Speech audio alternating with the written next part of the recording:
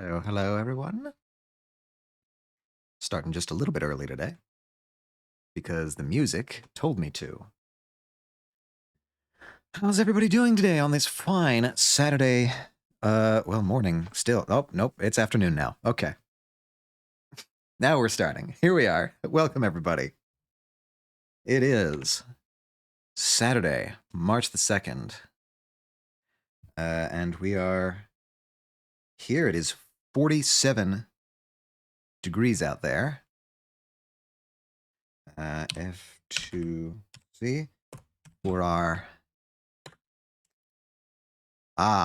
yes, 8 degrees Celsius for our Celsius folks. God, that really doesn't sound like much when you hear it.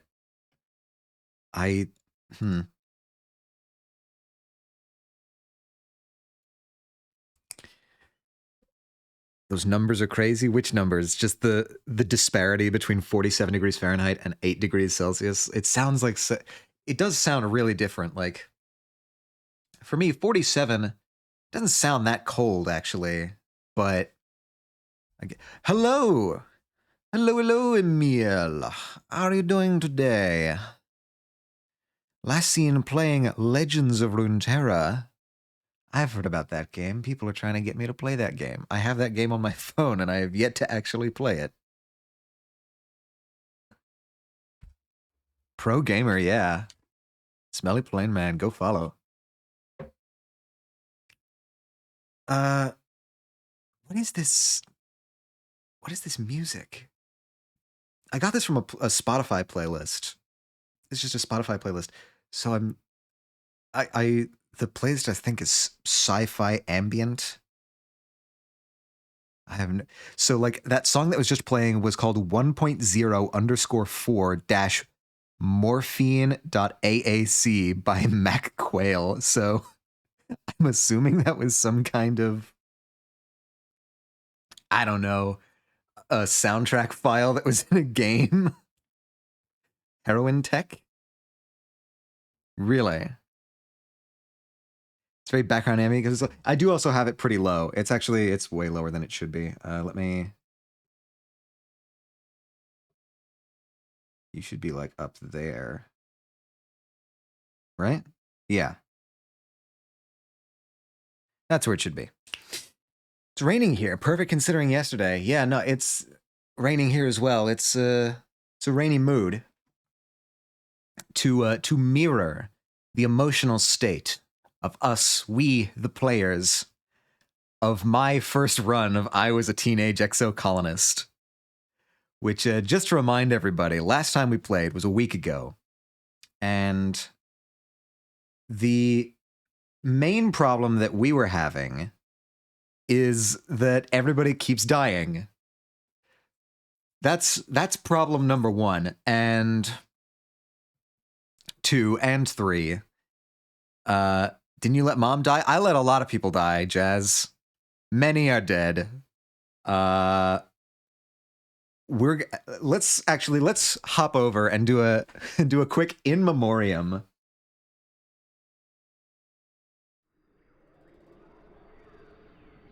To all of our poor fallen people.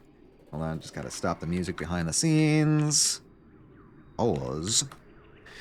Yeah, so as your last time, what happens aside from like everyone getting domed apparently? Unfortunately, that is the bulk of what happened last time. let me jump in here. Oh, there's my mouse. And okay, so it's the beginning of age 15, and everyone is dead. Not everyone. So clearly we still have at least 2 other people. But let me see. Okay, so it's been a week, so my memory is a bit foggy. Mine too. So let's run through our relationships here.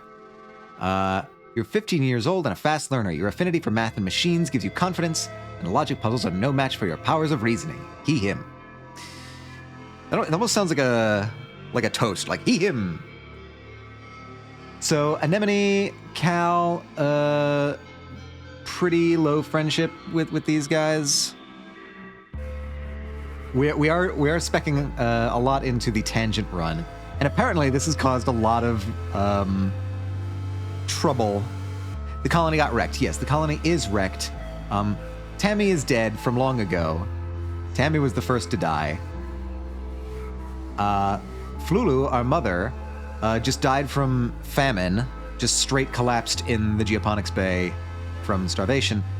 Governor Utikit is dead because the colony got essentially completely trashed by a faceless tentacle monster. And I chose to help out Anemone and where are you? Calm fight the faceless one. So Utikit's dead. Antecedents. Hal just kind of died. I'll be perfectly honest. I forget how Hal died, but this was our teacher. So I'm kind of slowly rising in the ranks to take his role, I think. Hashtag nerd down. Yes, all of the nerds down. She died during an attack. Yes. Governor Utikit is no more. Hal is dead. Tonin, the chief of security, or the former chief of security, is dead as well from like a monster attack as well. And Calm, Anemone's brother, is also dead from the attack. That you stayed in the crash, yes? Okay. I'm wondering... Why are so many dead?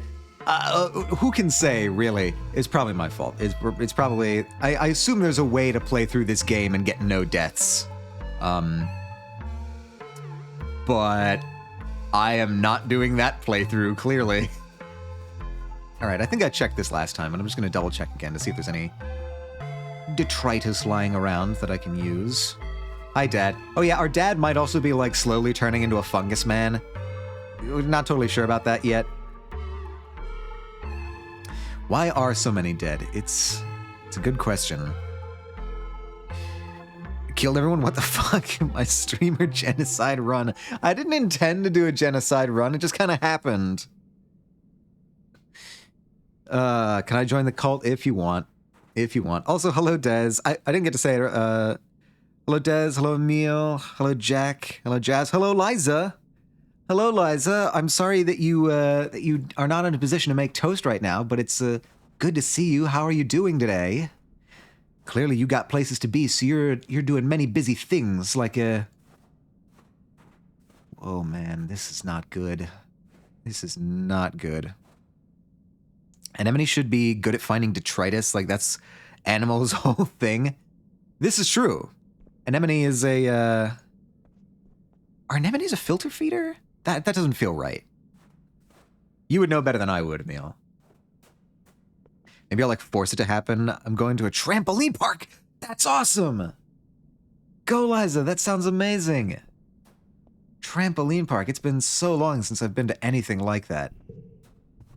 Whoops. Hi. Hi, Dez. Excuse me, not Dez. Diz. Suspension feeders. Close but slightly different. Okay. So how is that? What is a suspension feeder? Are you able to provide a short summary on what a suspension feeder is? Your pipes are still dying. Send help, it's cold. Is it possible to put your PC on the pipes and run like a bunch of really intense programs? This is my only thought. You got to find something that generates heat.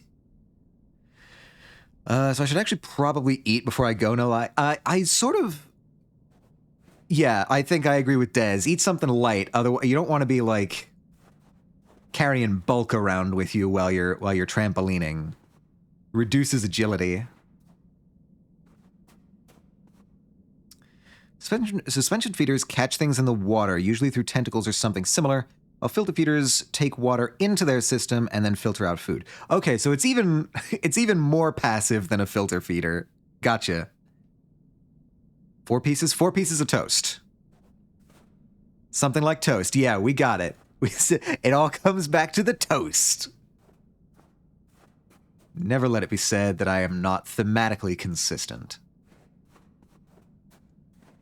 You come to the DJ Atomica streams, you're getting You're getting a few things. You're getting sci-fi games played very poorly, and you're getting toast. They just hang out with their arms in the air, hoping food falls into their hands. God willing.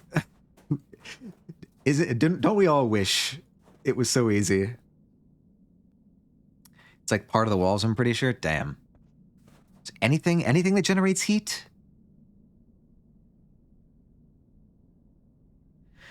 No thrown toasters recently. She's changed up on me and did our air fryer. Oh. I don't think I could throw an air fryer. I think I would be too weak. Your sister's bulking up. I think she might actually mean to fight you at some point. You gotta do weight training, Liza. Getting her a punching bag. That would... actually. That's not a bad idea. The guy that fixes... that returns from vacation tomorrow, but I'll be moving houses by tomorrow, so it's no longer my problem. Oh, so you're not in the new place yet, Des. I see. This is the old place. I was worried that, like, you got into a new place and immediately there's a problem with the pipes. Okay, that's good to hear. It's like a mini one, but my fucking closet is a goddamn dump. I'm taking Zumba next year with her, and I'm gonna outperform her ass. Good, show her up. You got it. I believe in you. All right, so we're starving. We are clear-minded somehow, and we are heroic. The old place still tomorrow we start moving. Okay, good. That's good to hear. Air fryers are a great weapon, both heavy, and you can distract them by flexing your own air fryer. Yes, or you could distract them with bait, like food. Zumba. Why isn't Jazz a mod? Nobody's a mod. I have not modded anyone. Mind of a Miller, hello. Welcome. It's good to see you back. You might be able to tell from the state of things on screen that, I seem to be going down a very particular game path.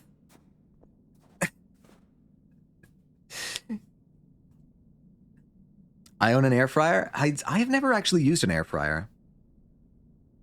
Mod yourself? Well, I have. I have every power of a mod. It'll be fine.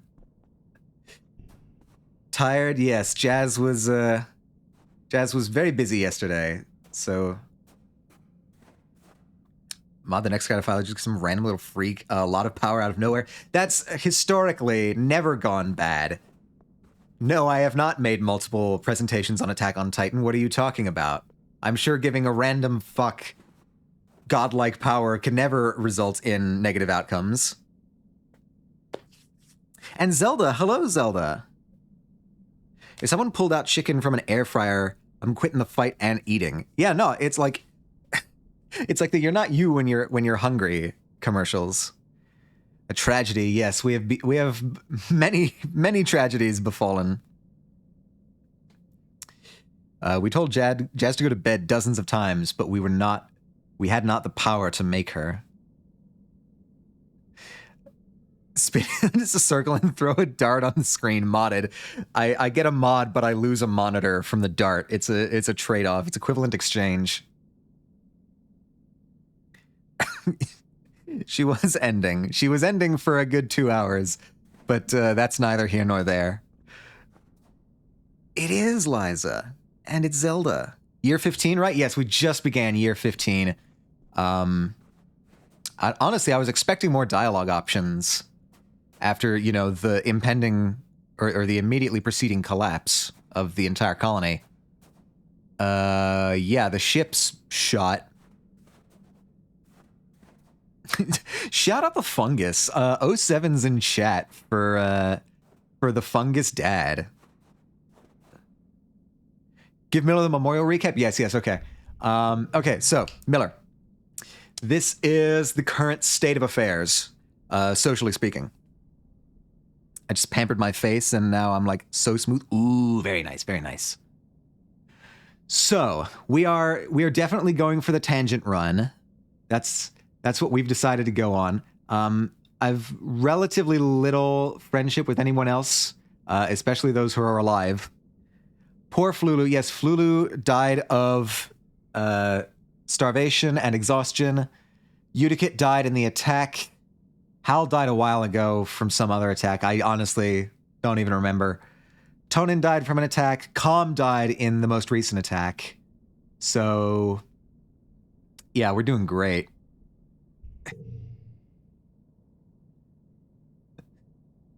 Tonin was a pretty early one, actually.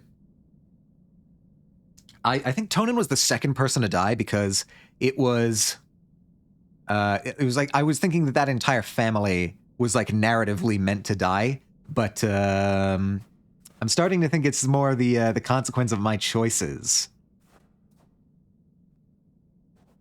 Alas. So, okay, as it stands right now, engineering is the only department that's open. Does anybody have anything to say? Buy stuff we need. Okay, good. You're worried about shopping. Okay, Tangent has something to say. I'll get food and open my own copy? Good. You have to, like... You have to do better than I did. You have to balance out the moral arc of the exocolonist universe. Extra moisturizers around, and then I was like, I've been breaking out. Yoink. Yeah, you got the moves. You got the plays. Bad at skincare. Maybe I'll do it today. Yeah, I've never been super great at skincare. Do you think you'll do another playthrough to try and not kill everyone? I'm thinking about it. The problem is that, like, I'm wanting to play this game very frequently, and it's been torture to only be able to play it on stream. Maybe, I don't know. Nah. This is what I go back and forth. I'm definitely doing another playthrough. Whether it's going to be on stream or not is not clear to me right now. So that's the situation. We pamper Atomica. Don't worry about it. I've got I've got lotion. I don't need it very frequently. My skin doesn't dry out as much. Yeah, it's the problem is that it's so good that I don't want to play it on stream anymore. I just want to keep playing it. But that's, yeah. You always got to moisturize. Yeah, I should probably moisturize more often than I do. Tangent frowns. I don't understand, she says. Why now? Why does it keep getting worse? You could stream it in Discord or just play the game off stream and tell us what happened next stream. I could. Or I could just bite the bullet and do another run on stream.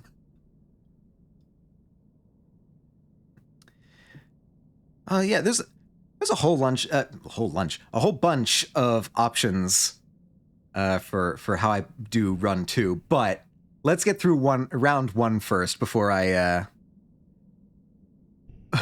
start considering those options. There's still tons of people who could die. The problems with playing Kino? It's true. This is Kino. This is pretty Kino. Maybe instead of lotion, if you don't like the texture after it's on your hands, I recommend looking up spray serums. You can just pap on your face. That's what I do. Okay. See, this is the other thing, is that I'm just sort of generally ignorant about what's out there. Like, I know lotion is good for you. And truthfully, I've never had that big of a problem with the texture of lotion. Granted, I don't know if I'm doing it right, but let's see, what else we got? Engineering is crammed with families and what belongings they've salvaged from the destroyed living quarters. You could spend time in your crowded temporary lodging in the classroom, or help the adults try to fix things. Excited for you to get past this point? Okay, so what I'm getting is that this is where things kick off. I don't like the excess feeling on my hands. Yeah, it also really depends on the lotion, I find. Like, I've seen lotions that do not feel anywhere near as bad as others. I've used Burt's Bees lotion for a couple times, and I've generally liked the feeling of that. Remember to try to be a rebel and now look at his loyalty? Look, this just keeps happening because I keep entering the science fair and absolutely demolishing it. Like, I can't help the fact that I'm just actually goated at science. How this translates into rebellion versus loyalty is not clear to me, but this guy's a fash. Hey, we don't know it's fascism. It's too decrepit to be much of anything right now. Tomek is the science goat. May as well become a soldier at this point. No, I'm going to be the science teacher. I'm going to be the new teacher. Now that Hal is dead, somebody has to fill in. Somebody has to fill in for Hal. I've been awkwardly rushed. This is no good. Have a good stream. Have a good day, Eliza. Enjoy the trampoline park. I hope it is a blast. Des, no, I have not seen Dune 2 yet. I'm still trying to work that into my schedule at some point. Some dope activities like Mourn. It's an awesome week. Yeah, no, this is month. This is my activity for the month. I can mourn or rebuild. Mourn actually wouldn't help me much because that I'm already doing great, apparently. I'm in zero stress. Do a backflip? If you can do a backflip, that's pretty cool. All right, so rebuilding is the way to go here. +3 toughness, +3 organizing. Oh, hey, I finally get some points into organizing. That'll be nice. Oh, okay. Here we go. Automod is a bit prudish, I'm gonna admit. I don't know if I'm like not configuring the Automod settings right or something. The first month of quiet passes, each day plodding one after another. You still have trouble sleeping in the classroom barracks, but there's nowhere else to go. Every day, you wake with the others and try to make the best of it. Grief and anger come in waves. Not just for you, but for everyone. Some days are better than others. You're assigned to help rebuild the walls. The first part of the month is spent just dragging away the wreckage, sorting it into salvage or recycling. By the time that's done, crews disassembling parts of the stratospheric have delivered enough salvage that you can begin work patching up the walls. A sense of urgency permeates the crew. After everything, people need to feel safe. I'm going to be honest, I don't think we are. I don't think we are safe here. I think this was a really bad idea, but here we are, so... Diz is on the work crew with you, something he does begrudgingly. Walls didn't help the first time, he grumbles, whenever anyone asks for his opinion. We should just tear them all down and live like the animals do. If someone planted a bunch of buildings on my land, I'd be pissed off too. I mean, to a certain extent I agree with him, like, why would you rebuild defenses that didn't work the first time? Unless you're like, I don't know, shoring them up somehow? I can't imagine that would, like, I can't imagine they would be that much stronger the second time around. I don't know. Well, it's not pointless. Like, the walls do keep out the smaller stuff. +5 loyalty, yeah, fuck it, why not? Add more to the pile. By the end of the month, you've made noticeable progress. There are other priorities and not a lot of construction material. But when last year's mushwood harvest is done drying out, you'll be able to do more. Even if Dis is right that it didn't help the first time, it's better than nothing. All right, time to rebuild the colony with cards. Card becomes 3, okay. Jam on other cards. Oh, boom. Boom. Boom. Oh wait, that becomes a 4. Huh. What about if I do that? So that's 2, 3, 4. We can do a 2 there. Well, no, that would be pointless. That would break that. So that's 19. That's 16. All right. 17. What about you? Does that get? No, that does not get. Could be you. Yeah. All right. Can I do better than that? It's the evening. I'm going to see if my chicken egg rolls are still there. It's the evening? What do you mean it's the evening?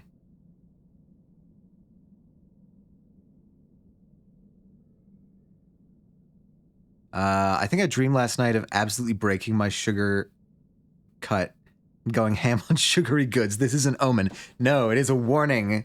Do not yield, Chaz. It's 12? Oh. I see. What is the yellow icon next to your name? That is the subscription badge. You do not see that because you were one of the founders. So you were one of the first, like, I don't know, five people. I think it's mostly that most of the people in this chat were gifted subs, and I don't think that counts towards the founder badge. Yeah. Yes. You are very special, Miller. You got it. I don't know how many people get found. I think it's like the first 5 or first 10, something like that. But I don't think there were that many, and I think what this means is that gifted subs don't count towards that. So who knows? I am not intimately familiar with the inner workings of. Whoa, okay, there we go. Thank you for the gift sub, Miller. To Chess Hyro. Let's give a shout out to Chess Hyro, actually. Let me. Just felt like spreading the love. You got it. You did it. Thank you so much. Thank you so much. Chess Hyro. It worked. Hooray. Yeah, wonderful. Chess Hyro. Whoop. Back here. Welcome to the family, yes. Welcome to the end of Vertumna. We are on the ride together. I don't see another way I could have done this, so let's just pretend that this is the best way. Oh, it was. Cool. Awesome. Love it. You'll love to see it. Oh, I'm in mourning, too, as well. I didn't even see that. The Mushwood Fam! Bam! Is that what it's actually called? I believe it. I felt like my day was out of control when Semi-Chess and who knows who else that showed up sometimes said what I'm doing. I thought we agreed that we're not mentioning yesterday. Jazz? The secrets remain in the past. The suns finally dawn again on your birthday. You wake up early and climb to the top of engineering to watch the first sun's watery rays break the horizon as the wormhole recedes across the sky. Is that the wormhole there? Or is that the sun? It was all a dream. Yes, we move on. We are the Mushwood Fam Bam. Gotcha. So stream yesterday? No, not for me. I was not streaming yesterday. Somebody else was streaming yesterday, and that's as far as I'll go with that. Because I have been scolded for mentioning such things. Yeah, it could also be one of the two sons. Shenanigans commenced, yes. Elsewhere on Twitch. Yeah, the last stream was last Saturday, so we have a week of break in between then and now. You wake up early and climb to the top of engineering as watch the first sun's watery rays break the horizon as the wormhole recedes across the sky. Dawn should represent hope after a long period of darkness, but this light only reveals the full extent of the damage to the colony. And I'm happy I made it to this week's because I've been waiting for this moment. Yeah, no, your timing could not be more perfect. You've been having trouble sleeping, like most people. It's hard to find rest, crammed into the classroom with all the other kids and their families. And every time you close your eyes, you shake your head to clear the memories. You pull your blanket more tightly around your shoulders. Not your blanket, that one's gone. And stare out as the sun rises on the horizon, meager and sickly. Hey, kiddo, you hear? Then your dad comes and sits down beside you. I was looking for you. Whoa, thank you for the bits, Miller. Look at those little corgi bits. That's cute. Thank you, thank you. This is very cute little bits. Ah. I always forget that they have, like, different icon options for bits. It's Dad, yeah. Nice view, huh? At least we get a rooftop patio out of the deal. Dad, this is not the time. Corgi IRL, so it's my favorite. Ah, I see. Yeah. The Corgi crowd is dedicated. I have seen this before. He laughs a little at his own joke, then just sort of trails off with a sigh afterwards. He puts his arm around your shoulders, and you sit in silence for a while, watching the sunrise pick out all the broken glass littering the fields, glimmering like a field of stars. I'm very eepy. I shall lurk and return to bed. Hopefully, I wake up again before stream ends, but if not, I hope stream all goes well and we don't kill people anymore. Thank you very much, Zelda. Have a good eep. I appreciate the well wishes and good luck because I'm going to need it. Now, this is new content?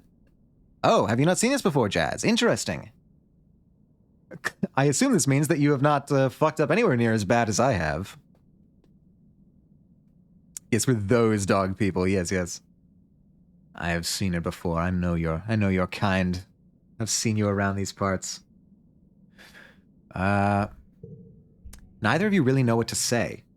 It's clear that your dad feels like he has to give you a pep talk, but there's an oppressive nature to the silence that makes it feel impossible for either of you to start. How your path has diverged, truly. No, I'm very, very different from what you have been doing, apparently. Eventually, he just sighs, and his shoulders slump. I know things seem pretty bad right now, he says, squinting into the sunrise. It sounds like it's taking all of his effort not to cry. But it'll get better. It has to, right? You are not so sure. At least your mom wasn't here to see this, he mutters. That's the silver lining, I guess. You watch the sunrise together for a few more minutes. After a bit, your dad musters up a brave smile and pulls out a little box tied with a piece of gardening twine. Happy birthday, my little rutabaga, he says. Zenith, hello. Yeah, poor Dad. He's just absolutely... frankly, poor everyone. I have absolutely ruined these people's lives. Hello, Zenith. How are you doing today?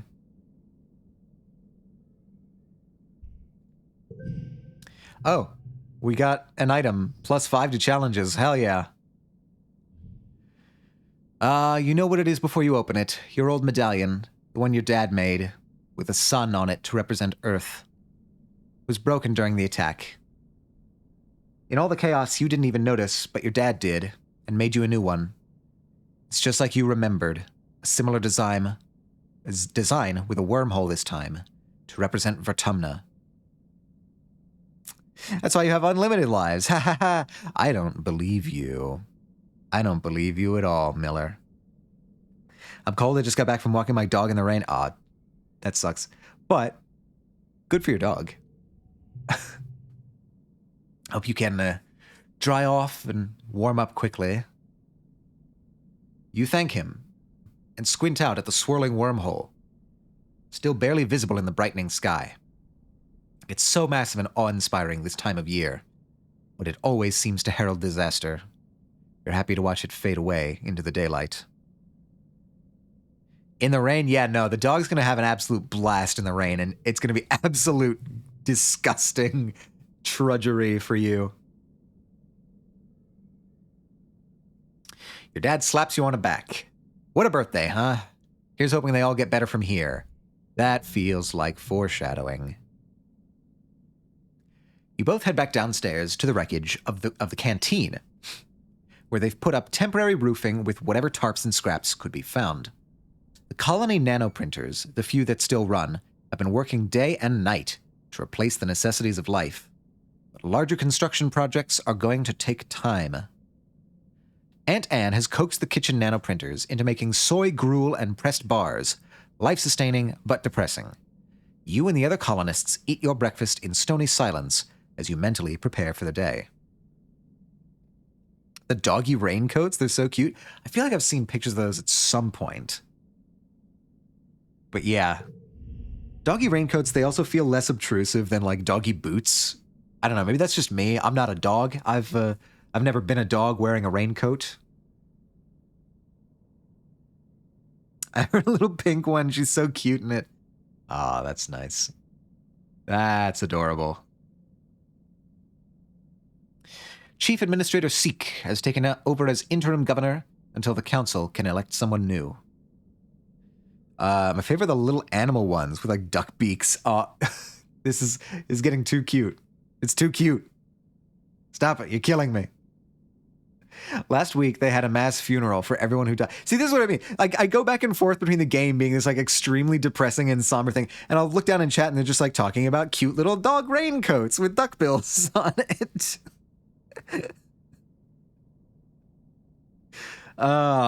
Variety is the spice of life, as they say. Chat cute, game sad. Last week, they held a mass funeral for everyone who died.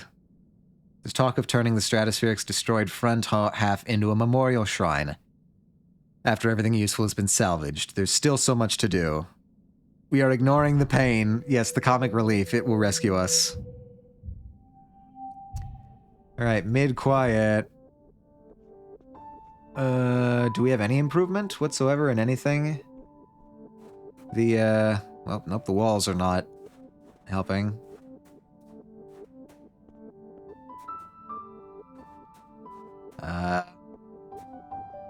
Wouldn't it be nice if I found a log? Oh well. 07 dead colonists. No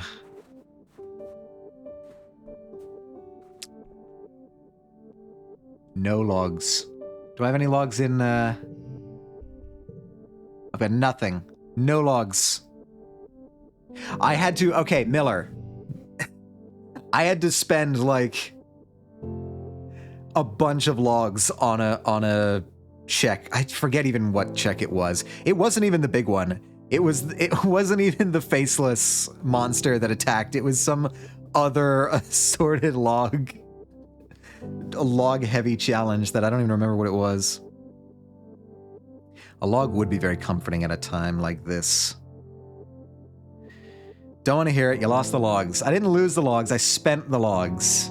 There's a difference. Actually, let me... I'm sure that there's no extra... that was my ship.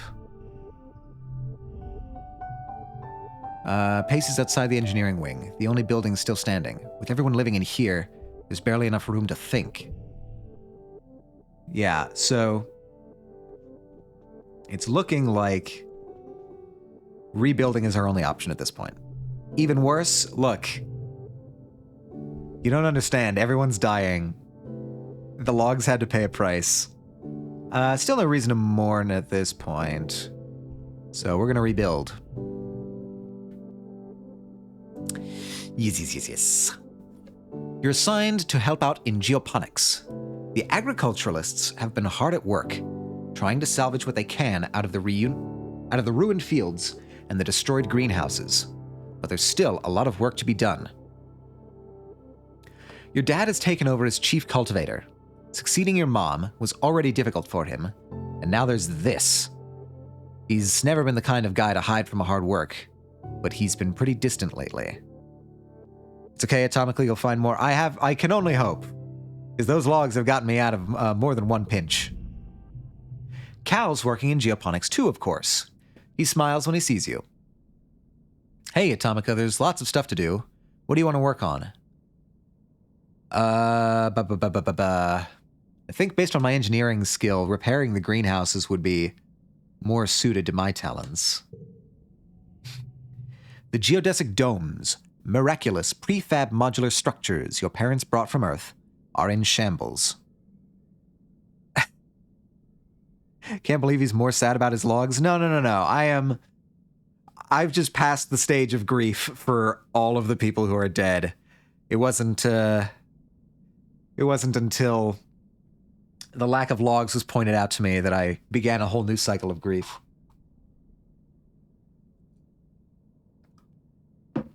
Love Cal. I see Miller's type. Ah.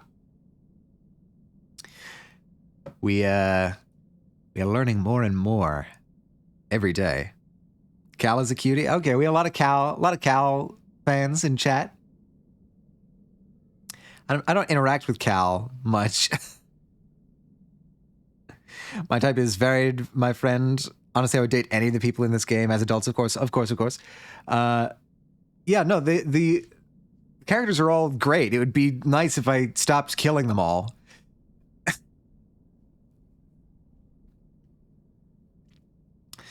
Absolute fave is Utopia, my dream woman. You share a taste with Astra if Astra pops back in at any point. You and Astra can bond over your shared love of Utopia.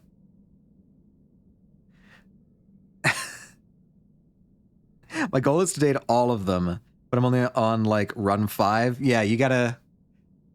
God, it'll probably be like at least 20 runs or something like that. Dream woman, she's a badass bitch. It's true. And slight of an accent, which is interesting because I don't detect an accent in many of the other people.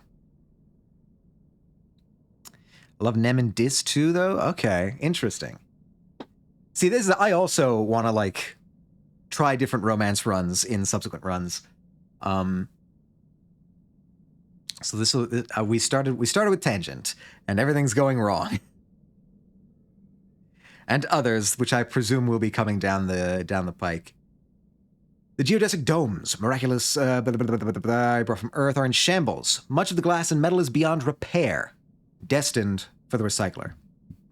You and Cal help clear away the debris, and when that's done, you help drape tarps over what's still standing, so that the drifting spark snow doesn't pile up inside and affect the soil acidity.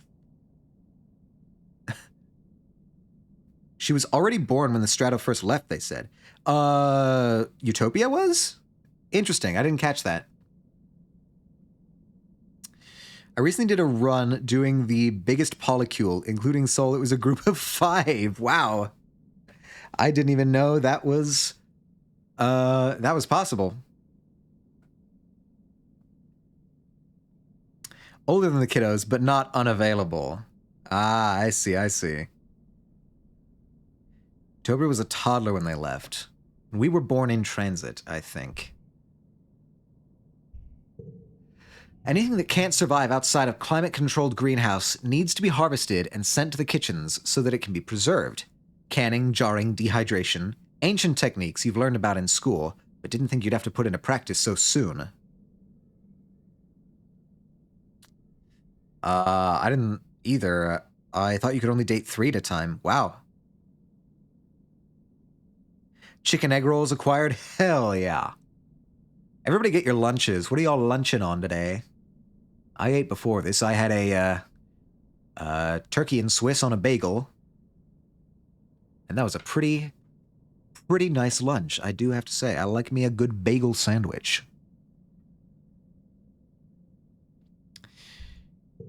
Everyone is worried that this will be the final nail in the coffin for your food supply after the famine last year.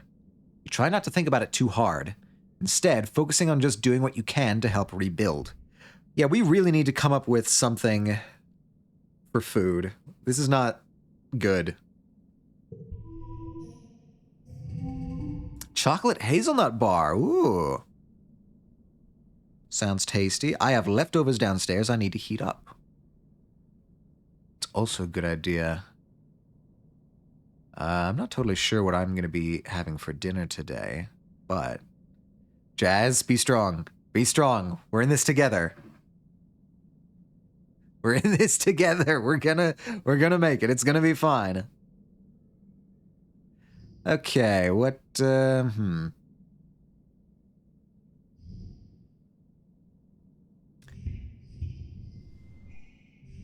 Okay, so... 3, 1... I suppose I could just do that. 30 plus 2 bonus to pairs. Oh, okay, hold on. Did y'all give up chocolate? Lent? No, it's more just like trying to cut out like confectionaries and sugar thing. Which I should have been doing anyway, but this was Jazz was doing it, and so I figured this was as good enough an excuse as any to start as well. So,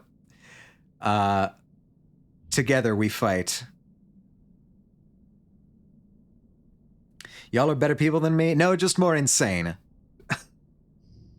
All right, so that gets me 30. That gets me 29 exactly. So I think that's the play. For real. My sweet tooth will be the death of me, literally. Hopefully not. I hope you live a long and happy life. All right, I think this is optimal. Did I get the kudos? I got the kudos! I did it! I don't think this is even... Oh, maybe that was for getting the best option. I don't know. It's hard for me to tell now. My love of carbs. Carbs are not necessarily bad. Like, it really kind of depends on the carbs you're talking about. I just want to try for a month for any semblance of control and health. Yeah. Hopefully. Because, like, I hear that, if you go for a while without eating sugar, you stop wanting sugar as much. So, it's probably just generally good as a health decision. You're eating in the mess tents when you hear something rumbling. Oh, no. No more rumblings. Your bowl and cutlery start rattling. People look around in alarm. Could it be another attack? So soon? Something's wrong. I can feel it. You begin to hear shouting from outside. Someone runs into the tent. There's something falling from the sky, they shout. It's on fire. Oh god, are we having a meteor shower? It's not a meteor shower. What is that emote? Is that extra Emily doing the head bob? Twitch, what a place. What a place Twitch is. You join the crowd of people leaving your temporary structures to gather in the colony square. People are squinting up into the milky quiet sunlight, pointing and gesturing wildly. It's impossible to miss the thing hurtling towards you from space, like a great ball of fire coming straight for you. Is this it? Is this the end? After all you've been through, a meteor's gonna land in the middle of your already ruined colony and kill you all? That's certainly what it looks like. It could be another ship. Holy shit, did somebody come after us? Wait. What are the numbers here? How long did the journey take? I forget. They probably said the number, but I forget the number. It took 20 years? Yeah, okay, so 20 years, transit. The wormhole's in orbit above Vertumna, so that would be basically negligible travel side on the Vertumnan side of the wormhole. 20 years. Yeah, a lot can happen in 20 years. They could have sent somebody after us.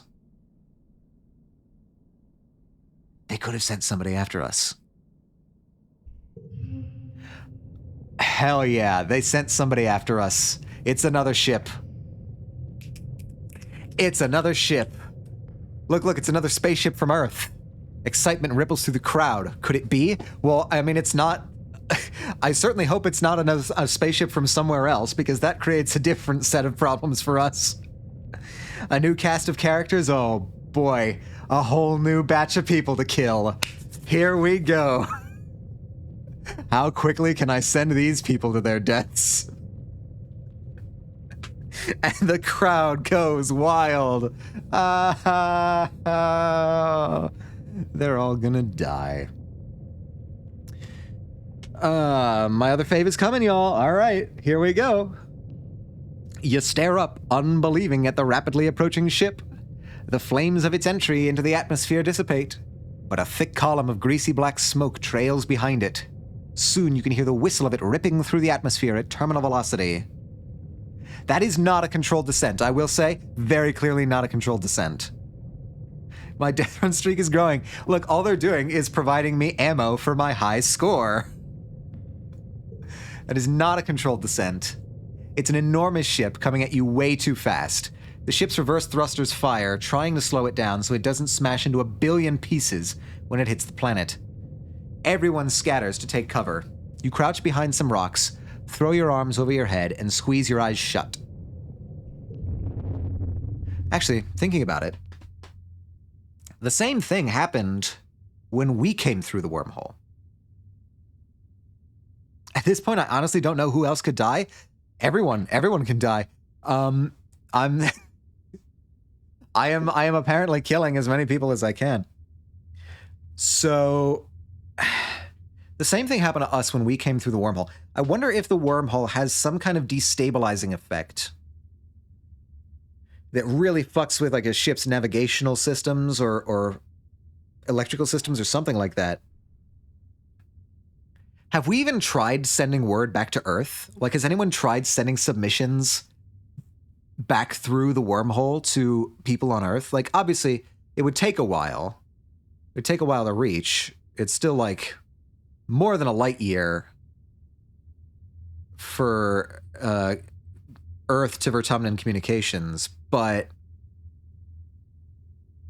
like, you could be in contact at least somewhat. Got to keep the secrets. Yeah. No, I know. It's good to hear that I am at least thinking along slightly correct lines. They could have been sending messages. They had to have been sending messages. Devoured those rolls. Time for nail maintenance? Yes. Maintain the nails. Hello, friends. Hello again, Emil. Smelly plain man. How do you do again? Yes, a new ship is crash landing. They sent somebody else after us. You hear the massive spaceship touch down in geoponics.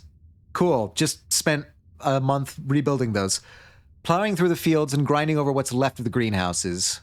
You're thrown to the ground from the force of impact as shrapnel and small rocks zing past your head. It grinds along like some roaring monster, cutting a great scar through the colony and kicking up an enormous cloud of dust. On the plus side, we have a lot more resources now. We can rebuild with the new ship.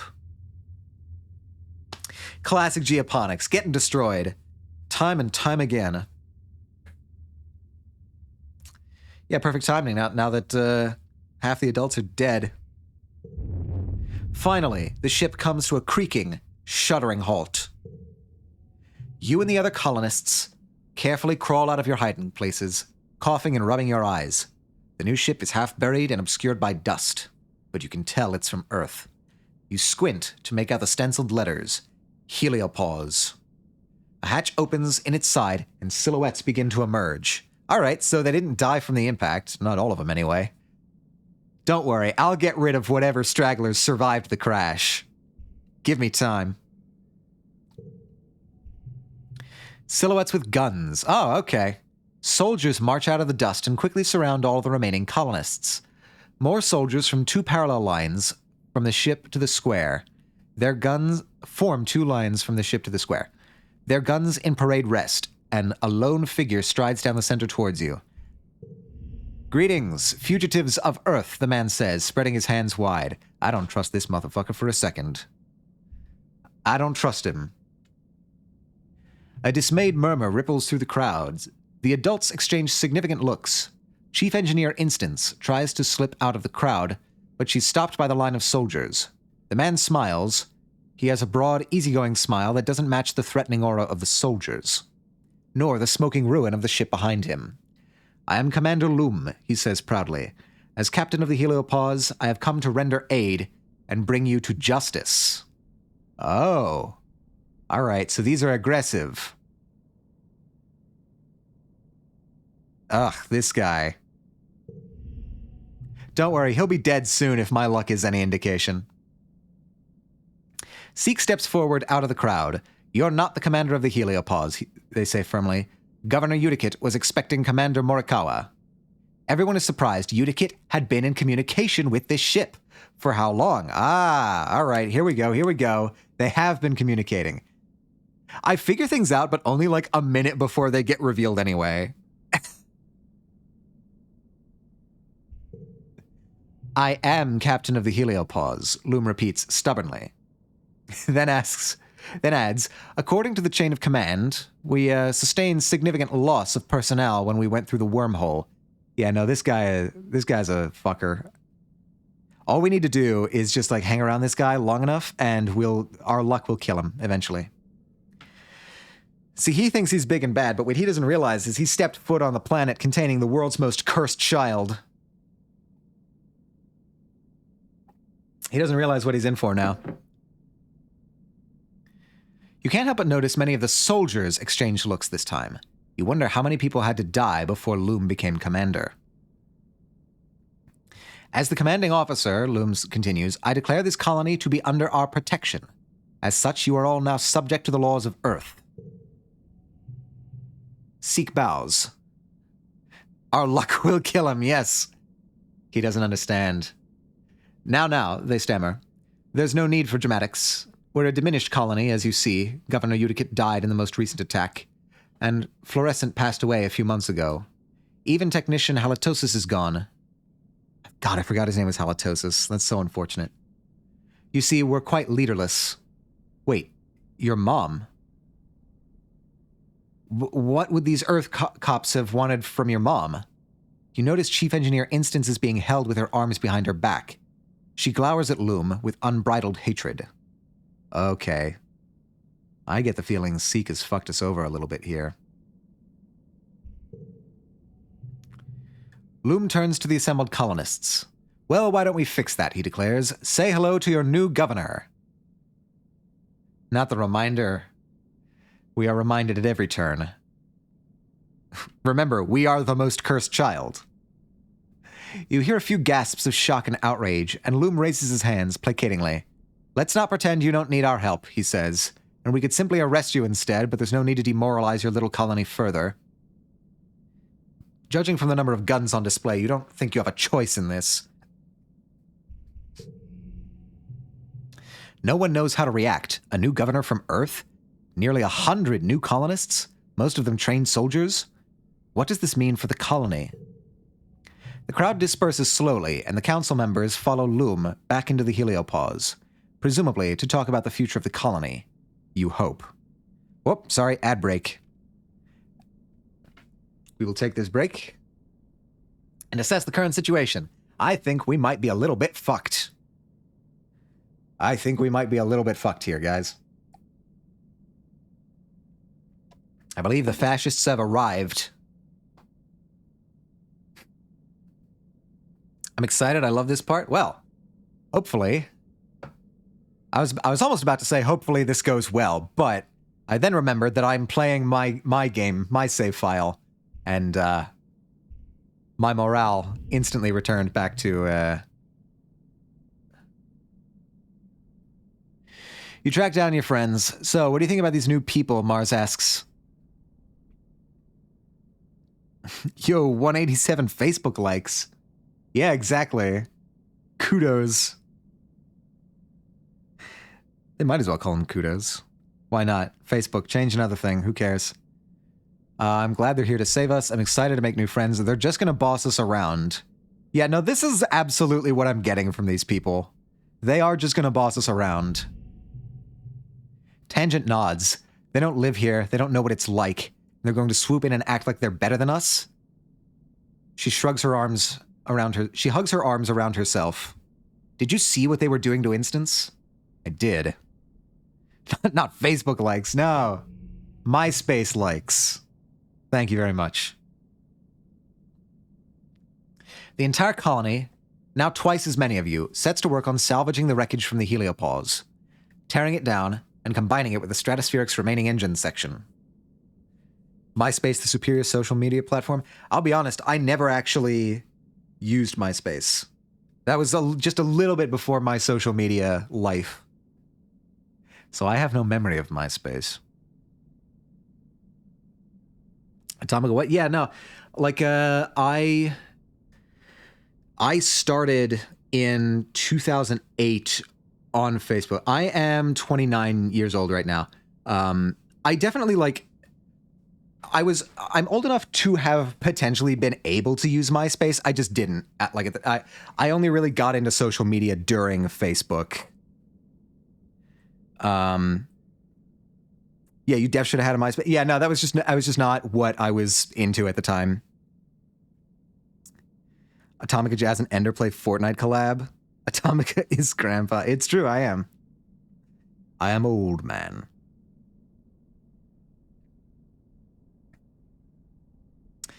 Guess I'm great grandpa. Wait, look. all these kids here on Twitch think that anybody over the age of 25 is like 1 foot in the grave already. What happened to 28? Did I miss a birthday? Am I insane? No, like my most recent birthday was my 29th birthday.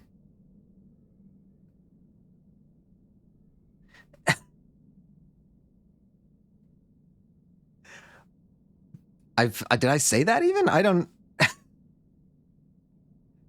Come to think of it, I don't think I ever actually said. Oh well.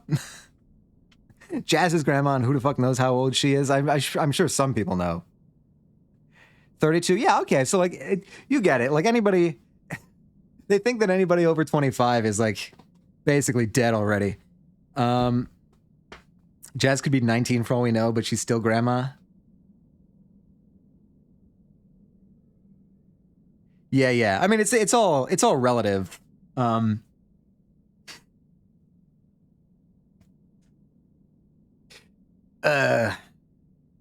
not that old, but I'm old for this platform. Yeah, it's sort of that vibe. Yeah, Jazz just is grandma no matter how old she is or was. It's just that's her energy.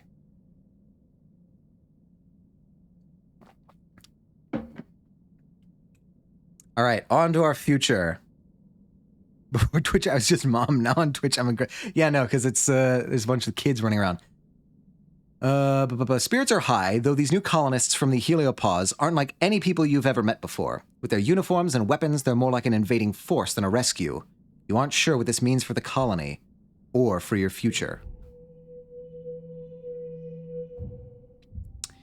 All right, what do you got for me? A cutscene. Kind of. As the dust settles, you rebuild your colony around the new ship, the Heliopause. The new arrivals, soldiers mainly, are aloof at first. Many see you as fugitives. Ooh. Click what to continue. Okay. Together, you build new walls, living quarters, greenhouses, and a massive bunkered garrison. The Stratos Engineering Wing is the only reminder of your old colony. Ah. And so it may be the seed of a revolution. As I'm calling it now, there's going to be fascism here, and we're going to have to overthrow the fascism. Just calling it now. Maybe I'm the single childless auntie who drops in unannounced and spoils the children. This is always good. It takes a village, always. But yeah, keep your eyes out, folks. We're going to have to beat some fascism later on. I can tell it already. Rebel against the fascists will do.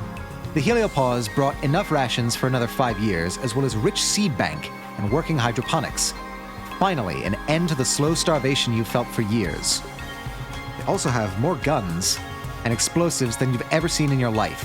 Even the ship has guns. Down with fascism! Into the flames it goes. A full stomach, a roof over your heads, and the promise of safety convinces most Strato colonists to accept the Helios. Yay, food. We love food. In turn, the Helios decide that you criminals pose little threat. A grudging peace is brokered between the two groups. You decide they aren't so different, really. There are even Helio children born among the stars, just like you. After a month of hard work... Is this my room now? Okay, this is an improvement. It's a nice room. Look at this. Got a lazily thrown sweater. Got some books and shelves. Look at this. You got a nice little balcony with a little thing on it. This is nice. This is a nice room. Yeah, it's so cute. It's a nice room. Fascism is awesome. Look, we got posters on the wall and everything. After a month of hard work, you and your dad move into your new quarters, and you have your own bedroom for the first time in your life. You place a picture of your mother on the shelves beside your bed. Ah. This is how fascism wins, by giving you nice rooms. You step out onto your very own balcony and watch the new colony. Its grounds bustling with so many strangers and strange new ideas. Woos you with fancy bedding and shelves and star blankets. Oh, whoa, okay, we have a lot here. You feel something rising in your chest that you haven't felt in some time. Hope, excitement. What will the new day bring? You better get out there and find out. All right, minus 100 stress, plus 5 colony defense. Status ended starving. Hell yeah, look at all that.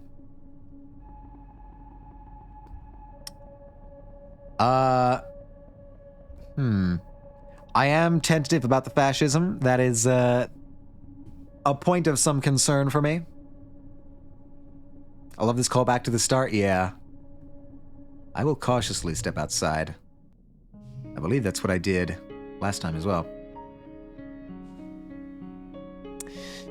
Okay, so we're gonna have to familiarize ourselves with the log. Everything is great. Fascism is great. There's logs. Who could ask for more?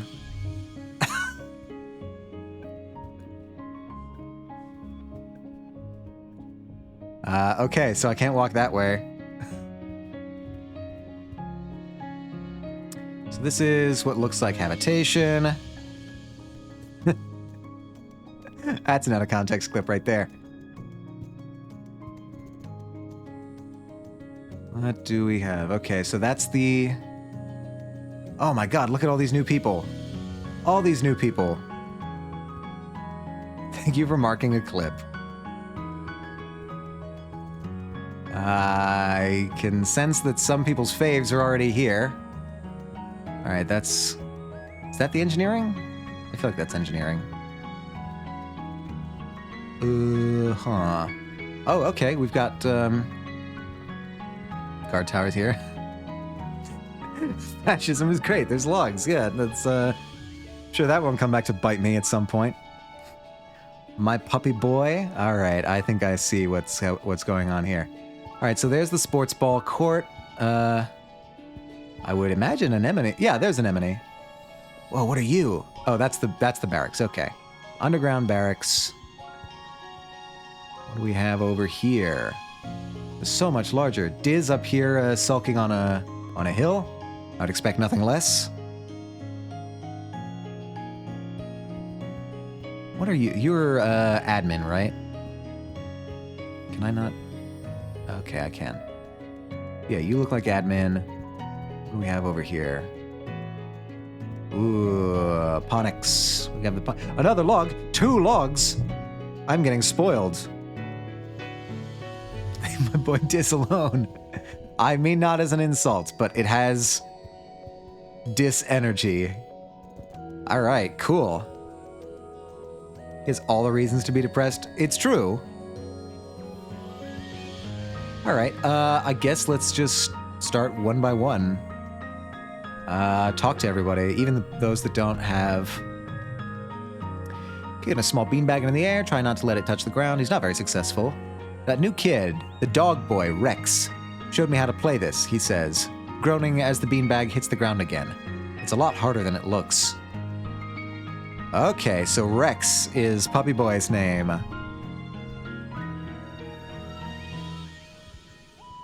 Alright, what do you have to say about this, Tang?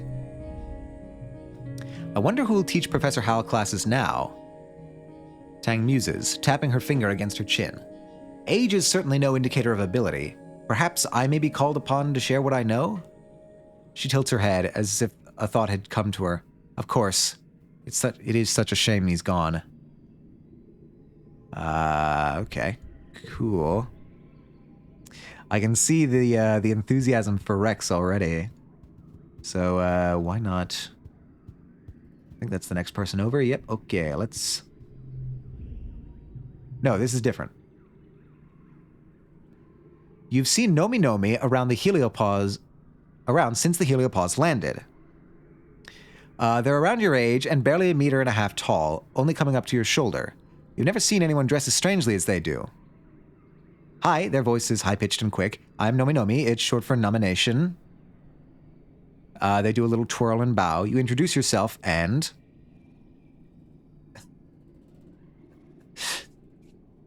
Nomi, my baby, I love them, my bestie.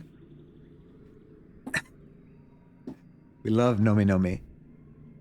I think I'm just gonna call them Nomi. I think that's... I mean, it's Nomi Nomi is already short for something. Whatever. Ask about their outfit, ask about their gender, ask what they do for fun. Well, I mean, I don't know. This one feels pretty polite. What do you do for fun?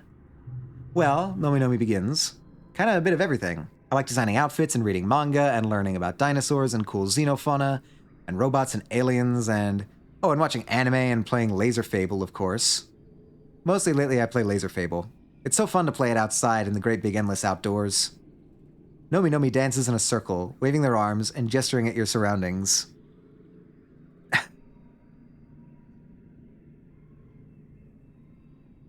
I also just say Nomi. Okay, cool, because I'm going multiple levels of abbreviation here.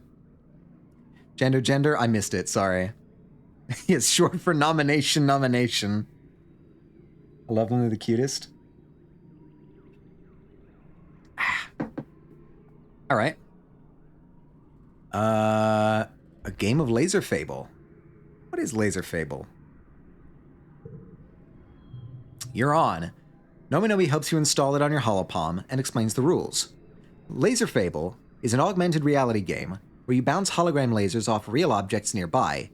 It's speed-based, so you're running around and bumping into each other, and there are extended house rules about when it's legal to block each other's lasers. All right, combat challenge. Was not expecting this to be a combat challenge, but here we go. Okay, I want to avoid you if I can.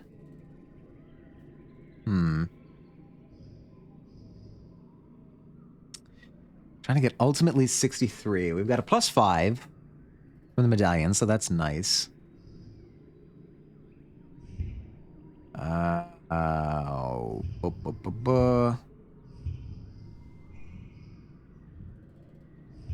Six, 5.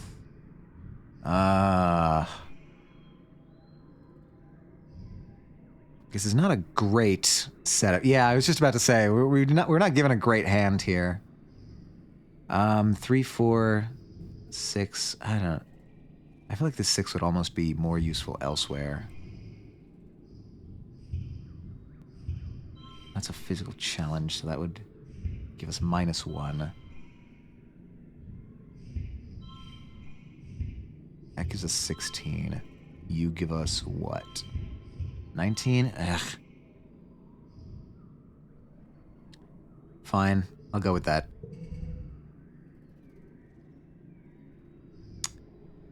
$44. Can we get 44? 5.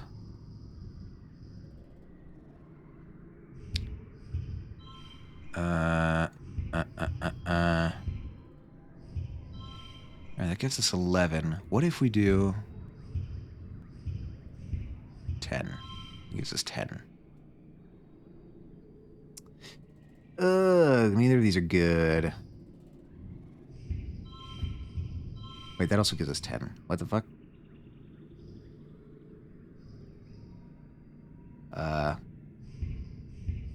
Right, okay, that gives us 11.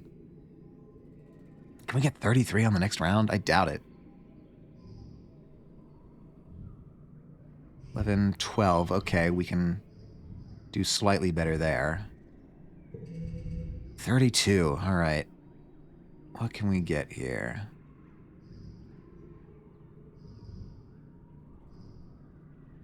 Log time begrudgingly? Honestly, I'm not even sure the logs will help us here. Let's see. All right, so the 4 we're definitely going to want on the board somewhere. +1 for each gem on other cards, so that should give us another 4.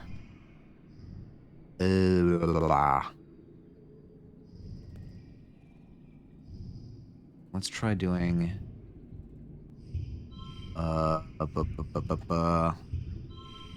3, 5...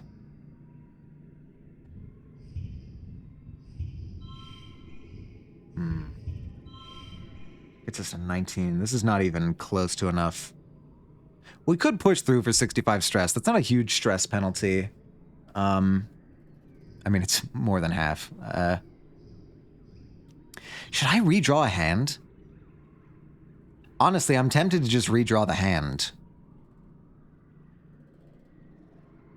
Believe. First collectible is free, yeah. Which is why I'm kind of just tempted to redraw this hand. I redraw here? That's what I'm thinking. Yeah, I'll use the crystal cluster. I'll see if I can get anything better here. Okay, okay. We've at least got 12 there.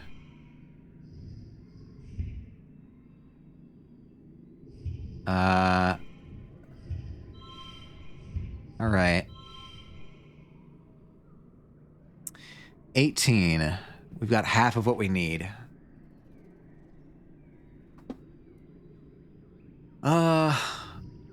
Change suit to that. Change suit to physical. Redraw a hand. I have 2 flowers. +1 to a card. And change suit to social. I'm thinking I use both of these on the 5s. That would get me another +2.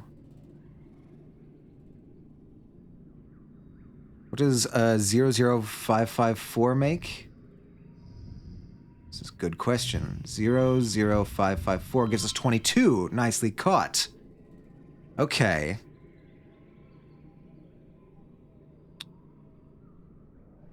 So, I think actually, if we only use 1 of the flowers here, that would get this up to 5. And we could get 3 5s in a row there. We could do that. Anything else, I think, is... Honestly, would just be... Alright, let's try it. Let's try using a yellow flower there. That gets us to 25.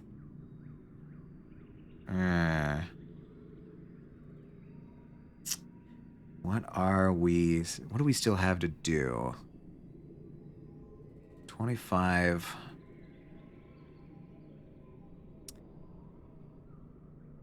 We still need 7. I would push through. Yeah, that's kind of what I'm thinking. I don't want to, like, throw a bunch of other items on this.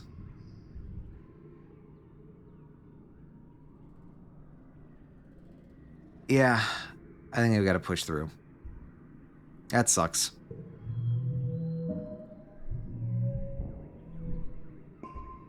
+1 kudos from best score. Wait a minute. We literally... That was literally as good as we could have done. Oh, man. We suck at this. Right on, brother. Nomi gives you a high 5. Then with a couple quick flicks of their gauntlet, gives you a kudos for winning. They explain that this is how they always play Laser Fable with the kids from Heliosphere. You just had too many 0 cards. Yeah, no, it was just a bad set of hands. Except they mostly don't want to play it anymore. They say they're too old for it. They just want to be soldiers now. Except Rex, he's still cool. Okay.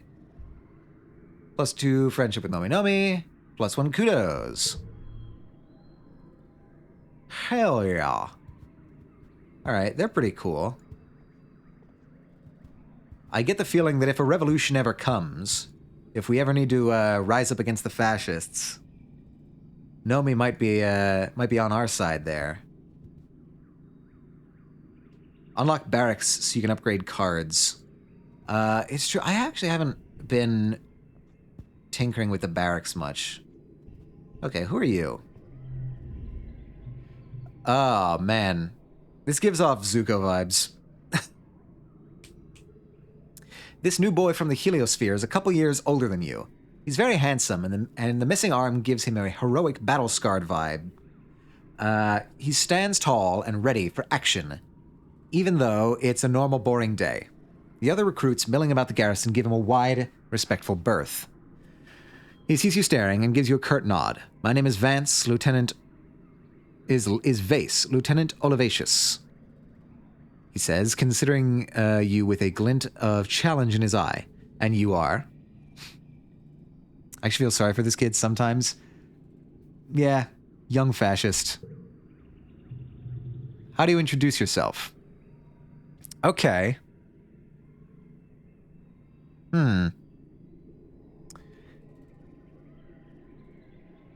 I'm just a kid.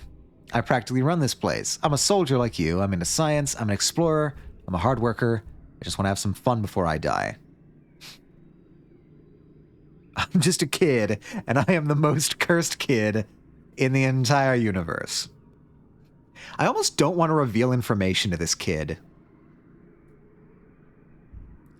I'm just a kid. Fascism for real and a terrible childhood? Yeah, I get that vibe. His expression doesn't change. Is that right, he says, with the air of a boy who's hard to impress. Nice to meet you, Atomica.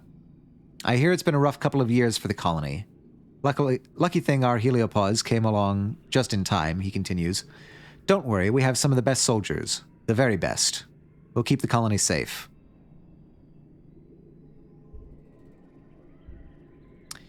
Are you one of those best soldiers?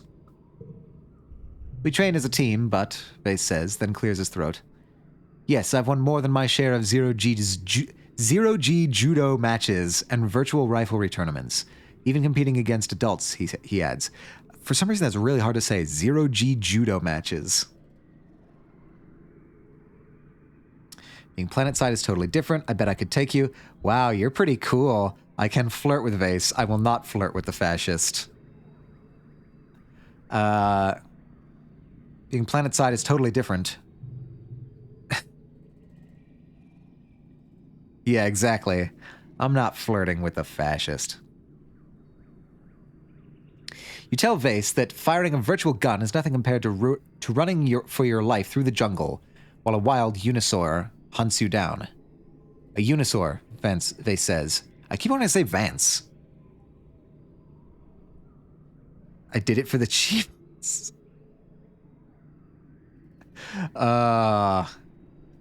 This is how fascism gets you. They lure you in with achievements. I will not flirt with the fascists. I won't. I'm not going to do it. Unisaur Vace says, leaning forward a little. His eyebrows raise. Did you actually say something to interest him? That sounds like a fun sport. I'd like to try it sometime. Yeah, whatever. Get out of here. Thank you for the clip. Okay. Anemone, what's your read on all this? Whoa, okay. You and Anemone watch a unit of Helios soldiers jog by, with Vace in the lead. Did you see that guy, she says, when they're out of earshot? He's kind of hot, right? Oh, no. Oh, no. Oh, no. Anemone. Tomiko, why are you flirting for a fascist? I'm not. I'm specifically not flirting with a fascist. Also, hello, Ruby. How are you doing today? Last seen playing Tekken 8. Nemi, I question your taste in men. We need to have a talk about this. I can't do anything here. Okay, now I see why she's over here. No, I get it. It's because you didn't befriend her? No!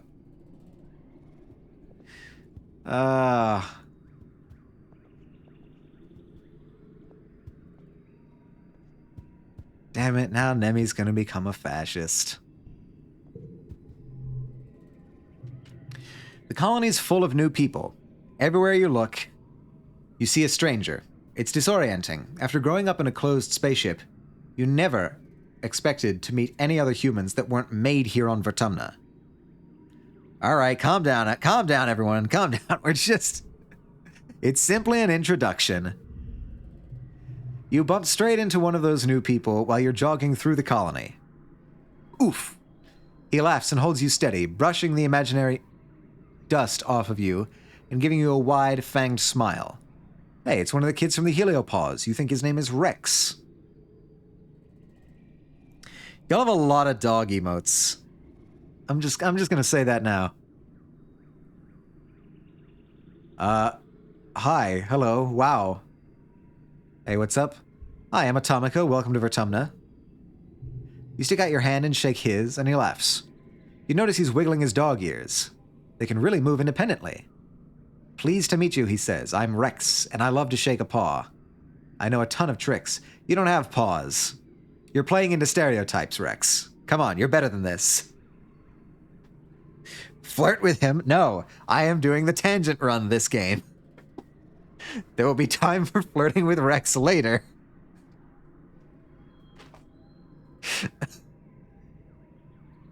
Flirt? Trust me? What do you mean? What do you mean?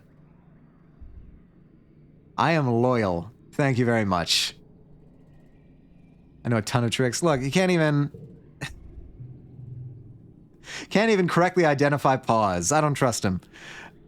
Rex puts his hand against his cheek, looking cute and lost. Hey, since I'm new here, do you think you could help me find the construction yard? I thought I might apply for a job there. Miller's favorite. He's the best, though. Do it. I am doing a tangent run. I have committed to this. I have sacrificed too much already to abandon the tangent run.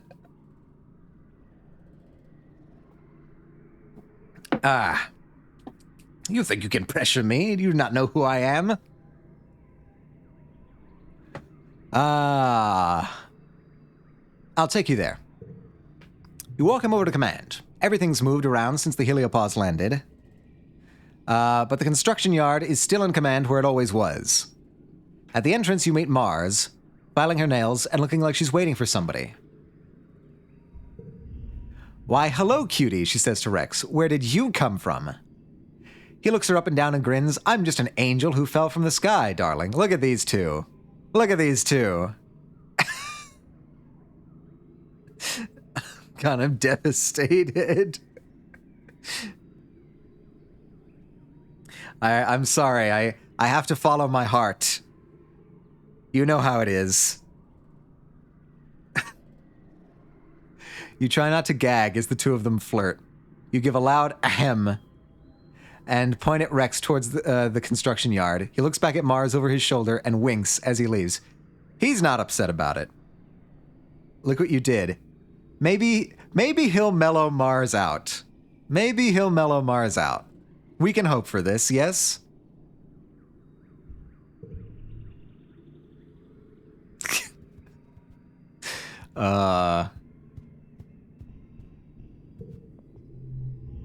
Maybe we deserved it, Diz mutters. The new ship didn't save us. It just delayed the inevitable. When their food and weapons run out, we'll be back where we started. Didn't they learn anything? I mean, Diz is a very gloomy kid, but he raises valid points. Miller is so distraught. I'm sorry, Miller. It's my first run. I have to follow my heart. I can start min-maxing after... I can start min-maxing in the next runs. Jumbo Biscuit? Jumbo? Hello? Is that Jumbo? Is it Jumbo I spy? It is Jumbo. Welcome in, Jumbo. How are you doing today? Let me give you a shout out real quick. Jumbo Biscuit. It is Jumbo, the silliest clown. Wait, hold on. I need to... my 5 was Soul, Mars, Rex, Utopia, and a secret stranger. Ooh, interesting.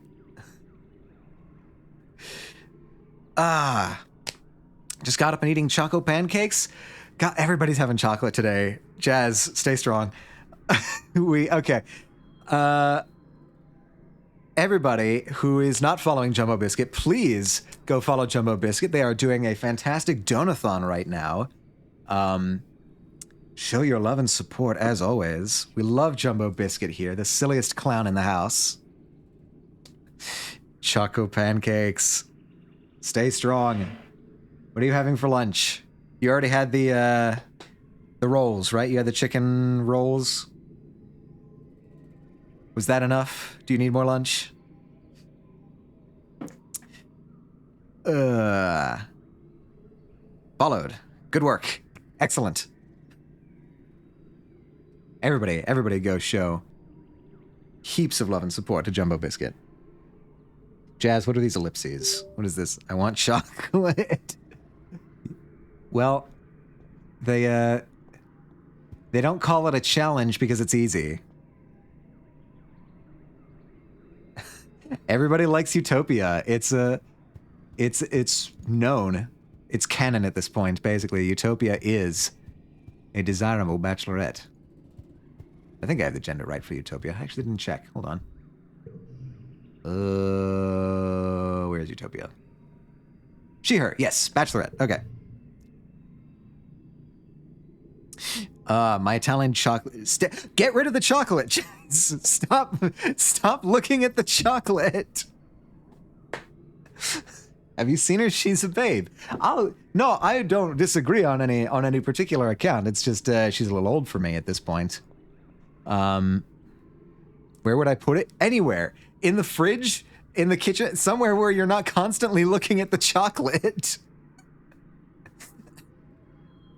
We love that you checked Atomica Ally. I try my best. It is nice to have everything like in a documented list here.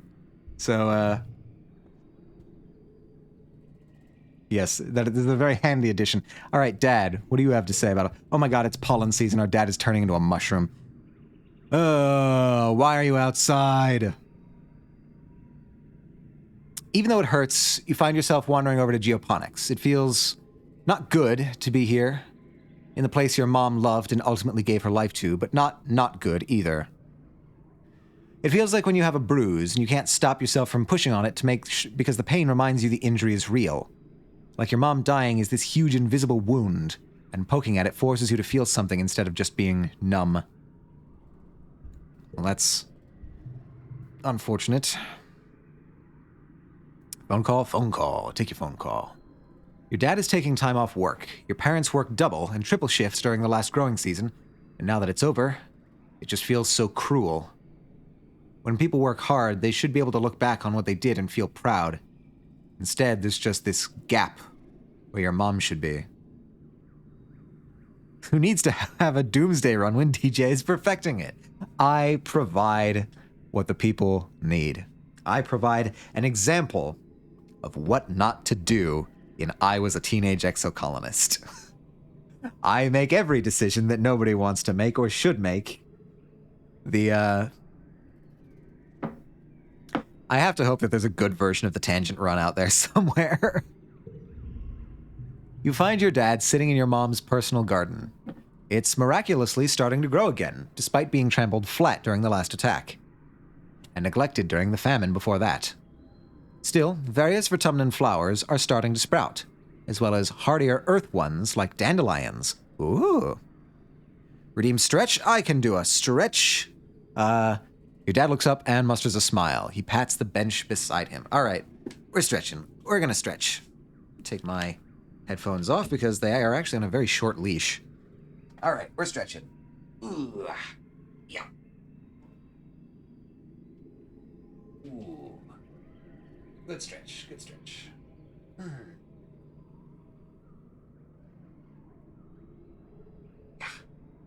Everybody who wants to have a stretch, have a stretch as well. It feels good.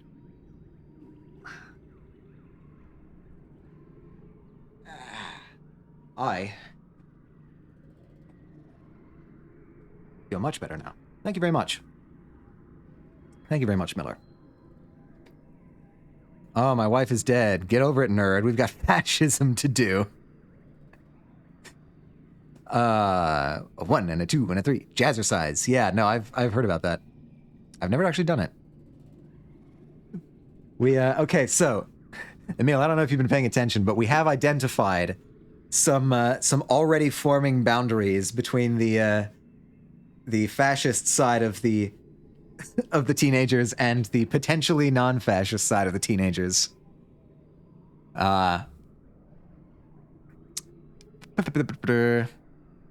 That's the bench beside him. Sit quietly. Your dad is good at sitting in silence. He holds your hand. God damn it. I keep getting these messages too late. I should wait and see if anybody has input. Your dad is good at sitting in silence. He holds your hand, and you sit together, watching the bugs flit around in the garden. Eventually, he starts to hum quietly. Twitch delay, it's a killer. You recognize the song, an old favorite of theirs. One they used to play after dinner, when they would sit and talk for hours about the future they envisioned for Vertumna. You remember sitting at their feet, and playing with your blocks, letting their weird adult words wash over you. They had so many plans. You think about your mom and how much she sacrificed for the future she'll never see. Your dad puts an arm around your shoulders, and you sit like that for a long, long while. Yeah, Oof is right.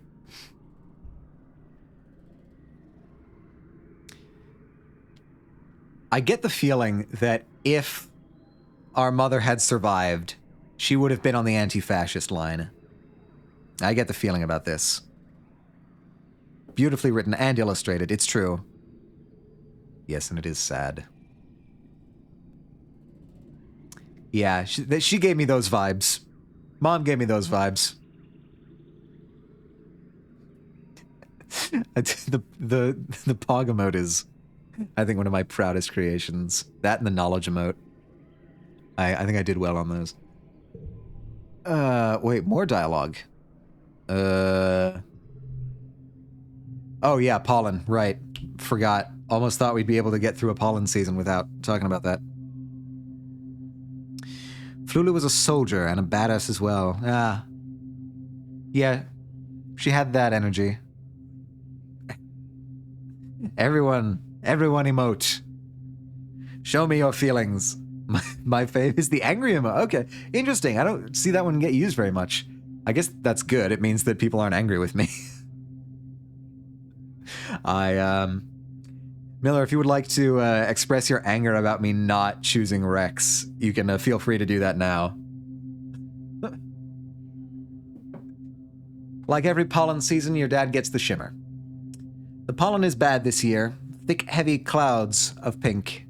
Even your eyes are a little itchy. Okay, you really went for it. Good job. And your dad's not the only colonist spending the week in bed. You can hear other people sneezing as you walk through the quarters, bringing them hot trippet soup. Takes a bow, yes. Receive your adulations. Thanks, kiddo, your dad rasps. At least he's sitting up in bed now. Your mom never got sick. Not ever, your dad reminisces. I'm not sure she missed a day of work from the day we landed until the day she... I miss your mom. I wish Instance would find a cure already, he grumbles, his hands shaking as he lifts his spoon. 3 years, and all she can suggest is bed rest and fluids. What good is all her research if I can't fix my headache? Your dad must be feeling really sick. He never complains about stuff. You check his temperature with your holopalm, then dim the lights and bring him a cold pack for his forehead. Yeah, no, they were great. They were clearly in love with each other. He has a crust of glittery pink gunk around his lips, looking cracked and gross, so you wipe it away. The glitter is just everywhere on him, like it's coming right out of his pores. He looks iridescent in the murky light filtering through the pollen outside. Hey, do you mind opening the window a little for some fresh air? Smells like a sick person in here, he grumbles, pushing away his soup and rolling over in bed. Dude, how do we keep needing to teach you this lesson, old man? You are sick because of exposure to the outside. It's the pollen. How do you not get this by now? No, I will not open the window. The pollen might already be everywhere already, but there's no sense in making it worse. You pretend to crack the window for him, and by the time you look over, he's asleep again. But he loves the outside. I get that, but he's getting turned into a mushroom from the outside. We need to find the cure first. Which, by the way, I should talk to the expedition and see if I can do more exploration in the Valley of Vertigo. The worst of the pollen fog subsides in a few days, and your dad starts to look a little better. He gets back to work, which is good, because there's a lot to do in order to rebuild the colony and get the Heliopause's hydroponics up and running. You may want to explore. Yeah, no, I've been told that I need to collect samples from the Valley of Vertigo by tangent, or was it instance? It was one of the two. And so that's what I've been looking for. You're still sweeping glittering dust out of your quarters weeks later. The stuff gets everywhere. Yeah, okay, so as it stands, I think that's all the dialogue. Yeah. So I also need to figure out where everything is. Where is the exit? Is it?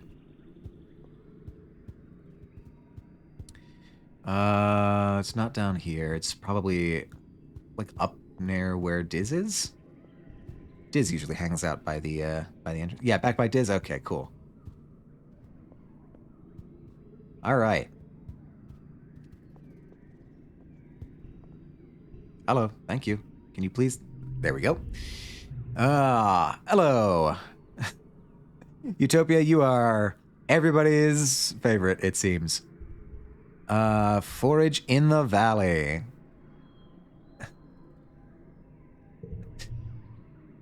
Miller. Whoa, loading. There we go.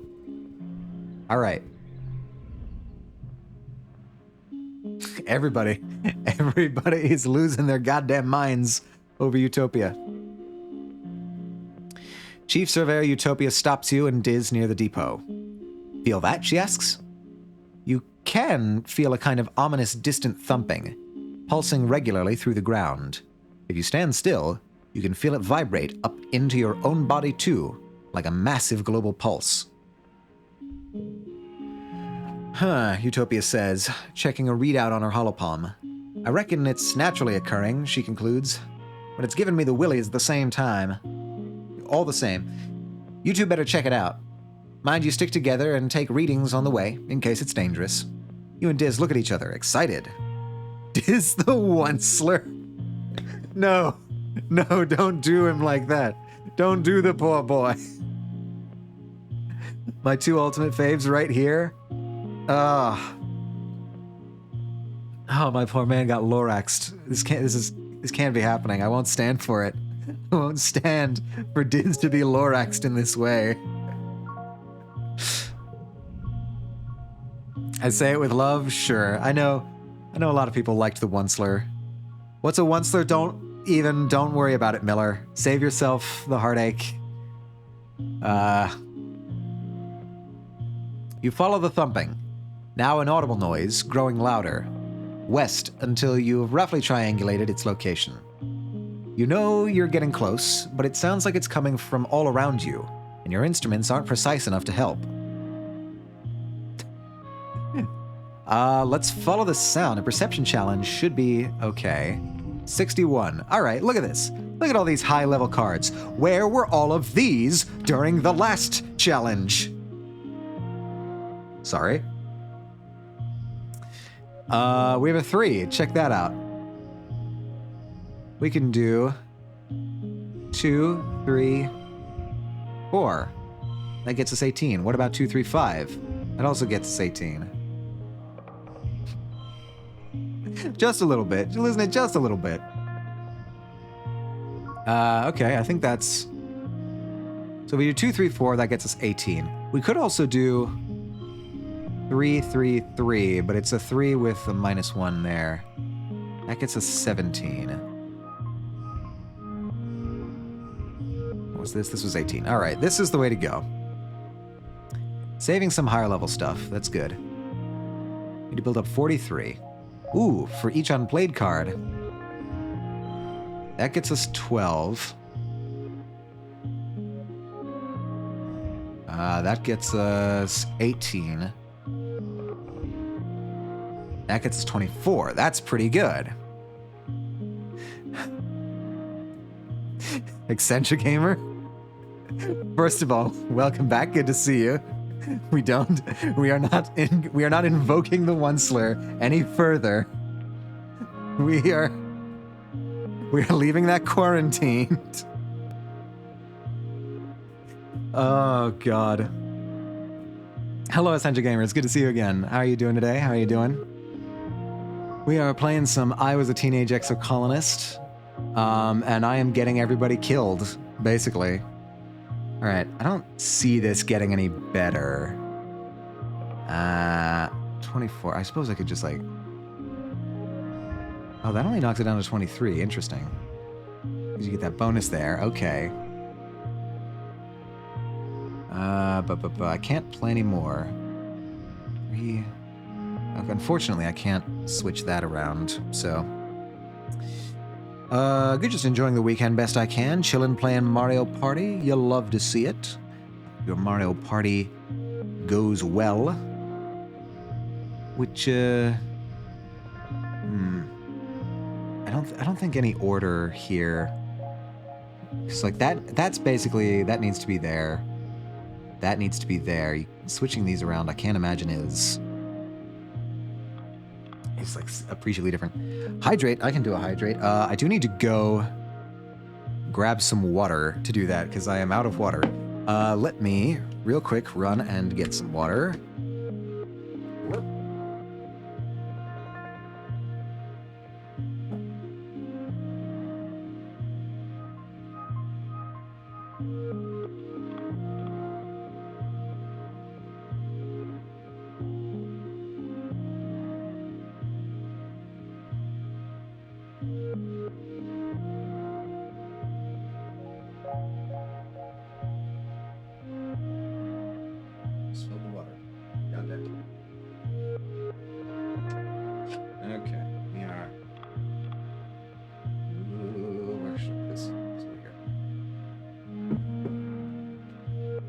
Still lazing in bed, big oof? Not oof, it's Saturday. Come on, give yourself a break.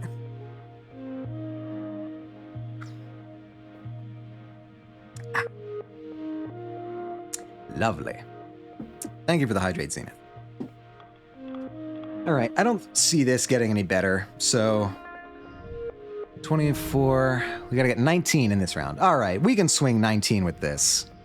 We can swing 19 with this.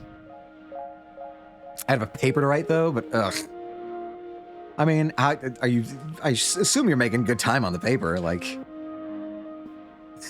a late Saturday morning is not gonna kill you. Yeah, we got this. We got this. This is manageable. That is locked there, though, so that's inconvenient. It's gonna break up most straights that we try to get. 4, 5. I could try going numerical for this. It won't take long, but I just gotta do it. My ADHD mocks me, though. No, I have the same problem with, like... I don't write papers because I'm not working in academia right now, but I do write personal science fiction stories, and those I am always hesitant to get started on because it's just... Ugh. The task of writing is a burdensome one. All right, I think this is about as best as we can swing here. 3, 3, 3, 4, 5. Whatever, I'll call it. It wasn't the best, but I'll take it. You find just initial motivation. Once I get started, I'm usually fine. That's cool. I don't know if I'm like that, but that's... Oh my god. You find a machine. An ancient, broken-down machine. Like a small pyramid-shaped building made from some kind of dark stone or bone that looks almost like it grew that way. Are we actually finding alien tech? Was Diz right? Please don't tell me Diz was right about finding alien tech. Thud of the Thumper. God damn it, Diz. Except it isn't broken. It's just so very old and overgrown. It looks more like a pile of rubble and robots than a building or engine or whatever it was. Still, a thumping noise comes from inside it. The vibrations are strong here, making your guts feel weird. Bro got caught off by planet sci-fi. Yeah, exactly. Depends on what you mean by alien. Technically, we are the aliens. This is true. This is true. I'm just using the terminology that Diz was using. You don't notice it at first, but there's a curious path on the ground moving away from the machine. A line 1/2 meter wide where the dirt is a little more worn and bare. It heads off in a straight line to the west. Or coming from the west? Could animals have made this path? Or the Thumper itself? Hold on. Hold on. So there's a technological, or there was at some point, a technological species on this planet before us. That has pretty significant implications. What if we nicely tell them we're tourists? I don't think we can really claim that anymore. No, this has implications, because it means that it's possible that the attacks are deliberately guided by another species. This species could still be here. If another species is here...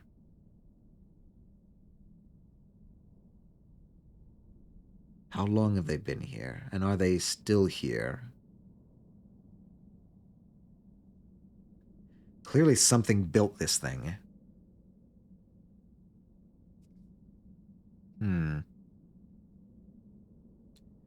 We don't know what it's for, but we noticed that apparently this was something that I learned in a science fair, which was like a weirdly mundane place to discover it, but it seems like the planet itself is sending a signal to the animals to attack us every glow season.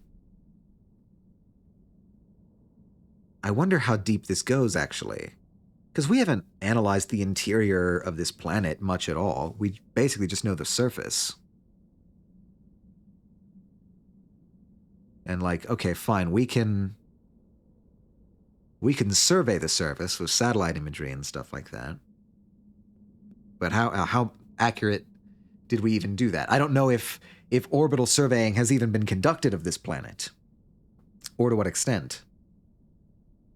Did the Vertumna group know, like, where they were going to land? Did they choose a landing site? If they did, they probably had some knowledge of the topography of this planet before coming here.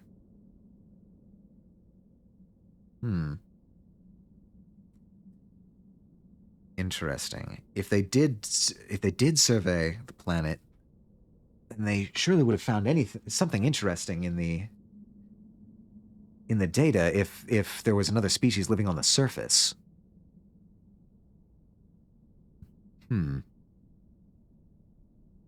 need to analyze this thing.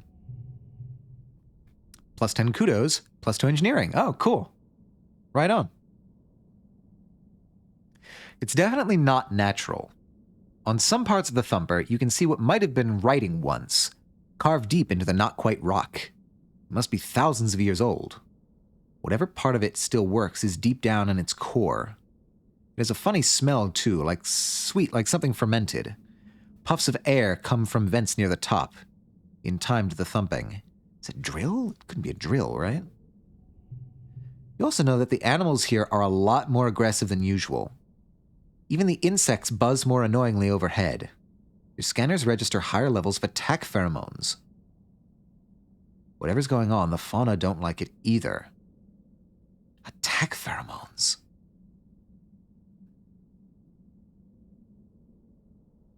Why would it be sending out attack pheromones? Or maybe it's not sending out attack pheromones. Maybe the bugs are sending out attack pheromones about it.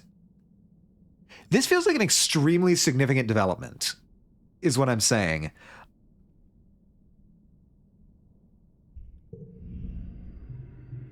Eventually, you head back to share your findings with Utopia. Totally an alien civilization, Diz insists. I mean, I can't see what else it would be. Utopia scratches her head. I suppose maybe. Maybe? What do you mean maybe? It's very clearly technology. You said it looks ancient, right? Perhaps there could have been another civ here long ago. We have found other signs, but nothing active like this. Can you please tell me about the other signs? I'd very much like to know about the other signs. It seems to be pointing west, or receiving something. She snaps her fingers.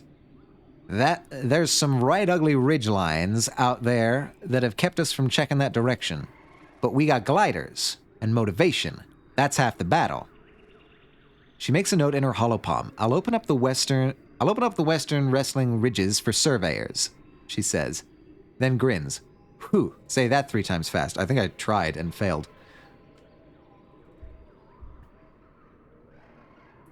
Diz is right. It's definitely aliens. We'll have to stick together out there. I mean, Diz is right. Diz is right. This is clearly the work of other creatures. Diz nods solemnly.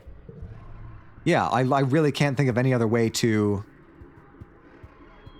do that. Ridge time? Well, okay, first things first. We need to find samples. We need to find samples so that we can give that to Tangent. Oh my god, look at all the items. So many items. Alright, so we've got that there.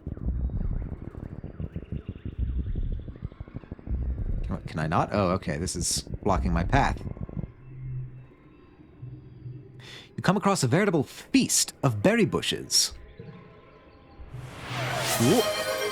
Eccentric Gamer, thank you for the subscription. Thank you. I really appreciate it. You can now enjoy access to all kinds of fancy new emotes.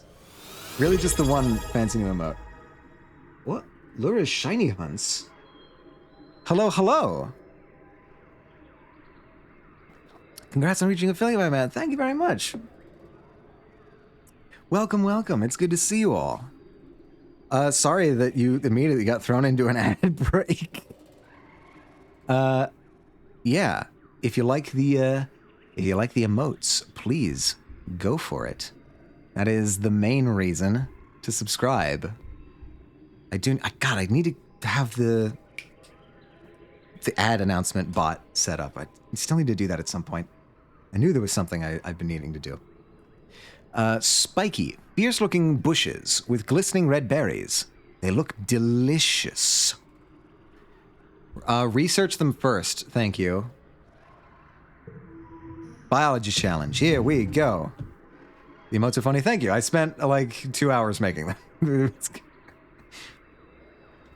also no heart emote still? There is no heart emote still. That's a good point.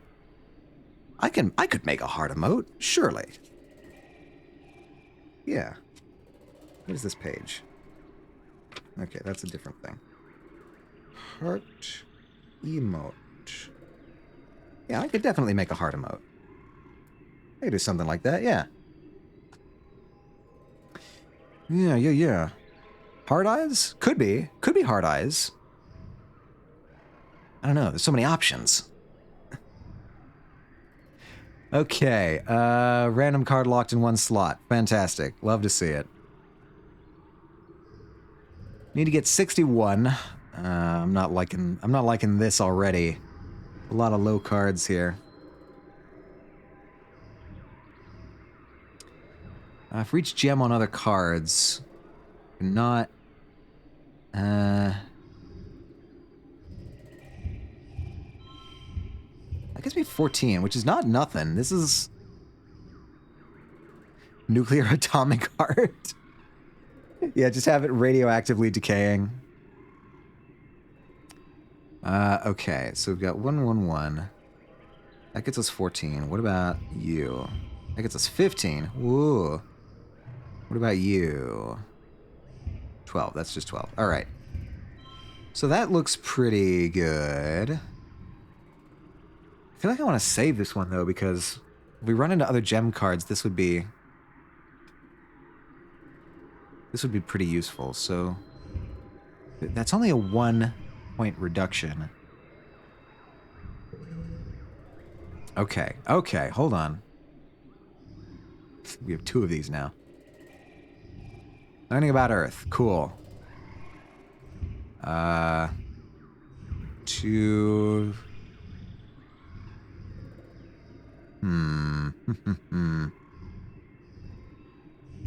Okay, that would get me 13. But what would you get me? 12. 13. What about you? 17? None of these are great. That gets me 18 by switching those around.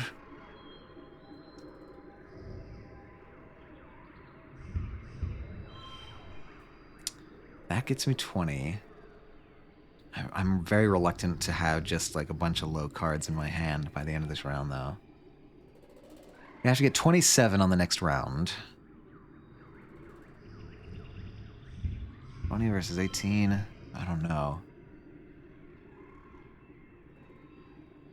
Okay, what do we got? We got eggs, we got logs, we got flowers. Fruit, we got fruit. I knew something changed it to blue. All right.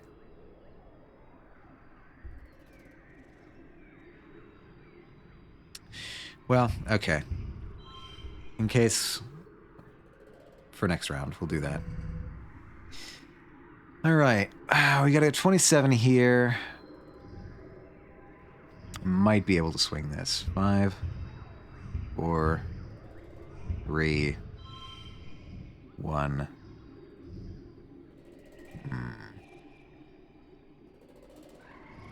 What if we did 3, 1, 2, 3, 4? That gets us 27, which is not a lot. That's a straight. It would be great if I could change the... Wait, can I change the suit of this? Okay, hold on.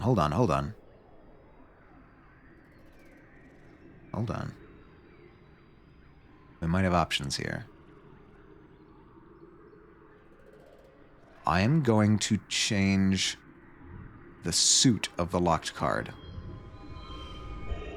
Okay, cool. We got that.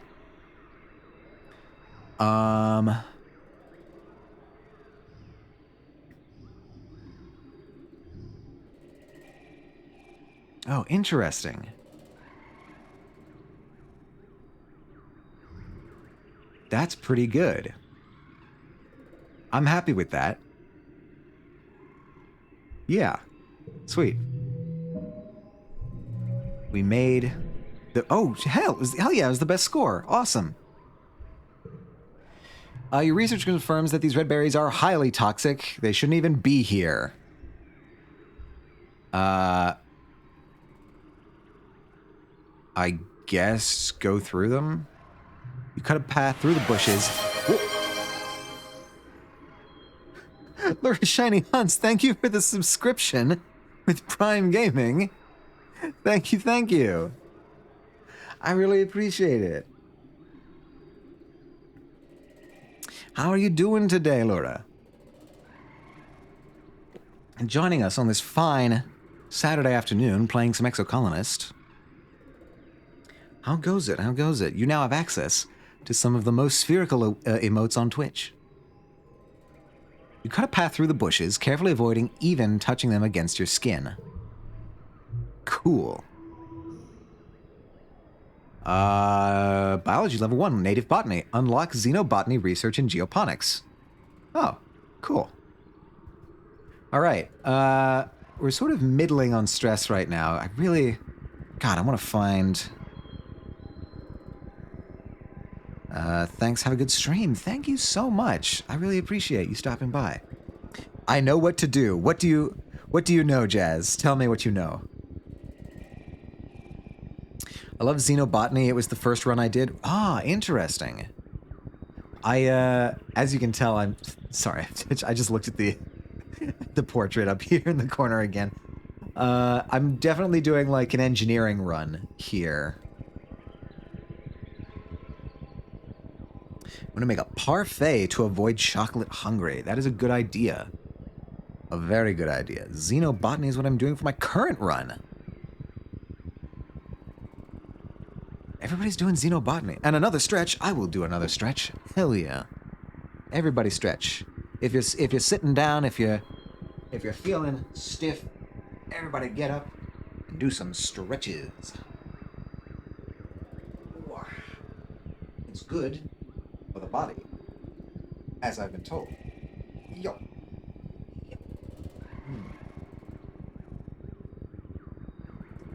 Yep.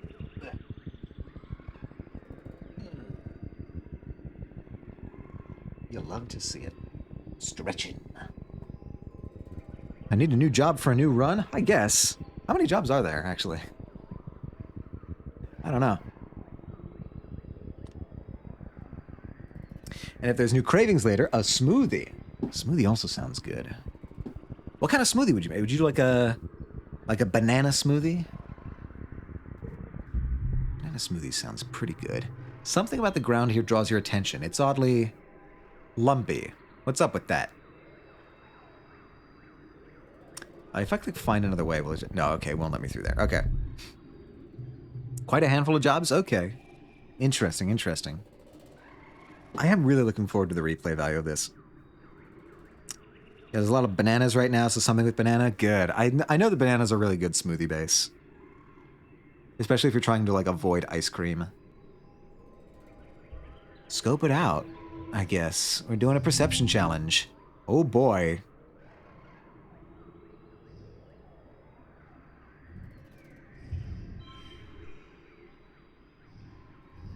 Okay, I'll do that and then that. I think that's literally like the best I can do here. You are locked. Putting you there versus putting you there. 21. Yeah, that's 21. Okay, cool. Have honeycomb and caramel ice cream. I'm in heaven. That does sound tasty. But we are remaining strong. We are remaining strong in our vigil against sugar in March. I take it that doing it in March would be a better idea than doing it in April. Wait, when is Easter this year? When is Easter? Excuse me while I go check my calendar for random thoughts that pop into my head. That's daylight savings time. That's St. Patrick's Day. That's Palm Sunday. Oh no. Oh no, Jazz. I have terrible news. I have terrible news, Jazz. Easter is on the very last day of March. So it is literally the last day of March. March 31st. All right, so how about we call that the end of challenge celebration, all right? If we can make it through March, Easter is our reward. How's that sound? Can't find my cow slippers, so now it's gator slippers? We've completely shifted genus. It's fine. The moon stare is great. I love the moon stare. Easter is our reward. It's all that we have to look forward to. Okay, cool. We gotta get 40. Can we get 40 with this? I'm not sure. Random card locked in one slot. Gotta love it. All right. Uh, what do you give me? Useless. That's useless. I'm not gonna do that. Okay, you give me 8. I think the trick here is just like maxing this out on card level. Because I don't see any... It's like, okay, if I replace that, that's going down all the way to 16. If I replace that, that's still going down to 16. That gives us 18, and that gives us 15. I think this is somehow the optimal move here.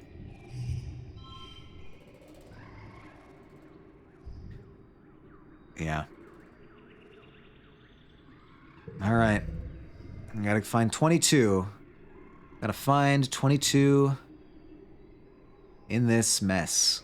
It's already literally not possible to get the bonus for Tangent's Focus, because this is locked. I wonder, actually... Hold on.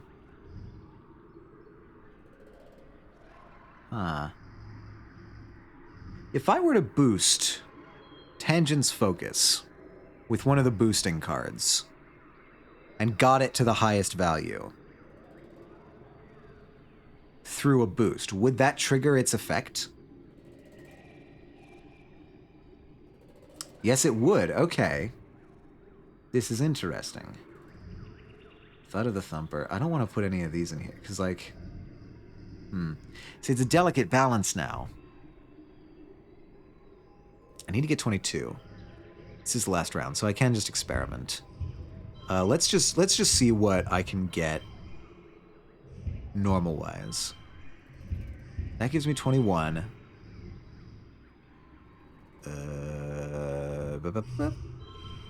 That also gives me 21. That, okay, hold on. We don't even need to. We don't even need to do it. Look at that. Hell yeah. Might put bananas 2 in the parfait. That sounds pretty good. Is a parfait? It's been a while since I had a parfait. Is it primarily fruit-based, usually? I haven't checked. Alright, cool. Press button to win. Kudos for best score. Gotta love it. Whoa. It's a Watato minefield. Underground, the recent rain has swelled the young melons to bursting. You better watch where you step, or you'll end up knee-deep in Watato juice. The good news is, they're tasty. Orange one, yeah, absolutely. +5 kudos. They're so dang heavy, the calorie-to-weight ratio isn't optimal. Maybe most are too young, but you find a ripe one, dig it up, and roll it back to the depot. Excellent. Yogurt, oats, and fruit for a parfait. Oats. I didn't even think about oats. I would have never guessed oats. Oh, hi there. Well, I don't have a choice but to engage with you. A curious Vricky blocks your path. It's acting strange. It keeps scurrying up trees and hanging upside down to get a different angle to look at you, then dropping down when you try to pass underneath. It may be small, but it's at least attempting to be intimidating. That must mean something. Vricky! Can I find another way around? Does that... No, okay, I need to accept this challenge. Okay, 65. 65. Let's see.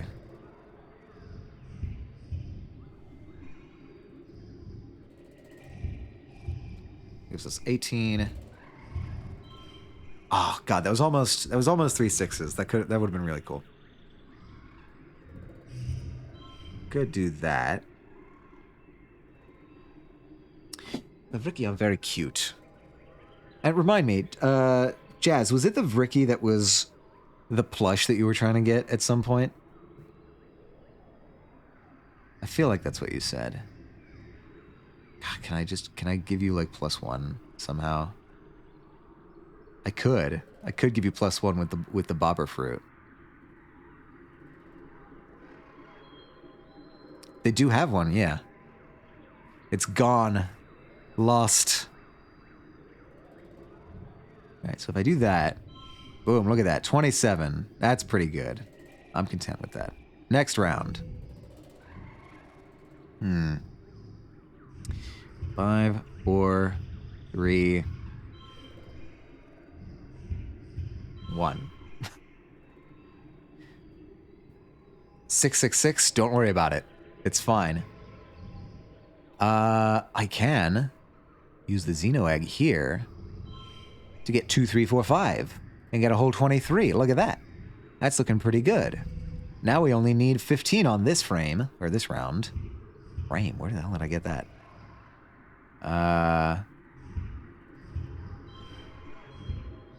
4, 4, 2, 1, 1? That looks pretty good.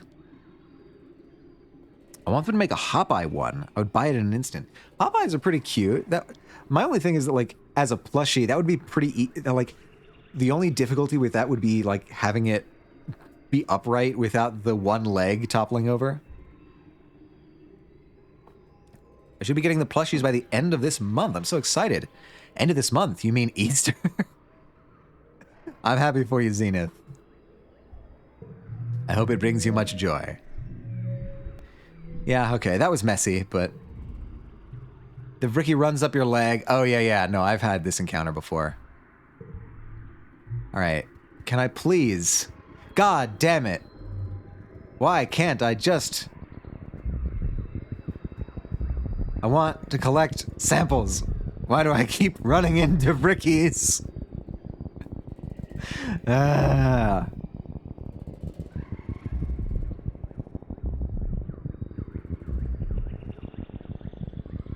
All right, my minor spoiler question to the experienced in the group.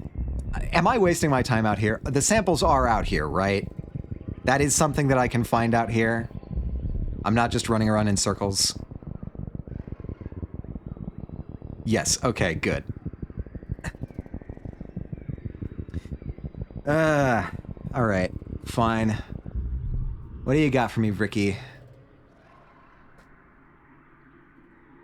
You come across not just one Vricky, but a whole swarm of them. Mostly just baby ones, about the size of your head. Aw, that's cute. The game did not lie. No, I don't know if that was like, if I was misinterpreting it or something, that like, that was a story event or something that would happen at some point. No, it's good to know that that is in fact correct in my search. They're all amassed around a massive tree, scurrying up and down the trunk.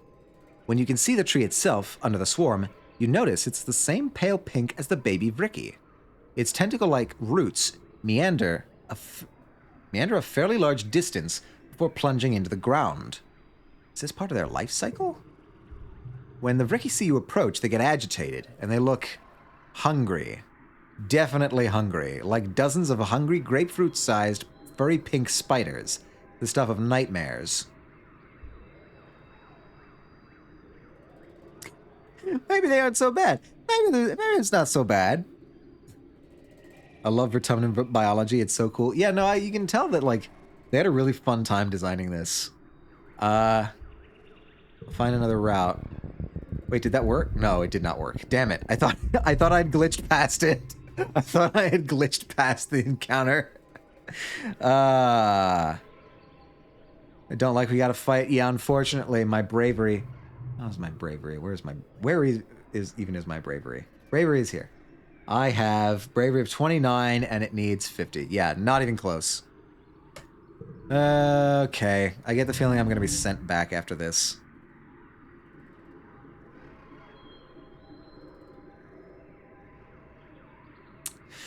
All right, 65. We can get 65. We go bam. We go back. Oh, nope.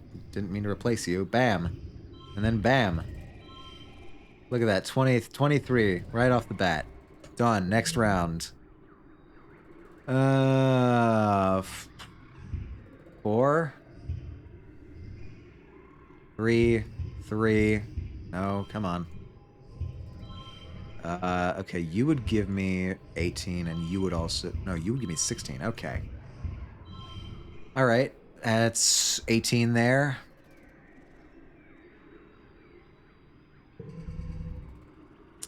$24. We can get 24, surely. 5, 3, 3, 2, 2. 26. Hell yeah. +2 bonus to straights. We love to see it. Wait, where are my straights? My straights are up here. Okay. That's 2 of a kind. That's 2. I did not get any straights. Fuck. God damn it. Whatever. Press to win. Kudos, and it was the best, somehow. +1 bravery. Well, that wasn't so hard. You smack a couple of them to the ground, and the rest scuttle up to the boughs and hide there. You puff your chest out bravely and walk on. 15 stress. Can I, like... Anti-stress? Is there anything? +10 combat, +2 to strength challenges. Anything that can reduce my stress? Nothing. Not even a wink. Alright, so we have an event there. We have options now, thank God.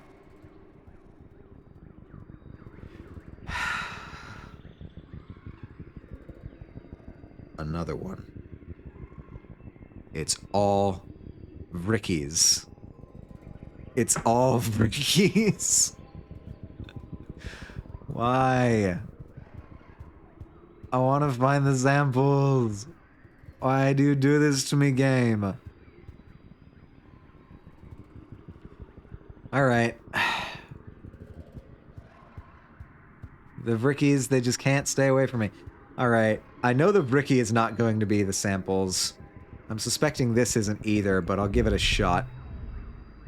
A herd of float clow are grazing nearby. You watch them peacefully bob along, occasionally releasing streams of urine or clouds of helium to maintain a steady height. Oops, oh, Ricky. Try to milk one, try to capture one, try to kill one, or leave them alone. Well, I'm not going to try to kill one. Could leave them alone. Or I could try to milk the float cow. It's do whatever. Okay, what's the task with the Ricky? Oh shit. Okay. Whoops. I forgot that I was on a little bit of a timer there. Okay.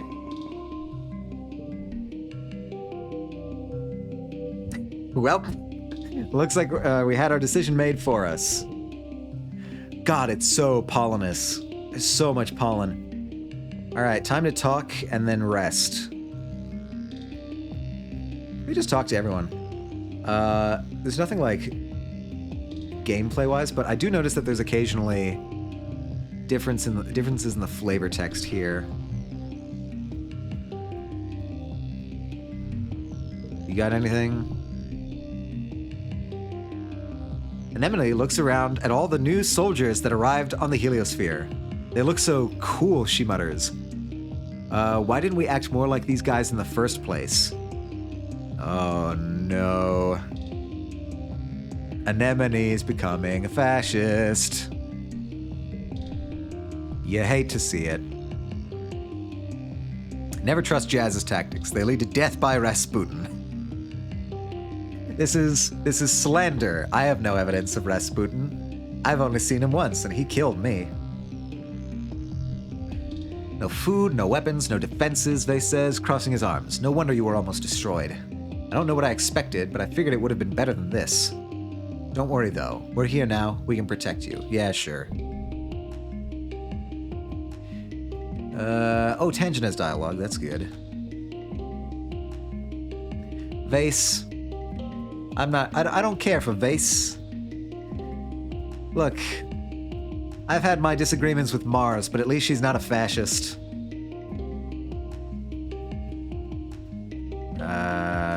Okay, I think the only people over here are Dad, and Dad does not have any obvious dialogue. Lots of work to do, getting this flying umbrella off the ground again, but I always have time for you. No one from the Helio understands anything about putting plants in the dirt. They're trying, though. Did you really not bring any farmers on the Helio? Like, I get that you're fascists, but surely you would at least have understood that you gotta have food. If Mars is anything, it's not a fascist. Yeah, exactly. Mars surveys the construction work on the new walls with a critical eye. This is great and all, she says, but did you notice we have, like, a total power vacuum at the top here? Like, who's in charge? The council are just a bunch of scared adults like everyone else. If the Helio people wanted, they could control this colony. Mars clenches her fist. The colony should be under colony governance, not some outsider. Okay, cool, yes. Mars is anti-fascist. We've got it. All right, we're slowly starting to tease out the lines here. It sucks that Anemone is going to be a problem. Rex hasn't gotten used to life on the surface yet. You remember your first year, Vertumnus seemed so enormous, so full of dangers and mysteries. Well, it still does, but the shock eventually wore off. Rex still has that slightly bewildered look on his face every time he walks outside and the sunlight hits his face. It's so bright and warm. Your present help Rex build something. Okay. Need engineering 4 or greater. We definitely have that. Did I say 4? I meant 40. Engineering 40 or greater. Yeah, we'll help Rex build something. Actually, I'm working on something right now, Rex says, producing a holoprojector. It looks so familiar. Wait, it's the holoprojector you used to watch vids on in the creche. It's been broken ever since the creche was destroyed. I was hoping you could help me fix this up. I want to have outdoor movie nights. Yeah, we can do that. Value is wild.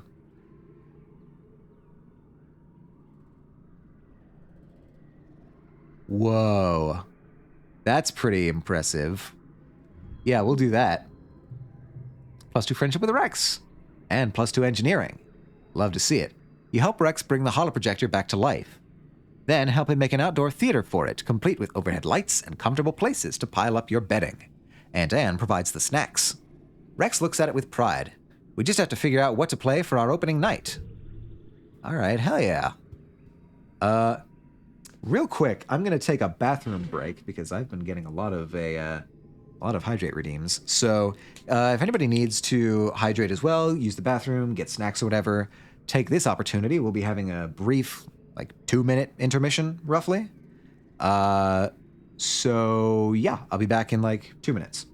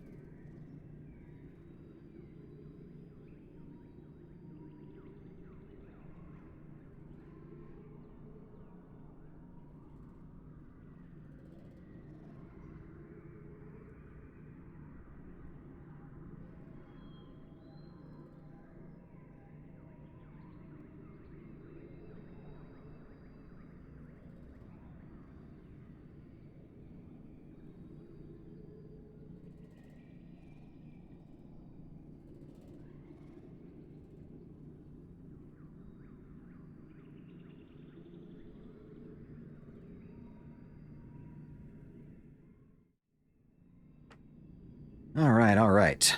We are back. I have also secured some pretzels.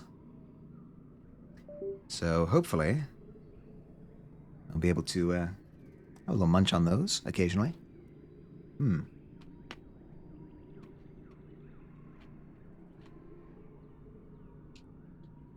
Lovely. All right. Where were we? We were on Vertumna. Go figure. Okay. Do you have any new dialogue? It's so cool. You guys have people who aren't boys or girls too, Nomi says. Okay, so the game also calls them Nomi. Twisting a long piece of their hair around their finger. Mom and Dad told me that sometimes people on old Earth didn't understand stuff like that, and your ship left Earth before us, so maybe it was even worse then. They gave you a bright smile. But they were worried for nothing. Everyone's so nice here. I want to make something. What are we making? Hold on. 40 or greater. Staying cool. What in the actual hell? Hug Rex? I can hug Rex. I can do that. Nomi, my bestie. Nomi is cool. I want to make something. And this turns into staying cool somehow.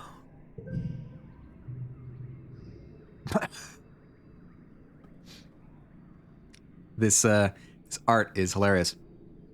Nomi flaps their hand in front of their face. I do, but it's so hot on this planet, don't you think? Yeah, it's this is a vibe. You shrug. Sure, it's different than living on a climate-controlled spaceship, but you're kind of used to it by now. Nomi snaps their fingers. Wait, we could do something to stay... We should make something to stay cool. Okay. You and Nomi brainstorm all sorts of weird and wonderful ways to stay cool. Umbrella hats, sunglasses with funny shapes, giant vats of cooling goop. That doesn't sound good. But all seems too complicated. Eventually, you just end up doodling on some of Nomi's paper and fold it to make paper fans. Sometimes the best solutions are the most simple, they smile, fanning themselves with the new Turbo Girl Hyperjet Transform fan. Is that the brand? Well, all right. Yeah, I can give a hug to Rex. I have no problem. Let's do friendship with Rex.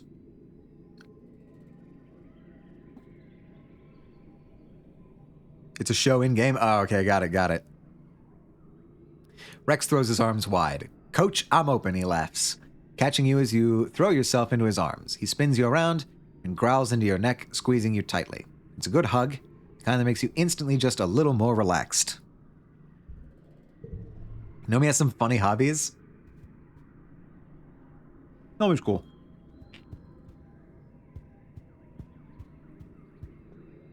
Okay. I think that's, okay, we'll save the dialogue with Tangent for last. I want you to guess what Rex likes as a gift. Oh. Oh. Now I understand, Miller. Now I see what you've been spinning me into from the beginning. I know why you told me to collect the logs. It's all coming together. I see what this is. I've been bamboozled. Hoodwinked, if you will. Rex is like the easiest person to befriend in the whole game. Yeah, they give off those vibes. Cal is catching a nap, sprawled across a pallet of bags in fertilizer.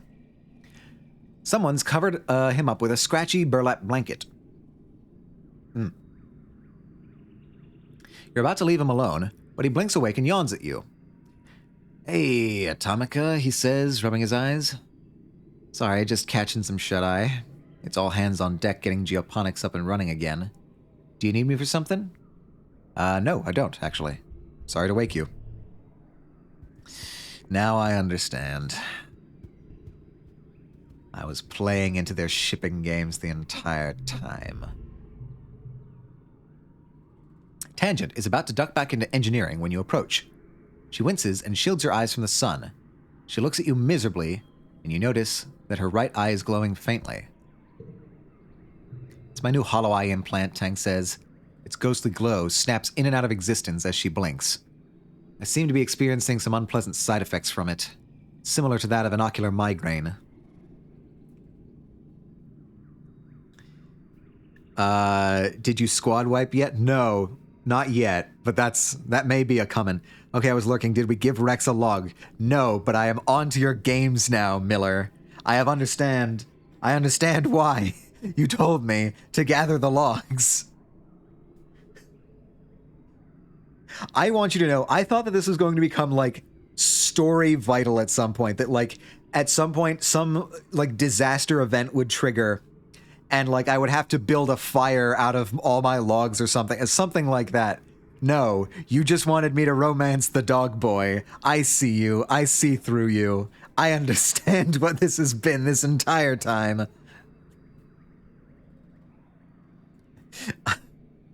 Can you give Rex a birthday next month instead? Could I? Is that possible? I couldn't prevent the log event. That's not entirely true, though? Okay, alright. If you give him enough logs, you do unlock something. Okay, okay. A present, not a birthday. Yeah, we can do it. We can do it. We can definitely do that.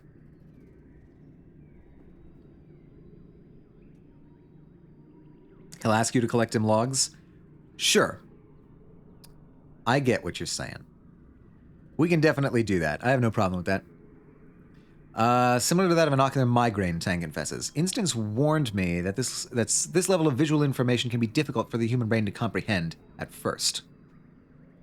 You agree to follow her in engineering to get out of the sun. It's similar to a holopalm, she explains, still holding her forehead and squinting. But with an infinitely large screen because it projects it directly onto the oculus. It used to belong to Dr. Instance, but she passed it down to me to help with my work. I'm sure I'll get used to it soon. Tang sets her jaw and nods, determined. I know I will. It's only pain. It's more than an implant, Tang continues as you follow her to the medbay labs. Hollow eyes are on the very forefront of human augmentation. They represent our next steps towards ascending as a species. She touches the red scar where her holopalm used to be. No more clunky screens, no privacy concerns, she says quietly. Elegant, integrated design. It observes the motion of my hands and uses it to generate an AR interface for my entire field of vision. It's partly powered by my own metabolism, through the magnets embedded in my skull. It's beautiful. Nobody else is here. You hear the gentle hum of experiments running in the corner. This kind of technology is so far beyond what we're capable of reproducing in the colony. Tang sighs, rubbing her temple under the implant. Once they're gone, they're gone. Maybe Earth will send us a shipment of new ones, someday. But I expect they've developed something more advanced since we left Earth. I suppose it's more likely they've forgotten about us completely. Bring, bring. The quiet hum of the laboratory is shattered by an alarm. Tang jumps at the sudden noise and shuts her eyes tight. I have to get this, she mutters, gesturing in the air to silence the ringing. The simulation I'm running is time-sensitive, she explains. The specimens are quite mature. The specimens require minute changes to their environment every 2 hours. Temperature, humidity, light levels. She grimaces. If we had better automation, this wouldn't be a problem. I could do it. I need empathy 41 greater or reasoning. I don't have empathy 41 greater, but I do have reasoning. I can help with your migraine. You are in medbay after all. You rummage around for a bottle of triptans and a cold towel. Tangent grudgingly swallows the migraine medicine and lays down on the medbed with a towel over her eyes. You shake your head. This girl needs to take better care of herself. As you apply pressure to her temples, she slowly breathes in and out. After a few minutes, the tension in her face eases. I feel less human now, thank you, she says with a small smile. She wobbles over to her experiment, where she uses the computer to set the environmental parameters for what seems to be some sort of fungal growth comparison. When she's finished, Tang slumps down on the floor in a corner, where it's nice and dark. She folds her arms and lays her head on them. That should buy me 2 more hours. Tang shifts over, wordlessly inviting you to sit down beside her. Her arm is cool to the touch as it rests against yours. Tang turns to you. Thank you for your assistance.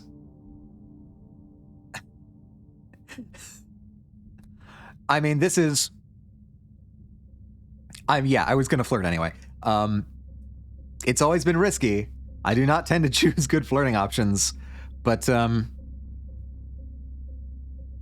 yeah, fuck it. We're going with it. Oh, hey. That was a happy noise. Tang gives you a slight smile, barely visible in the faint glow of her hollow eye. Tang's wall is slowly going down. Yeah. People always tell me I should take better care of myself, she says. And they're right. Because when other people try to take care of me, they usually get it wrong. Only I know what I need. But you helped, Tang says. Thank you. Please don't tell Instance that my body is adjusting poorly to the hollow eye. It's only temporary. This stupid flesh prison is not allowed to draw the limits of my form. Okay, cool. That was,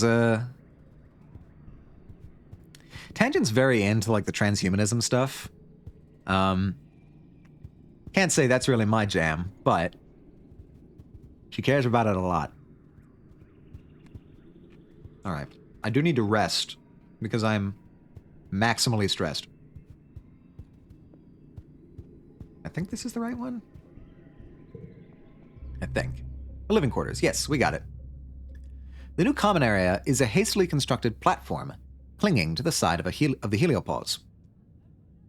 Crews are hard at work incorporating the rigid hull into the natural landscape, creating a charming open-air place for gathering, eating, and relaxing. Just outside, you can hear construction happening on new living quarters for everyone from both ships. I can't work in the kitchen, can't practice, gotta relax. The old lounge is toast. What was left over from the attack last glow was destroyed in the crash. The new lounge just isn't the same. You miss the beanbags and the walls covered with art you scrawled as kids. Someday, this place will feel like the heart of the colony again. But right now, it just reminds you of how chaotic and horrible the past year has been. Relaxing. Oh, relaxing gives us +1 friendship with Rex? Awesome. Yeah, we'll keep those.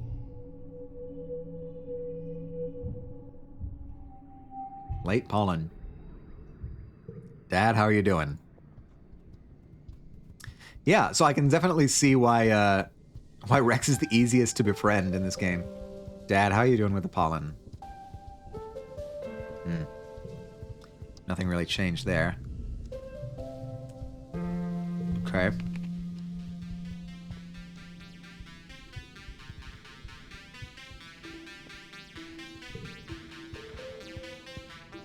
Diz, no dialogue there. Neither are you. Nope. What's over here? Oh, right, sports ball. Okay. So, I'm thinking... Okay, first things first. We got to give a log to Rex.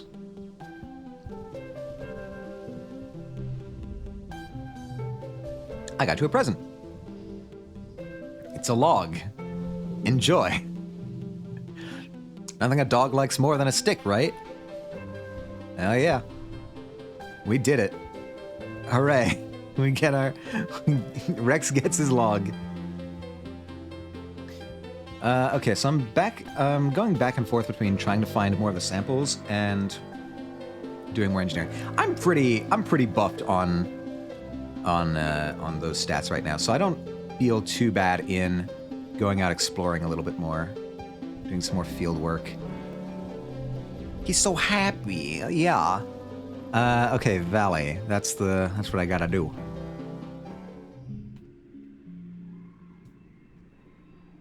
All right. The Valley of Vertigo, once again.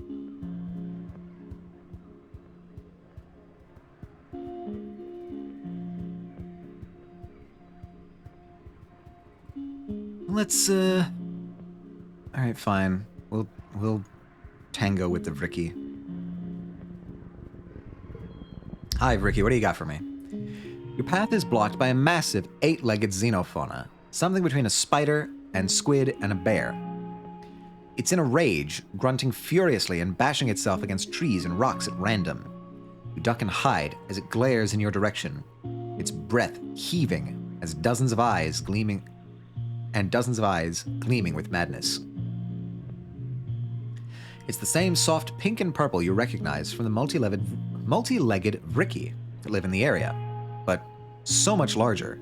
Could this be a related species? Sing to it?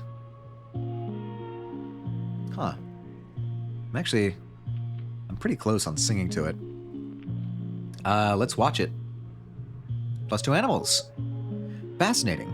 It's so covered in thick purple hair that you can barely tell which end is which. Are those mandibles or some kind of tail? You wonder if it's angry because of hormones, like some earth animals in rutting season. Or maybe it has some brain disease that makes it attack others to pass the disease on. As you're musing, the creature decides that you must be a threat, or at least an obstacle. It charges, running right at you. Run right over you. It hurts, but it keeps on charging, focused on something in the distance that may be real or imagined. You're left bruised and bloody, but the way is now clear. Alright, so I'll take that hit. I'll take that 15 stress hit. Okay, so we've got you. We got something for you down there. Can I really not? Come on. Are you actually blocking me? Wow. Alright. You find a trippet. A large, tasty plant? It's practically taller than you are. Trippets are pretty neat. I don't like the veins. I don't care. I don't like the veins at all. Harvest some stalks. I seem to remember this is not. Plant shutters. Analyze that shutter. I'll analyze a shutter.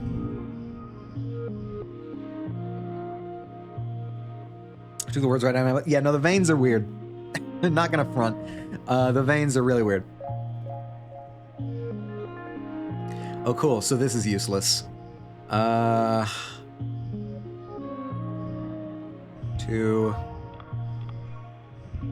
0. That gives me 10. That gives me 3. That gives me 13. That gives me 18. I think that's probably the best I can do here. Look at this. Look at all these cards.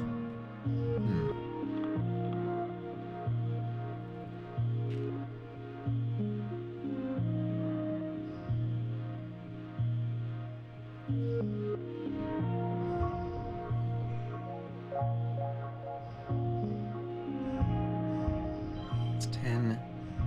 Gives me 19. Gives me 20.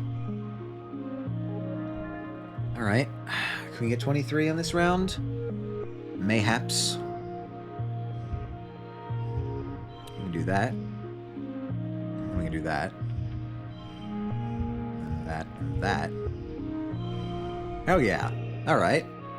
That's looking pretty good.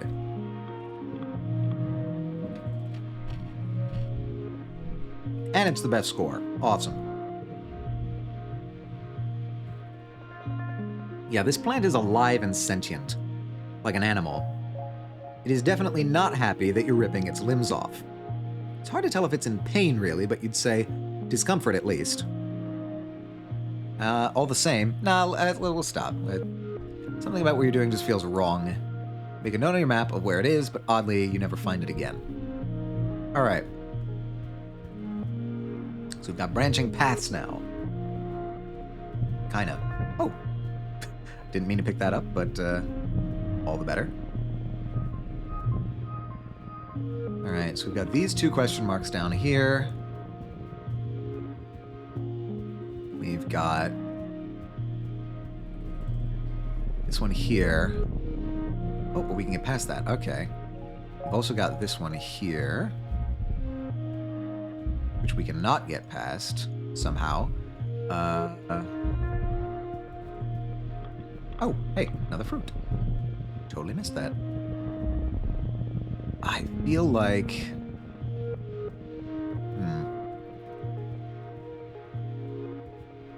I feel like this way. This way feels right, based on nothing. You stumble upon another Squeeger hive queen and her multitude of wriggling, oozing children. When she sees you, her mandibles start clicking in annoyance, and she puffs up angrily. She looks decidedly more dangerous than the other Squeegers you've seen. Is that Peacekeeper Games? Hello, Peace. How goes it? How goes it? How are you doing this fine afternoon? Last seen playing Helldivers? I heard of this. I heard you were playing Helldivers. How are you doing? How are you doing? Was that today? Were you playing Helldivers today? I don't know. I haven't been checking notifications since I've been streaming.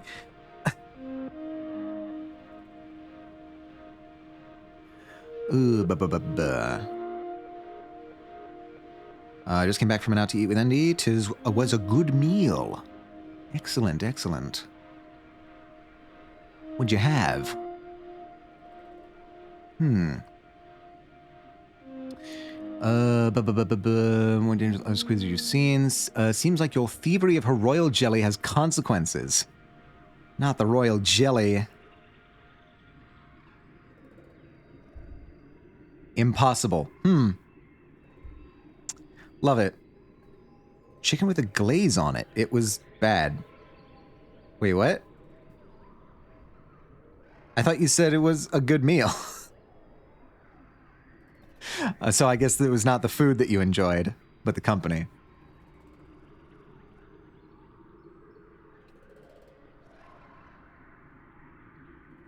Surrender? Oh no. Oh no. This is no good. Yeah, an impossible challenge seems like something I'm not totally ready for. Can I go around this? Oh hey. Cool. Cleared it out of the way. Hey, oh, an egg. As a pedestal. A fellow science man, I am doing pretty swell. A lot of the colonists are dead, but we got some new colonists from a second ship, so that's good. Whoops, I have a nice bowl of pretzels here. We are trying not to kill anyone else. We haven't killed anyone else yet. How old are you now? I am 15. 15 years old. In the middle of a cradle of flowers sits a massive egg. Easily larger than any egg you've seen before. It's white with red flecks, and it's just sitting there, in the middle of an empty clearing, totally unprotected. I'll leave it. I don't want to... That's definitely a trap. Or like an animal's nest, and I am not trying to fight anyone right now. Eat the egg. I have my own eggs. Don't worry about it. Okay, so that was a dead end up there, right? That way leads up here. There's no other way down. Okay, so that's a dead end. Called that one wrong. So, down here we've got this. It blocks my path. What do you got for me? You come across another Squeeger hive. Okay, cool. An intensely gravid hive queen and her hundreds of wriggling grubs, rooted here just like any other tree. This one seems calm. You're about to approach close enough to smell the sweet tang of her royal jelly. I can convince you with one powerful sentence. Do it, you won't. See, a compelling argument. Unfortunately, the egg is gone. Here you have your own eggs? Yes, I have eggs in storage. Yes, Echo is here as well.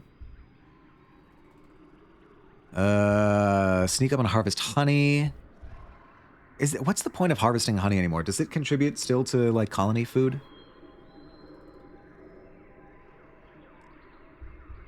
I mean, I'm getting... That's 80. That'll get me to 90 stress. So I should... Dance with me, Echo. Dance with me. I shall taste victory this day. Sneak up and harvest honey. Should I harvest honey? I don't know. I'm getting 15 stress anyway. I feel like that would just... I want to... Oh, I have to do something here.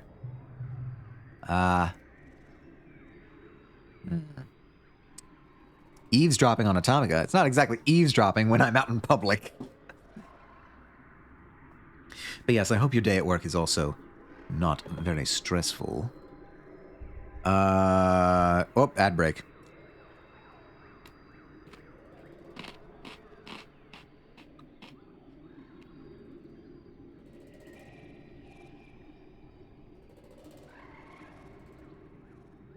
Taking this opportunity to crunch loudly.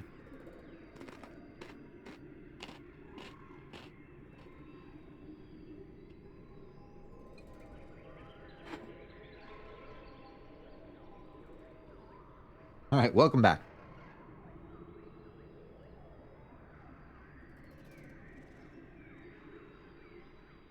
I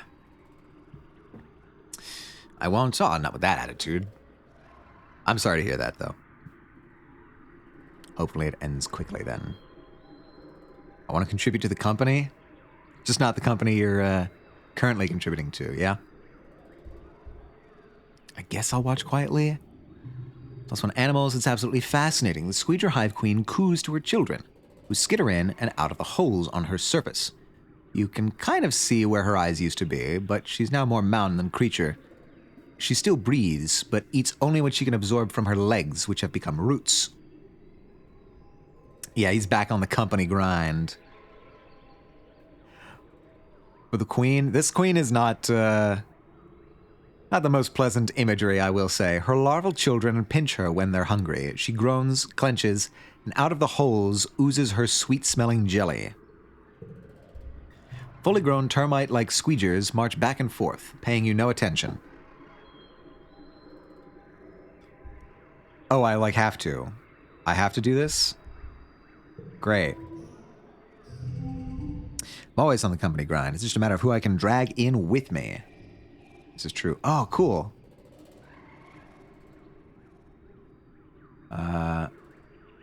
Wildcard values match as all pairs or straights. Need to get 65. 65. So we got a 4 there. And what about you? Yeah. Alright, cool. That gives us 21. Emblem. Let's see, can I do 5, 4, 3, 2? What does that get me? That gets me 20. I don't think anybody... Yeah, anything else would. Bonus to pairs. I can't imagine transposing any of these would get me better than that. Got 2, 3, 4, 5. 20. Okay, we gotta get 24 this round. Okay, get you on the board. That's 9. 19. I mean, Christ, we could just do that one. That gets us a full 30. Nice. Unfortunately, I worry that the stress here is still going to kick us out. +5 kudos. Calm Hive Queen as only a rudimentary danger sense. Squeeger hives can be very defensive, when they sense danger to their young, but so long as you don't set off their workers or their larvae, you're free to walk right up to her. You gently avoid hurting any of the babies as you scrape her copious honey into a collector. Alright, we do still have some time on us.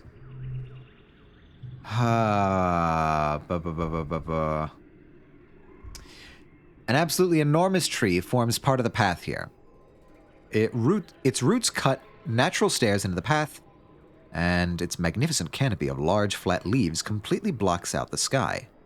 They arch overhead, almost to the ground on the other side. Walking under it is like going through a tunnel.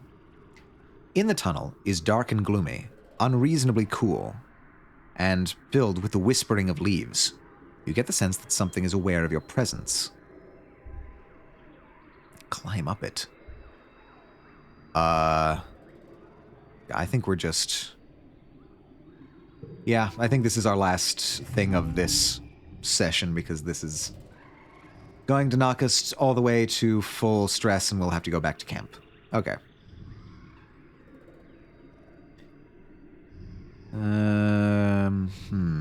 61. Can we get 61 with this? +2.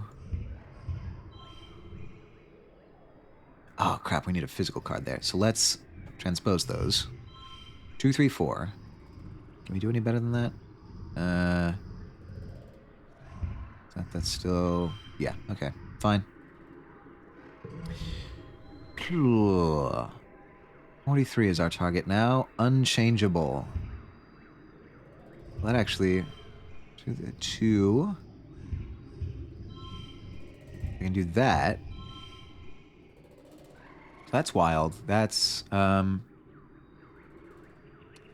could... Wait. If I can change this... Can I... Alright, cool. 17 there.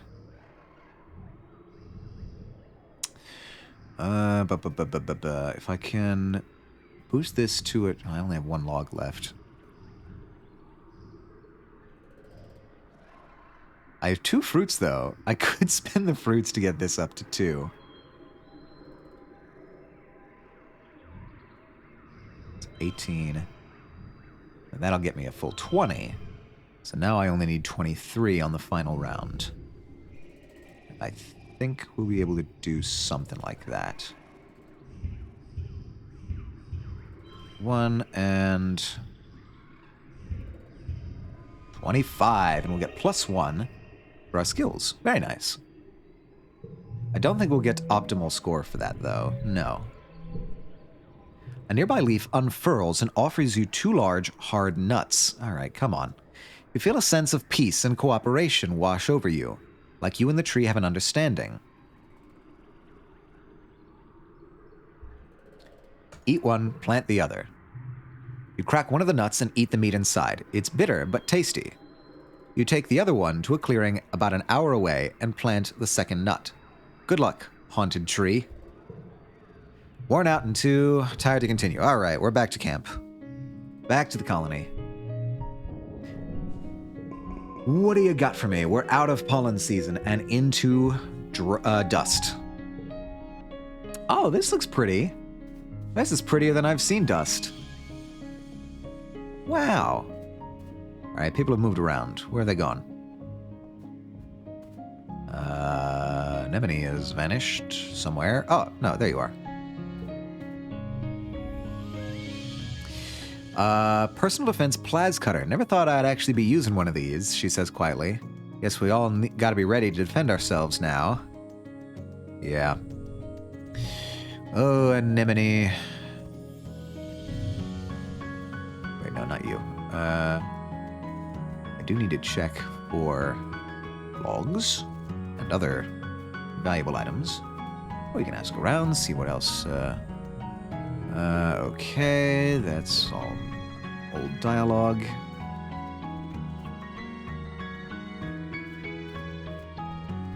I can give you another log, I guess.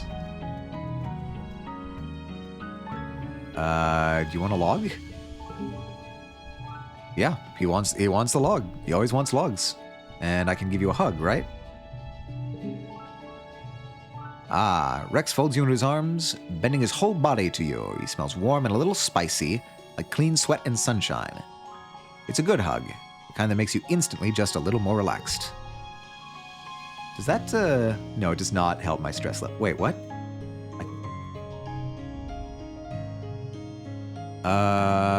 You find Rex playing cards by himself in the lounge with an actual physical deck of cards. Yay, yeah. Friendship is up with Rex. He looks up as you approach and visibly brightens when he sees you, sitting up straight with his dog-like ears on alert. "Well, hey, Atomica," he exclaims. "How's it hanging? Do you want to play a game with me?" "Sure, what kind of game?" "It's called Bottoms Up. We both play a card from our hands we think is lower than the one the other person is playing, and the person with the lowest card wins. If you win, you get the number of points that are on your card. Plus, you get to take the loser's card and add it to your hand. So, you want to play a low card to win, but if you play your high cards at the right time, you get a lot of points. It's a game of compromise." I used to play it all the time back on the Helio, but now everyone's here and, realizing their big dreams of being heroes and saving humanity, Rex says, rolling his eyes with a good-natured grin. I know you'll do anything for Rex, Zenith. We have established this, that Rex is the fan favorite. Soldiers love to gamble, Rex says. You know, that thing you have here, kudos? We can bet some kudos on it, or maybe we can bet something more interesting. What do you mean more interesting? Do you mean logs? You want me to bet logs?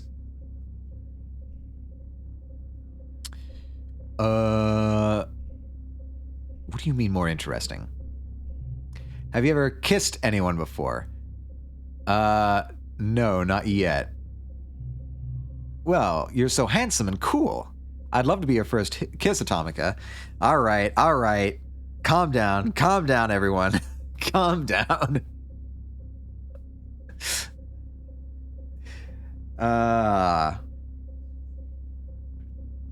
You all, I see you.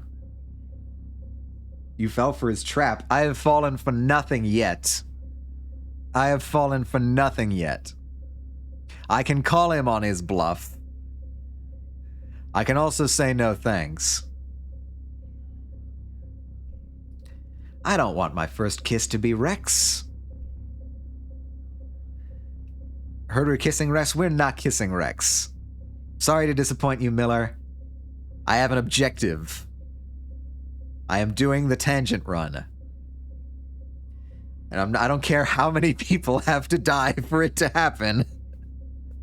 Do it for the Vine. Vine is dead. No thanks. That's fine. We don't have to. So what do you want to bet? High or low? Yeah, we could go at 20 kudos bet. Of course, whatever you feel comfortable with is fine by me. All right. Oh, do I actually get to play this? My boy. My brand. Rex shuffles the cards and deals half the deck to each of you, and you begin to play the game. All right. This looks more like a conversation scene than an actual card game. The best thing about this game is that it's not very hard to play, Rex says, scooping up his winning cards. It's all about how well you know the other person, and, well, we don't know each other very well yet, so what do you want to know about me? Have you made any friends here? What do you like to do for fun? What are your plans for the future? What are your plans for the future, Rex? Oh, wow, big question. I don't know. I think if I stayed on the Heliopause, I probably would have ended up becoming a soldier like everyone else, but planet side? He smiles to himself as he puts down a high card. I could do anything. I've always liked making things with my hands, and I like to make other people happy. Maybe I could do something with that. Have you made any friends here? Oh yeah, of course.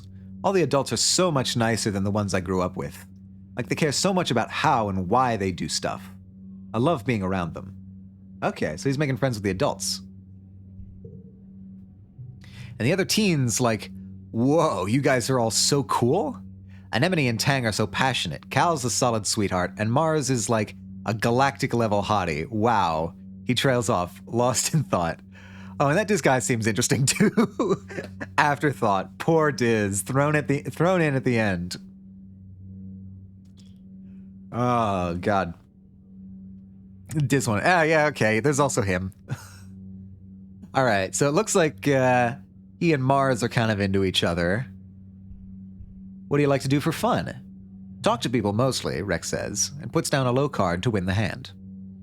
I like to see what everyone's doing and help them with stuff if I can. It's just really like being around other people. I just really like being around other people. I like doing whatever they're doing. Oh, and cuddling, of course. I love cuddling and running and chasing stuff. He rubs the soft inner part of his ear and smiles sheepishly. Enough talking. Let's just play the game. You play out the rest of the cards, staying fairly even in points until Rex is left with only one card, and you have two. You're trailing, but not by much. If you play your low card for an easy win, you'll gain enough points to make it a draw. If you gamble on the slightly higher card in your hand, you might lose entirely, but you could win. What do you do?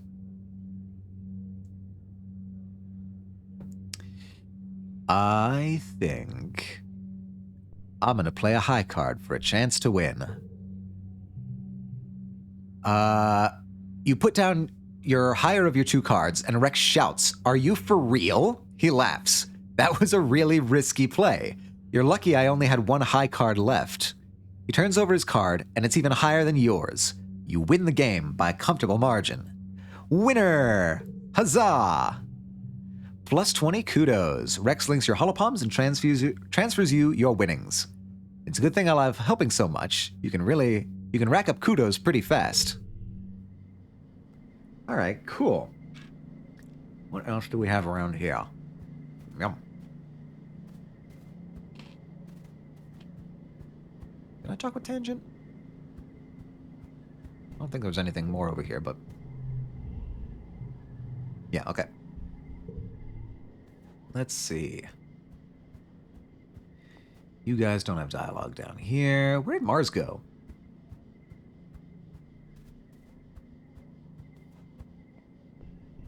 I guess Mars vanished. Catching some shut-eye. No, okay. Oh, wait, I could do... fun nature fact. Embarrassing lesson. What? Want to hear a fun nature fact? You tell him about the time Tang brought a skunk bug for show and tell in biology, and he got scared and made the worst, most smelliest, grossest stink you have ever smelled, and everyone thought Tang had farted. Oh no, that's awful. Then Professor Hal had to clear out the whole room, and it took weeks to get the smell out of the beanbags, and it was so gross. But also kind of neat, how such a tiny bug could make a whole room of kids run away. What does this one do? Embarrassing lesson. 4. Keep between rounds. All right, that's useful. I remember that, Atomica. Except the way I heard it, it wasn't Tang, it was you. Oh no. Oh no, he called me out. I can never show my face around here again. Goodbye. I'm going to die over here in a corner. Geoponics bays are coming along nicely. Good. Caught. Red-handed. Didn't even let me have it. All right, Dad, what you got for me? You overhear your dad talking to one of the other cultivators. He seems to be upset about something to do with the new governor and people from the Heliopause. When the other woman leaves, you have a chance to ask some of the burning questions you have. Oh yeah, okay, we got serious questions here. Who are these new people? Your dad looks startled and tries to muster a friendly smile. You overheard us, eh, kiddo? Listen, Atomica, he hesitates, and looks around nervously as if afraid you're being watched. You're just going to have to trust us adults on this one. There are things you're still too young to understand. I am not too young to understand fascism. Oh, plus 5 rebellion. I thought the same about myself once, your dad says gravely. I was wrong. The Helios came here just like us, looking for a better life, he tells you. Some of them had other reasons too, but now that they're here, we have to learn how to work together. When your mother and I were young on Earth, we learned a hard lesson.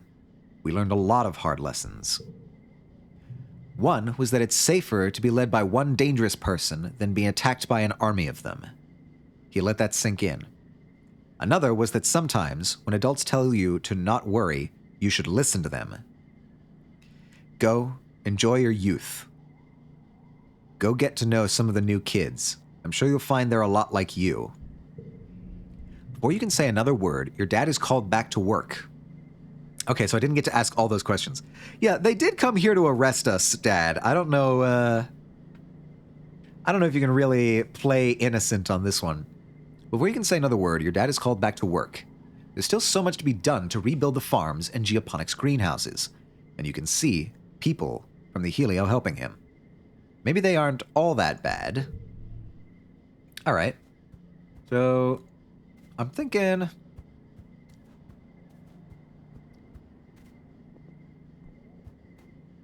I'm gonna have time. I want to clear out the Valley of Vertigo. I want to clear that out. So I think that's probably what I'm going to be spending the bulk of this year doing.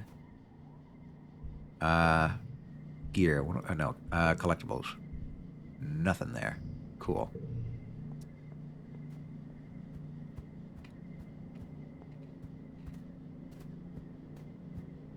So I think I'm going to do another expedition.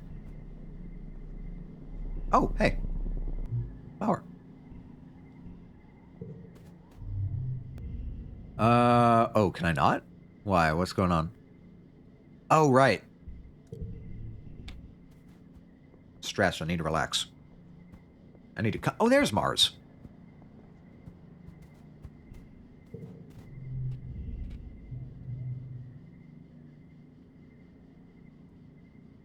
What do you think about the new kids? Mars asks. Most of them are very, soldiery, and I suppose that's okay, if you like that sort of thing. Rex is a total hottie, though, and from what I hear, he's... She makes a significant expression with her eyebrows, conveying... something? Well, she continues. I just think I have a chance with him.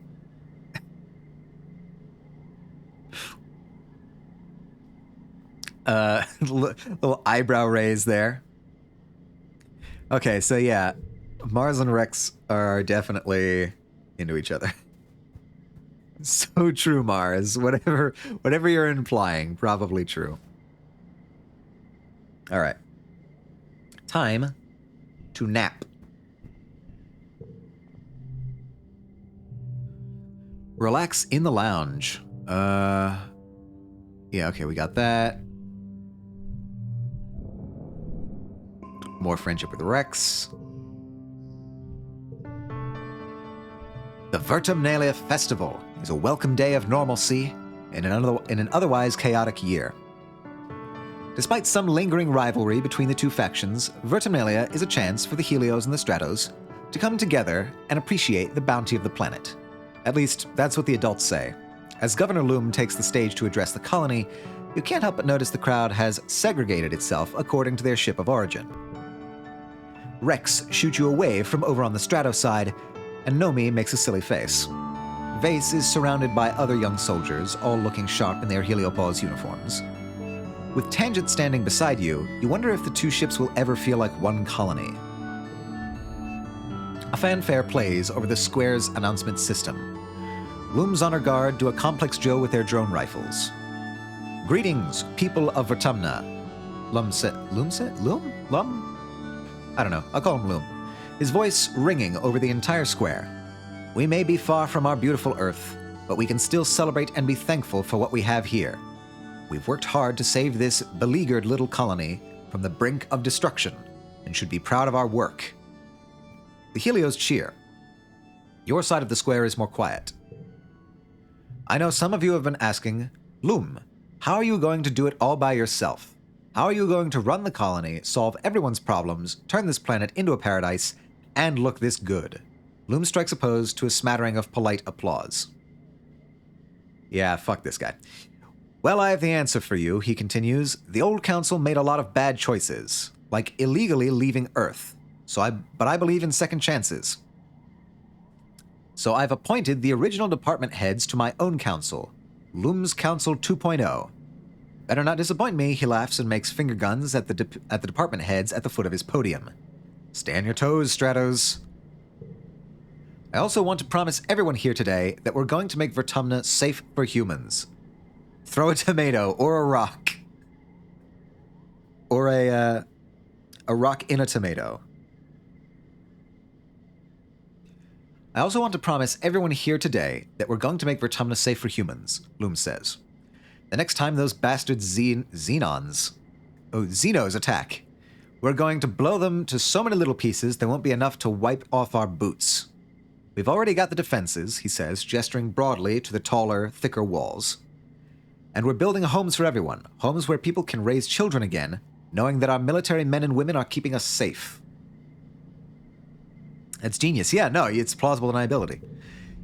Big cheers from both sides this time. Some of the colonists around you even have tears in their eyes, especially those who lost family in the last attack. Loom goes on for a while, lionizing the Heliopause's military strength, and casting subtle digs at your failed colony experiment. Finally, the crowd disperses to set up the square for the afternoon festivities, some traditional and some new. Oh my god, Anemone does not look pleased. At the tables, Aunt-Anne and the kids are setting out the spread for dinner. There's an unimaginable amount of food, thanks to the Heliopause's huge ration surplus, and the piles upon piles of xenomeat from the hunting parties for those who can stomach it. Anne is all smiles, clearly making an effort to move on as Loom mandated, despite still mourning her lost son Combe. But not even the festive atmosphere can force a smile onto Anemone's face.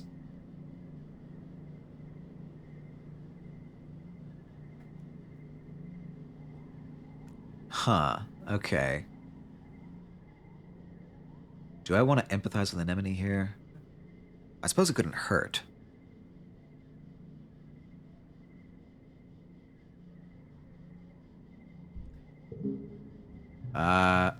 Okay, that Cal got that. Cal hauls a massive taurine of stew onto the table.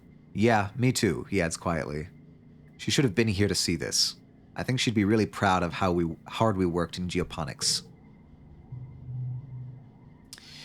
The chime sounds to announce that the square is set up for the annual competitions. What do you choose this year? Oh, interesting. It's not science fair. It's trivia. Huh. Bake Off. Need organizing 30 or greater.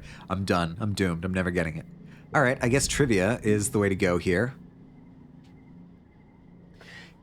Instance is too busy to organize the science fair, so you do a Helio tradition instead, Trivia Night, hosted by Congruence. Yeah, it's Nomi. You, Tangent, and Nomi all sign up. Uh-oh. Hard. I missed the science fair, Tangent grumbles, but I've been memorizing facts to prepare. Okay, we've got friendship with these two. Trivia time.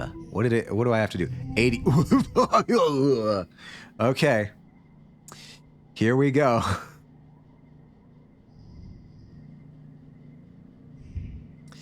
Let's 6 and do I have any gems here? Clip. I'm gonna have a lot of clips to make today. +3. Okay, there's that. Could I boost this? I don't have. I don't have anything to boost that, so I think that's as good as I can get. That's 25. That's 25. Yeah. I think actually, since I'm not, I might save that in case we get some gems later. That was a Looney Tunes guffaw. Look, we got 25 already. It's fine.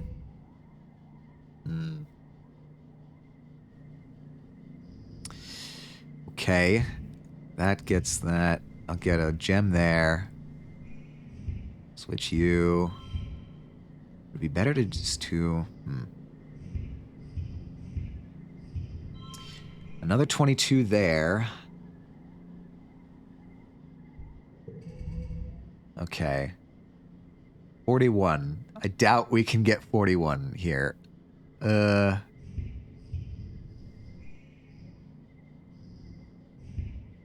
All right, cool, cool. We can get 12 there. Or... 2... Man, it would be really nice if I could have, like, switched the order of these two. In fact, can I? No. That's 29. That gets me 35, so I definitely cannot change the order there. What if instead of 2, I did this 6? Because that gets me +1. Oh, I can switch these two now. That gets me 32. Huh. That gets me 35. What was you? That was 35 as well. So either of these would be fine.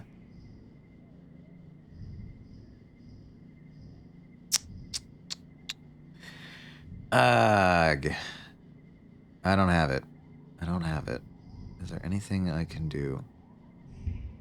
Nope, that's 32. What do I need? I need 6. I need 6 extras somewhere. And I don't have it. Could... What's you? Sword cards by suit. Alright, that won't help me. Huh. Damn. Even with a +10 here, I don't quite get it.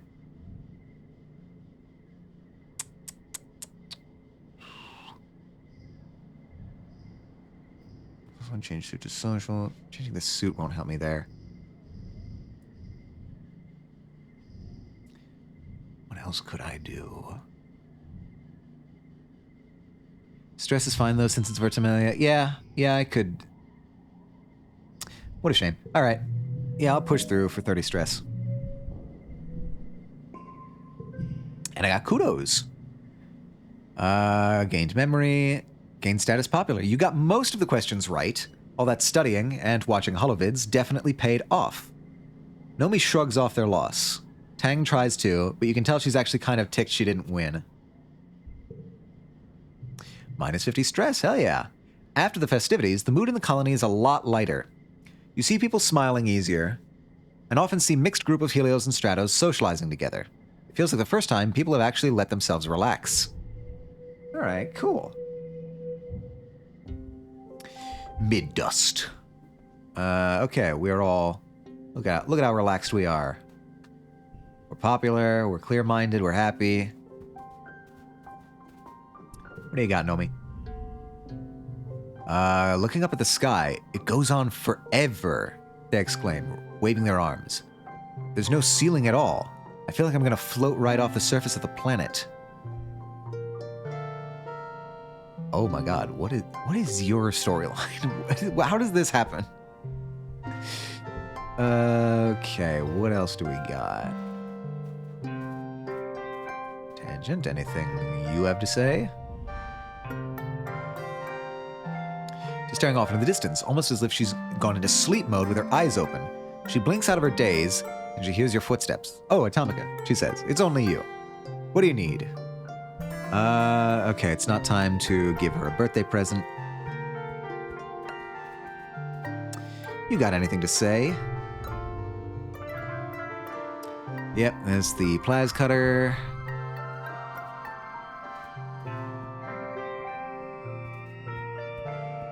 Hi, do you have anything to say? Oh look, it's Rex's little friend, Vase says, crossing his arms. Go on, impress me then.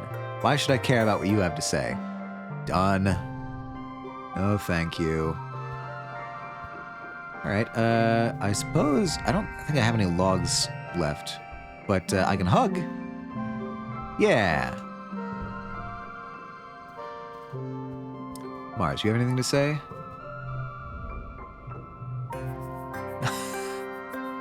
All right. Mars grabs your arm and hauls you somewhere a little more quiet. OMG, she says. So I was making out with one of the Helio kids. Don't make that face, Atomica. It's no big deal. And she said that they're not allowed to use their nanoprinters for anything except uniforms? She holds her hand to her chest. Excuse me? No wonder they're so boring. Clothes are the window dressing to the soul, Atomica. Okay, interesting. Some information about what's going on inside the Helio camp. Whoop. Sometimes it helps if I'm doing something with my hands. If I start to feel scared or upset, I just take a deep breath and try to reconnect with the planet. Good on you, Cal. What about you?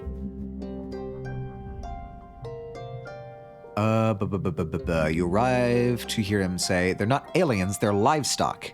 I should know, I shovel enough of their... He sees you and brightens. Excuse me, fellas, my kid's here. We're gonna have to continue this later. Thanks, kiddo, you showed up just in time. Cool. Always happy to get you out of an awkward conversation, Dad. Alright. So in absence of anything else obvious around here, I didn't see any logs or other items. So I guess we're just gonna go and explore the valley once more.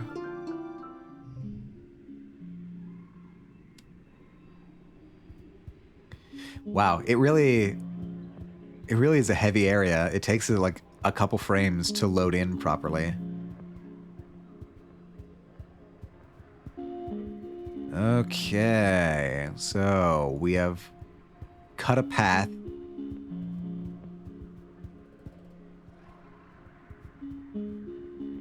Through the valley. Wait. Are you different?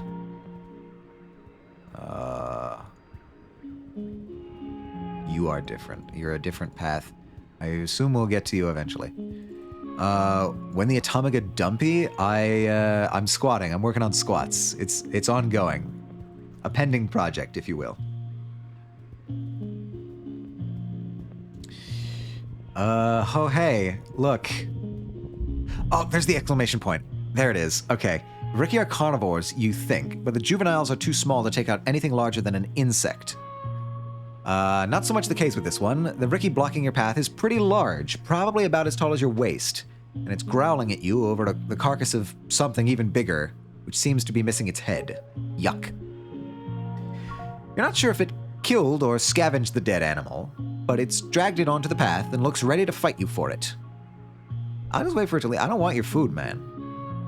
You back off and wait. It sits there and gnaws at the animal slowly for hours. It's disgusting. Eventually, it rolls over and takes a nap. Its many legs kicked up in the air, and its tummy bulging. You try to sneak by, but it wakes up back up with a hiss. It drags the rest of the carcass off into a tree, and you can finally pass. Hell yeah. Please, please let this be the samples. You're alone, exploring an unmapped area of the Valley of Vertigo. Pollen is thick here, and your air filter is overworked. A warning light has been flashing orange for the last 10 minutes. Hell yeah, I think this is the samples. But there are plants here you've never seen before. Flowers with intense rainbow hues, and strange lumps of fungal matter which pulse as if they're breathing. You cut some samples. Utopia will totally give you extra kudos for these. The pollen is especially thick up ahead, deep fuchsia and shimmering with color. Everything here seems to dance with flecks of reflected light. It's kind of magical. Press forward. Yeah. You push forward into the suffocating pink fog. It's so thick you can only see a few meters ahead. You follow the glimmering towards where it is densest. You come upon a glade filled with what seem to be strange topiaries. Topiaries? Oh no. Oh no. Okay, first of all, my PNG is dead.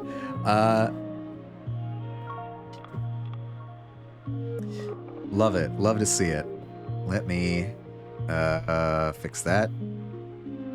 Wait, why are you not? Come on. Back over here. Yes, we will quit. Fix that. Terminate. And then we'll do this. Please don't be alarmed by the sudden appearance of flying body parts. It's all fine. Everything's fine. Don't worry about it. Hello? Yes, okay, now it's working. Hell yeah. Okay. So, yeah, no, I'm thinking definitely my dad is turning into a mushroom. That's what I'm getting. They loom out of the glittering fog, each in the shape of an animal. They're all formed from the same spongy, glittering pink substance and dotted with finger-length fungal growths. You're so distracted you almost fall into a large hole in the center of the glade.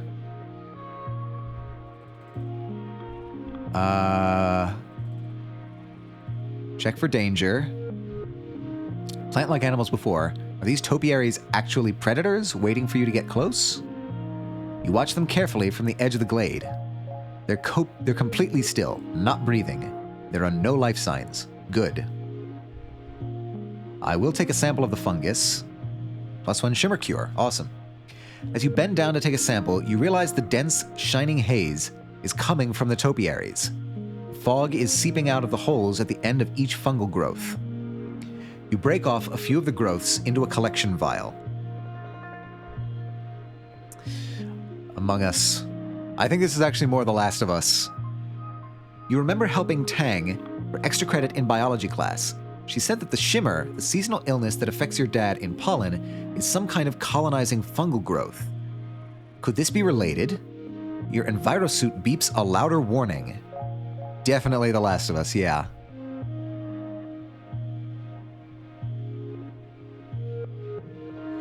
The topiary you choose is a large dog-shaped quadruped, which appears to be kneeling. It's far too lifelike. As you get close, you realize with revulsion that this was once a living creature, now encased or transformed entirely into the sparkling pink fungus. It's dead. The more you think about it, the more you're sure this is related to the shimmer. Look into the hole. Dare I look into the hole? At the bottom of the hole is a cave. It slopes down gradually toward the cave floor, only about 4 meters below, then disappears underground. You aren't sure how far the cave continues past this point. It's dark down there, obviously, but not silent. There's some kind of strange rhythmic whirring coming from farther inside the cave. You hold up your palm and shine your hollow palm's light. The cave floor glitters with pink fungus, and the air is ominously choked with it.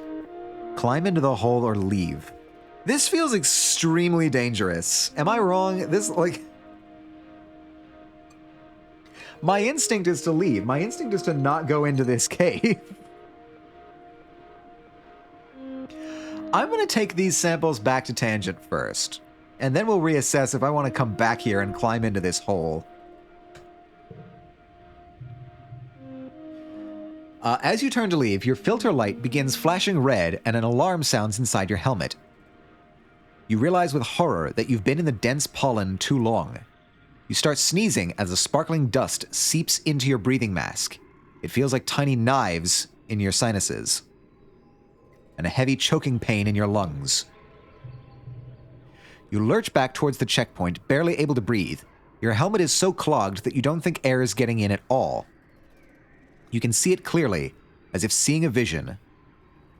If you take your mask off, surely you'll be able to breathe better. Something in your terrified brain clings to this idea. If you just take off your mask and breathe in the pollen, you'll be fine. Everything will be fine. Absolutely fucking not. This fungus is fucking with my brain. Keep it on. No, don't go gently into that pink night. You're hyperventilating. You can't get enough oxygen through your clogged filter. Darkness closes in from the edges of your vision until you're seeing the world as if through a long tunnel. As you near the checkpoint, Utopia runs out to help you. You instinctively turn back, unthinking, wanting to return to the fog, to those strange statues. You collapse in her arms. Several days later, you wake.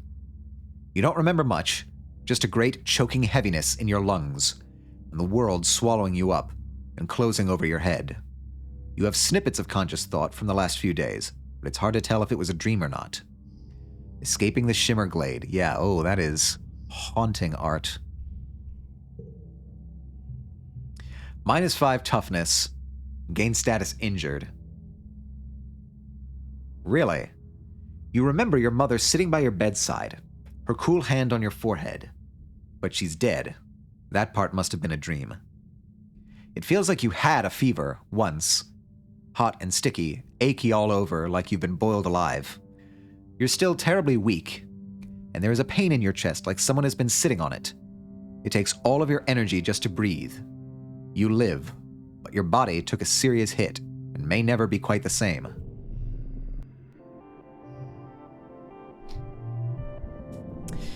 Yeah, spooky. I think we definitely need to work on the Shimmer Cure. I'm getting that vibe right off the bat.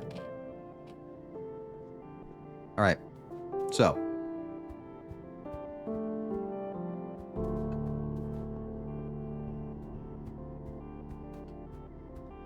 I think going into engineering is probably the move this month. Because that's, I think, how we'll complete Tangent's quest. That knowledge is highly beneficial. No, like, I think this is, like, extremely crucial information for the colony, just in terms of safety.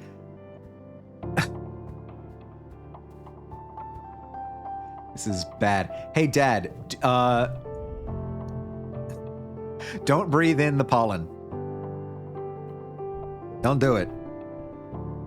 Alright, I think nobody has anything to say, so I will return to engineering, and hopefully we can make some progress on this. Life sciences feels very pressing right now. I will do that. Tangent and Chief Engineer Instance have been hard at work in the lab trying to find a cure for the Shimmer disease. You join them in their research. You're the one who found the sample of the Shimmer fungus and analyzed it. You're the one whose father suffers the most from it. Wild that they had a child do that, though. Yeah, no, Instance, you had to have had more resources than this. You had to. I get the times are tough, things are pressed, but this is an extremely crucial bit of fieldwork that I feel like you probably had somebody, you probably should have had somebody on. You confirm that the Shimmer is an airborne fungal disease, and that the thick, choking spores in pollen are the same fungi from the Valley of Vertigo, the ones that colonize the host and turn their bodies into even more spore-producing fungus.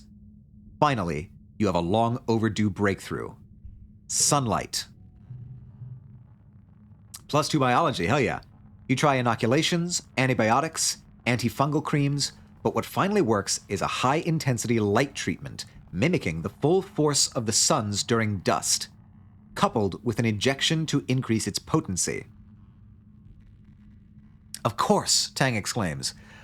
The fungus colonizes animal life during pollen, and some succumb to it, but the intense light of dust scourges the fungus from the survivors. It's all part of the natural cycle. The treatment works on samples, now to test it on a subject. Test it on yourself, test it on your dad, test it on an animal.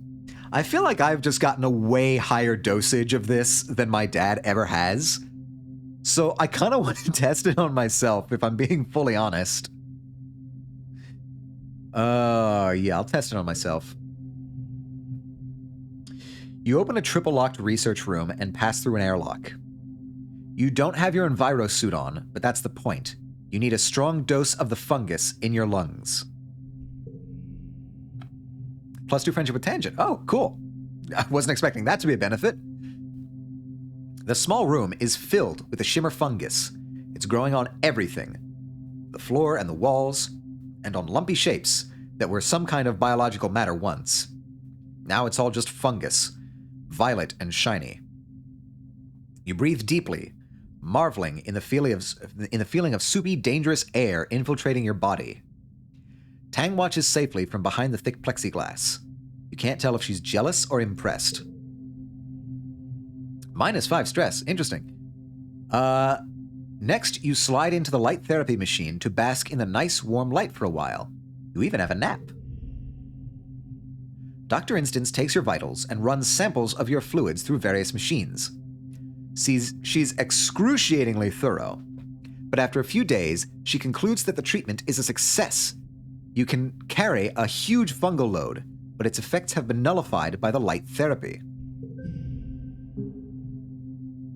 Remarkable, Instance says. Gain memory and +2 friendship with Tangent. Going over your findings. Now that we have a frontline therapy, we can begin treating the population to prevent the fungus from taking hold. We did it! Yes! Hell yes! A cure for the shimmer. That is what we like to see. Dad is saved? Hell yeah. She looks over at Tang. Atomica's discovery will be of great help with our other research. You expect Tangent might be a bit cross that you got the credit, but she nods, looking pleased. You're just thankful that no one was killed, not your father or anyone else. The colony is safe from the shimmer. Hell yes. Time for cards. Trivia Champions 9? Jesus. 6, 4, 1. Knock it out of the park. I don't even care I didn't get the optimal one on that one. Whew. All right. So, I'm a hero, right? Early wet. Let's go talk to Dad. I want to see what he has to say about this. Whoops, I ran into a building.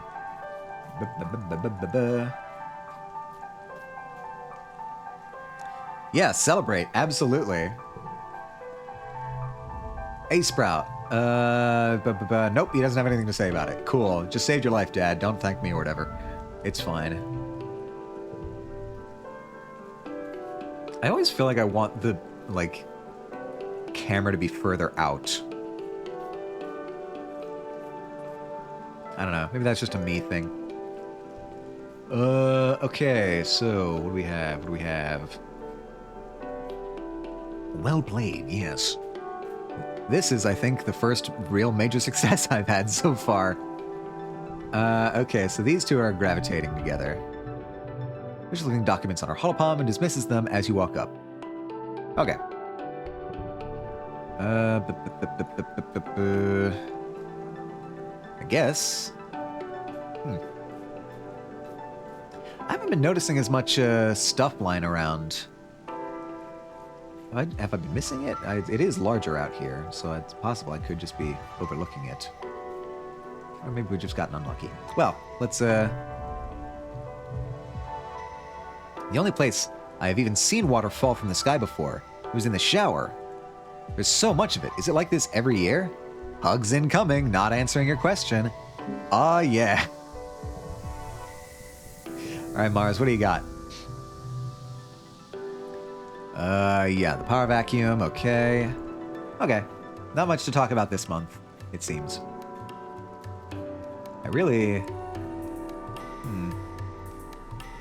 I've got a lot of... I want to kind of... Oh, hello, here are you? What are you? Got a log. Okay. Would you be going on, expeditions with us? Interesting. Interesting. Log. Log. We can give the log to Rex. Ah. Very good. Friendship with Rex. Boosted. I almost want to go looking for medicinal roots to give to Tangent for her birthday.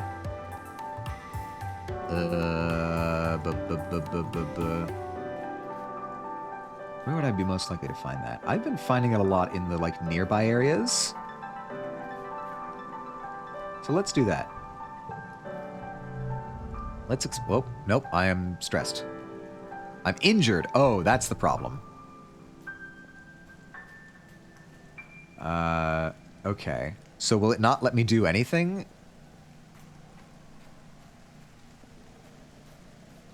Will it not let me even do, like, engineering? No, I can do engineering stuff. Okay. That's unfortunate. Unless I get lucky next month, I probably won't have medicinal roots. Okay, what should I study? What should I study? Or should I tutor? Oh. That's who tutoring gives me friendship with. It's Nomi.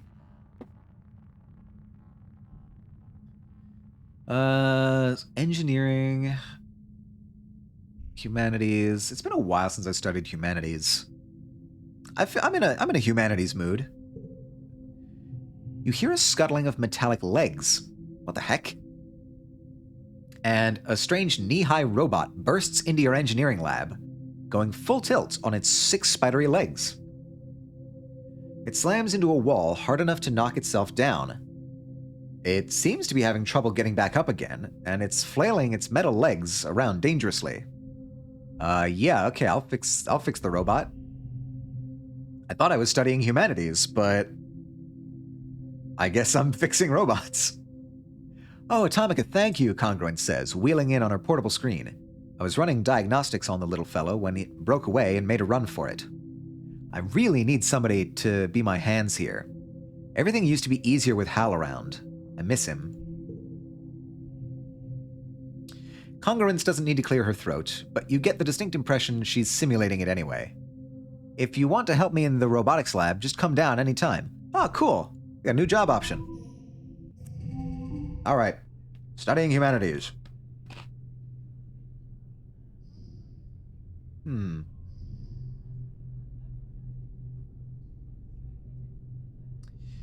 Let's see. I got a 5, I got a 4, I got a 3, I got a 2, and I don't have a 1.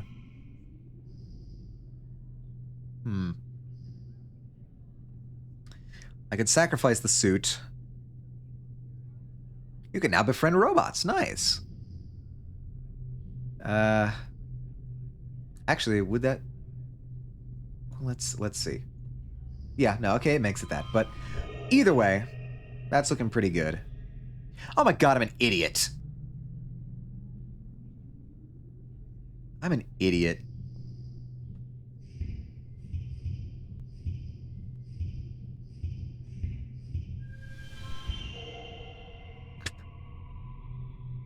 Alright, well, I wasted that egg.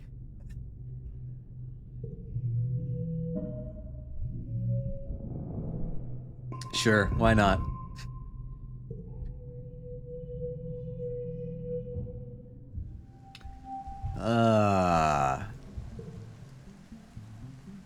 What do we got? Can I wish for the luck of finding medicinal roots somewhere?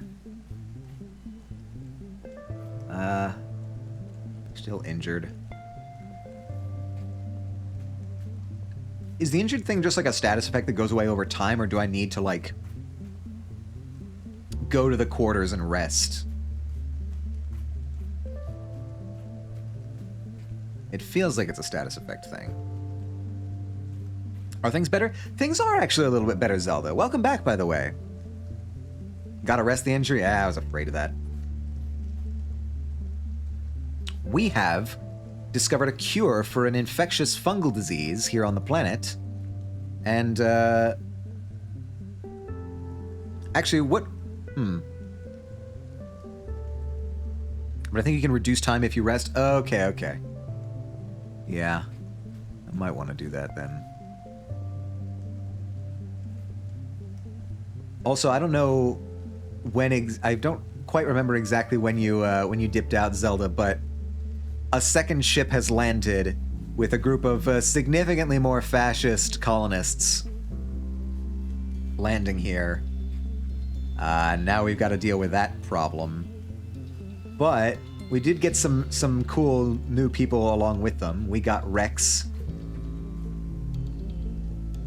Don't forget to look outside the gates. Yeah. And Neo Geoponics.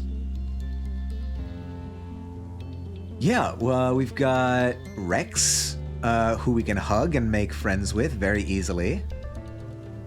This is Mars. Oh, wait, hold on. This is new. Yes, everyone loves the dog boy. It's pretty unanimous. Mars is poring over a real book with real paper. You crowd around to take a look at it.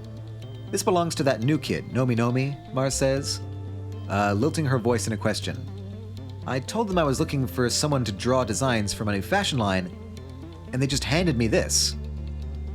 The book is filled with character designs, giant robots and pictures of characters kissing. It's so good, Mars says, turning the pages. This is what we need here, people with talent. Hell yeah. You go, Nomi. Is Nomi around? Can we talk to Nomi?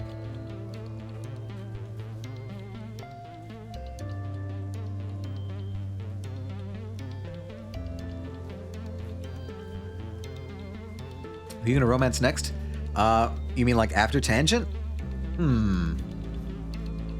I think...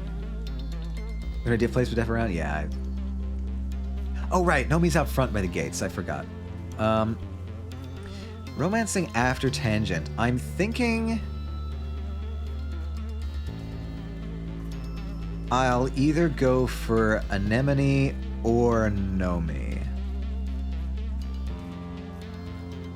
That's what I'm thinking. As it stands right now. What skills are you gonna do? I might spec harder into creativity next time, or like the social specs. So that's sort of my rough impression of what I might try next. Yes, we are romancing Tangent. Yes, yes. Nomi is the hardest. Well, I have been killing everyone, so I have struggles either way. Wow, they exclaim. I am not over that water just falls from the sky here. What's next? Every day, it's a whole new planet. Have you guys had weather this whole time? It's so cool. But they go along with creativity? Okay, that might be the move then. Oh, ad break, excuse me. I'm gonna take this opportunity to munch on some pretzels.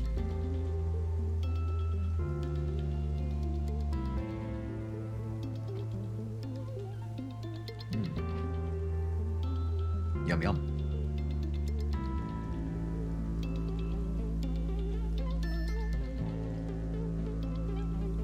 Romance Cal or Tammy? Well, I mean, securing a no Tammy death would feel like I need to be pretty on the ball right off the gate at the beginning of the game. I could try that though. At some point. I assume I'm just gonna, like, eventually replay this, like, a bajillion times. Alright. Unfortunately, no medicinal roots. Rats. Don't suppose I can... Saving Tammy is much easier after you kill her the first time? Oh, good. Just that. Just need to, Oh, something's gonna be hiding behind here at some point. I can tell.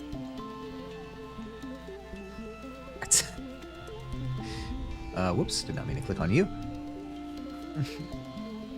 Attack. We do not have these functionalities here. I've done nothing.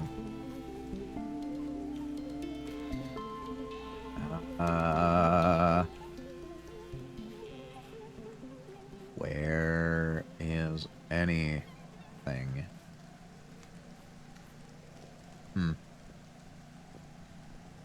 Wait. Okay. No, I can't go further that way. What a shame. No. Who's attacking? It's just Echo. It's a command in some other chats, but not here. So I think he's just sort of flailing, hitting nothing but air right now. All right. Well, that's a bit unfortunate. Let's, You have anything to say? No. Okay. Let's see. Okay, repair robots gets me... Friendship with Nomi Nomi. Interesting. Friend is lost. What do you mean? Which friend? Have I missed something? Oh god. I guess let's it's been a while since I studied engineering actually. It's definitely the most interesting. Yeah, I'm getting that. Whoops, okay, hold on. I have a text that I need to respond to.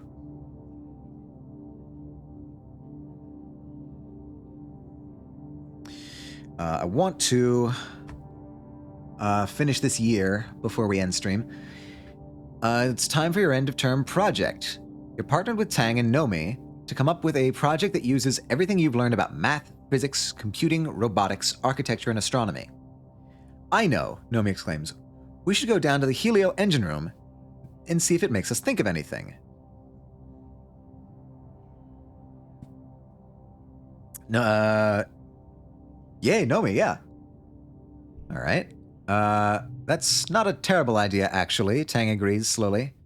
We could do a comparison of the Helio's superior engine and talk about how Earth technology improved in the years between the stratospheric and heliopause leaving Earth. Nomi nods excitedly and leads the way. No offense, but we also had, like, way better funding than you guys, Nomi explains, as you head down into the belly of the Helio. You know, like government funding, right? Not just dark web stuff, but actual, factual space travel budget. People were so mad when you guys left. The world didn't believe the Strato would even make it off the planet, but when you did, everyone left behind got super competitive, so our technology is, like, so much better. You and Tang try not to roll your eyes as Nomi chatters away. You split up to take a look at the different components of the Helio's engines. From the cooling system to the nanocell reactors to the complicated banks of computers that all once housed the Helio's much less powerful onboard AI. The Helio might be newer, but nothing beats congruence. Okay, interesting. We might have AI battles coming up as well.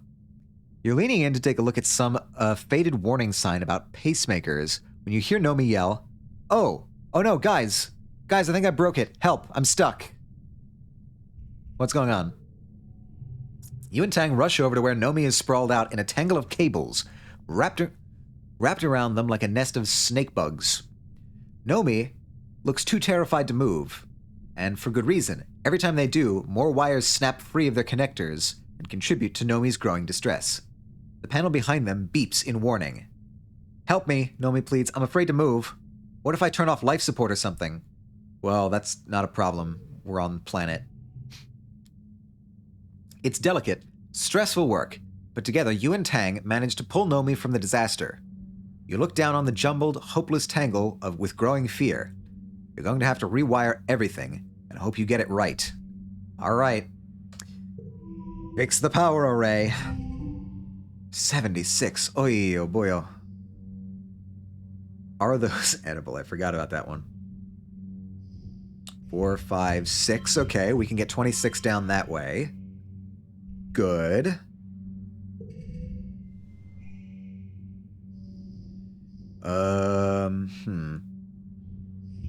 We can do that. Get 16 there.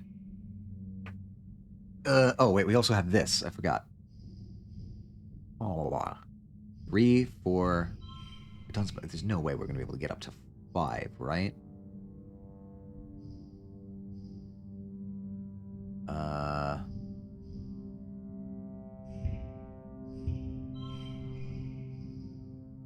We could. No, we cannot. We cannot get up to 5. Rats. Okay. Well, we still get this. 20, we'll have to get 30 next round. Let's see. Let's see what we get. 130 stress. Holy, oh crap. Okay, for Tumna Group. That gets us 16. That gets us 20. Physical challenges shouldn't impede us. 24. We need 6. We need another 6. Ooh, boy. That was a thin margin right there. I've returned. Welcome back, Liza. How was the trampoline park? How was it? I need details. I need reports from the field. Busy, oh. But fun, good. Love to hear it. Trampoline parks. Such an amazing invention. Okay, real quick, I don't think there's anything I can really... Okay, so if I did that, and then that... No, not you. I want... Oh, you're locked. Damn it, I forgot. Alright, so that's that. The little ones were in that stage where they don't care about anyone else, so it was a little... Little cute. So I take it was like a birthday party you were going to? Some cute, some not so much, yeah. Oh my god. Look at this. Look at this art. That's cute. Friendship with Nomi Nomi and with Tangent. You breathe a sigh of relief when all the cables are reconnected. Oh my god, my pretzel just shattered.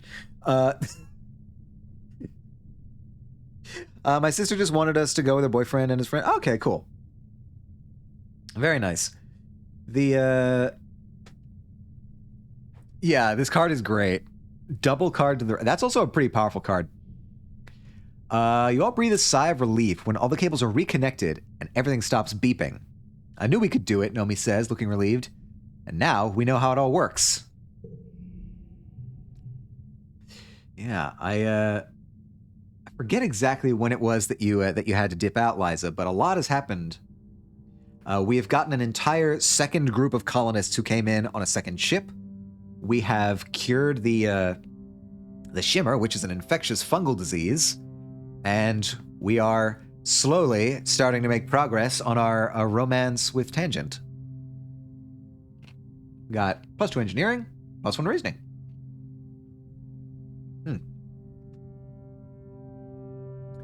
You work together on your final project.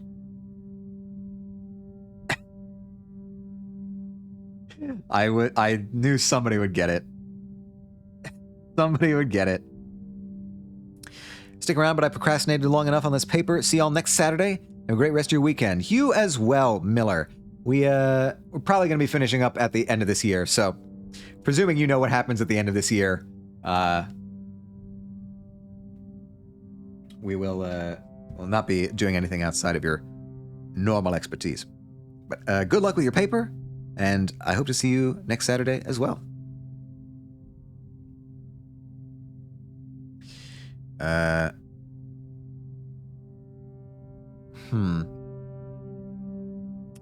Okay. Bye, thanks. Thank you as well, Miller.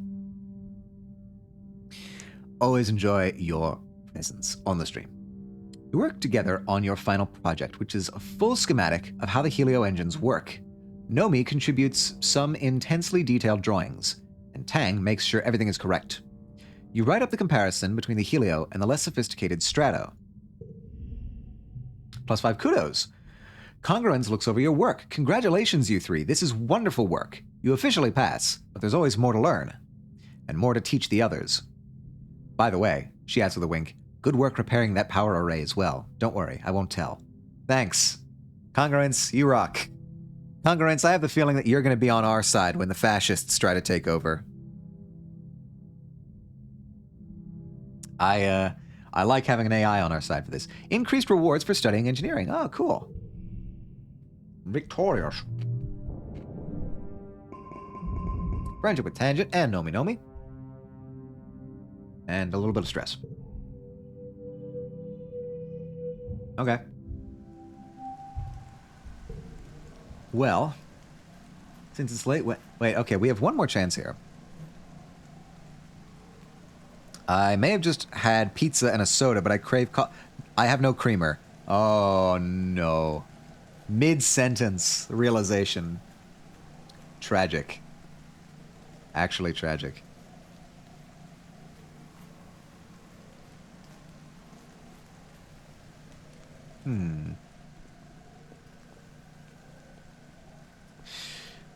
Heartbroken. Anemone, please don't become a fascist. I know you're going to become a fascist, but I just really wish you wouldn't do that.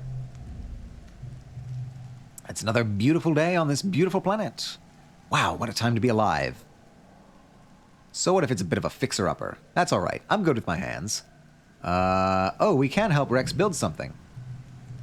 When a plan comes together, +5 to flushes with this card. Wow, okay. You know what my hammock needs? An automatic snack delivery system for when my hands are busy. I was thinking, if I hang a big barrel of cookies up here, he continues pointing to a gnarlwood tree nearby, I could use ramps and pulleys to bring the cookies over here, and they could just roll right into my mouth. It's a bold plan and involves a lot of twisty-turny ramps, gears, levers, swinging arms, and more. It's probably a lot more complicated than it needs to be, but it is hilarious to watch Rex press a button and send a cookie rocketing down a chute and eventually into his mouth. The ground is littered with the cookie detritus of failed runs, but Rex is proud anyway. It works perfect, he says, his mouth full. Thanks for the help. +2 engineering and +2 friendship with Rex. Hell yeah. Rex is a genius about very specific things. Atomica. Today I had a conversation with someone I haven't known since literally the day I was born. It was incredible. They didn't know about the time I played Ingenuity in the Crash play and forgot all my lines. Or the time Cal's pants fell down. Or the food fight we had in the Strato mess hall. They didn't know anything. We just talked. And we didn't run out of things to say. Hell yeah. Good for you, Mars. Mars is mellowing out a lot as she gets older. That's nice. I'm desperately wishing for medicinal roots, but I don't think we're gonna get any. I'm still injured, which sucks. I can't go outside and look for them. On the off chance that it's going to be waiting here outside this for me, no. No, it is not. Laser Fable? No, I cannot play Laser Fable right now. I have a birthday present to give. If only I had a better present.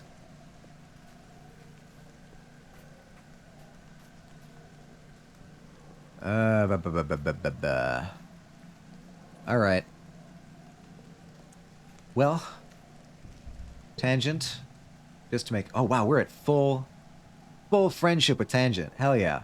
Alright, she likes yellow flowers and medicinal roots. I don't have medicinal roots, but I do have yellow flowers, right? Yeah, I've got some yellow flowers. I can give her one of those.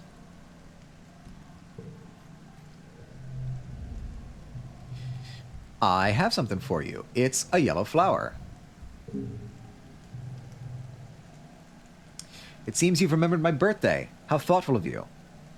I'll set this flower aside to analyze later. I'm interested in the properties of all Vertumnan flora. She does not like it when I flirt this way, so I hope you find it useful. Thank you, she adds, almost as an afterthought. Okay. Let's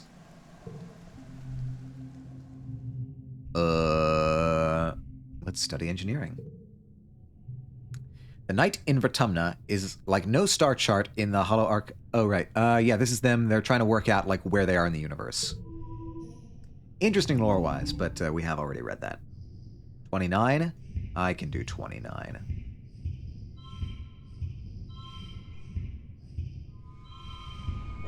I can do 34. Win. Hell yeah. Look at all of this. Look at all of this. We have friendship with Nomi Nomi and Tangent. That's cool. Alright. It's time for Glow. Finally, an acceptable season, Tang says. Not too bright, not too warm. If only it was like this all year long. It's more the animal attacks I'm worried about, Tangent. Alright. Let's hope nobody dies. Surely the fascists have at least done the work of securing the border, right? Surely you can at least count on them for that.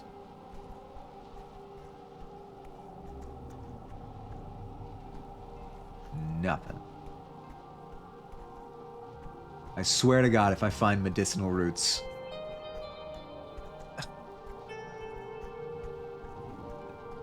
Okay, I think we are actually just, I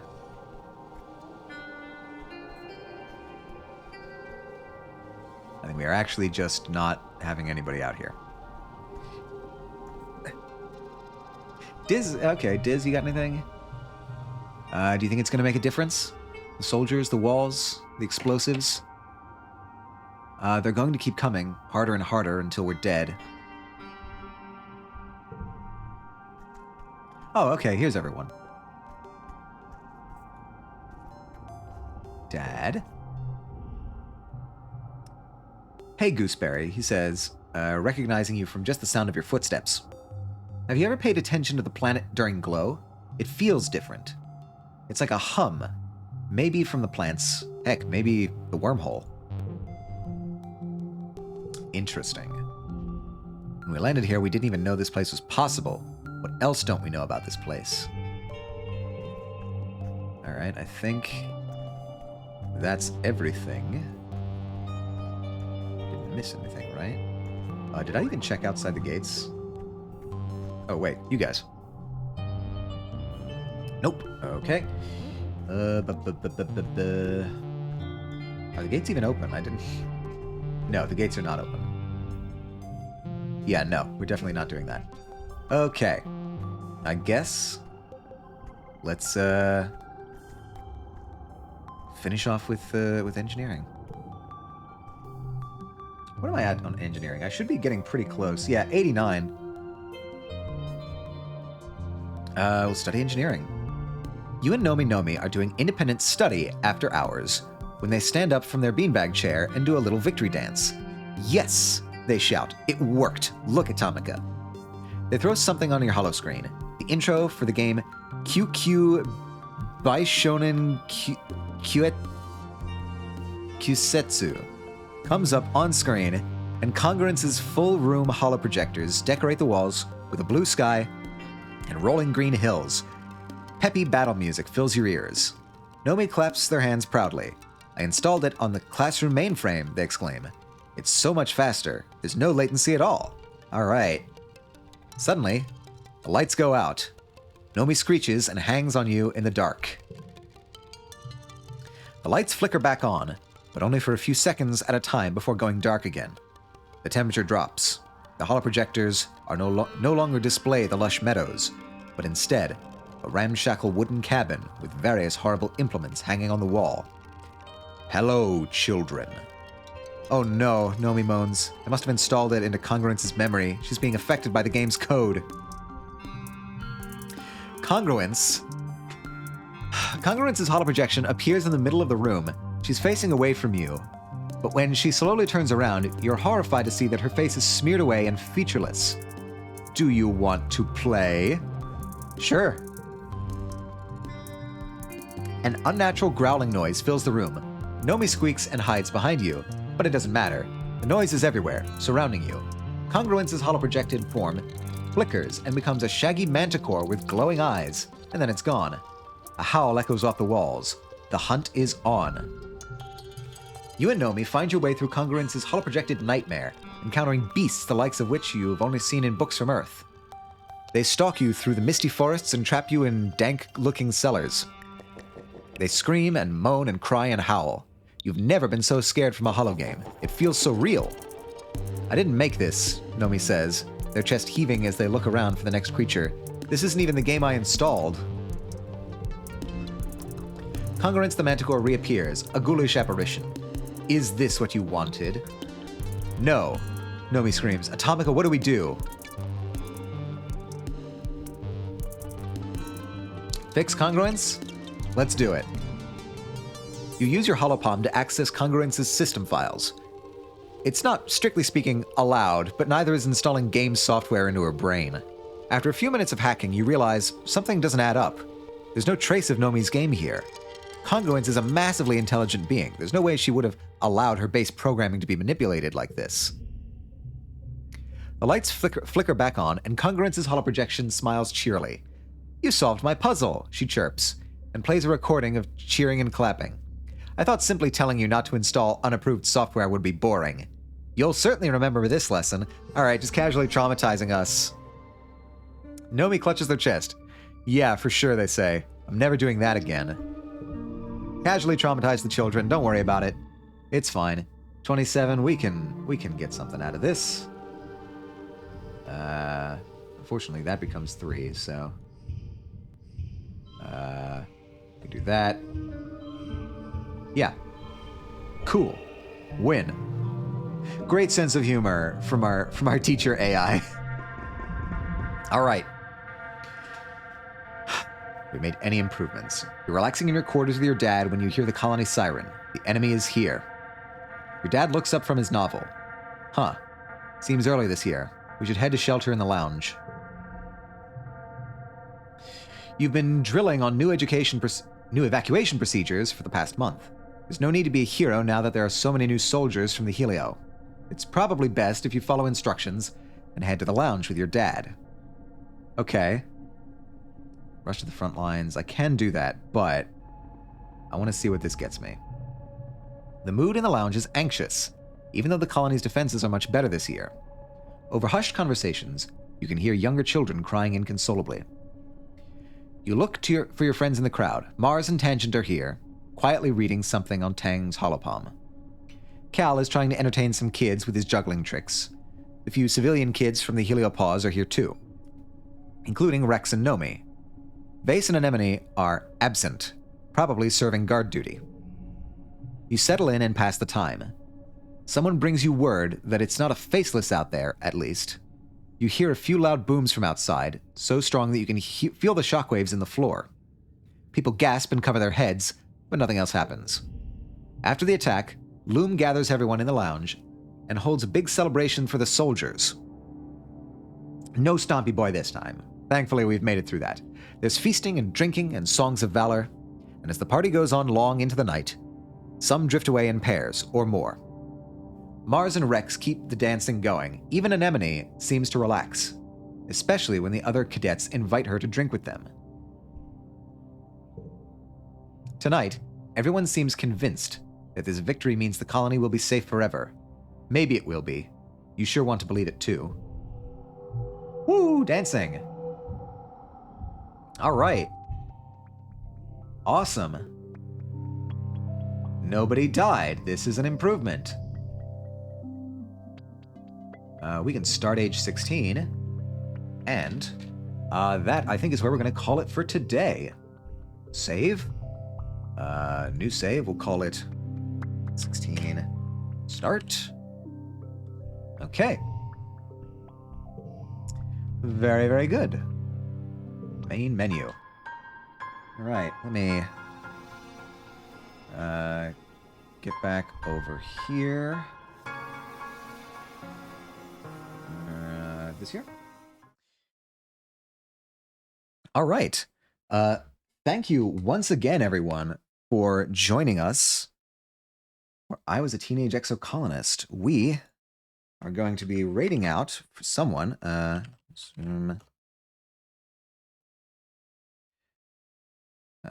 Cool. Yeah, we did it. We made it through. Nobody died this year. This is a huge success. But we do have some fascists to deal with now. So we're going to need to, I don't know, figure something out. All right. So who is live right now? Who can we raid? Got Sylvana Fox, but I'm pretty sure we raided them last time. Got Neapolitan and Grave VT. Wait.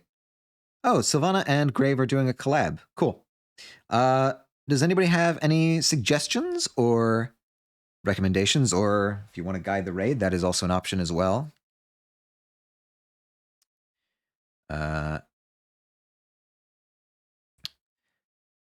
Anything at all? Let's see. I think in the absence of any preferences, I might go Grave? I might go Grave. Everybody okay with that if we raid Grave? In any case, yeah, we'll get at least one of the collabs. This is the raid message. Take from it what you wish. Wait, that's the wrong one. I did it wrong. My own raid message. Okay. So, get that ready. Raid Grave VT. Grave _ VT. All right. I'll get that started. Thank you, everybody, for joining me once again for I Was a Teenage Exocolonist. This was a significantly better day than last time. So hopefully, our good luck will continue, knock on wood. And I hope to see you all again next time.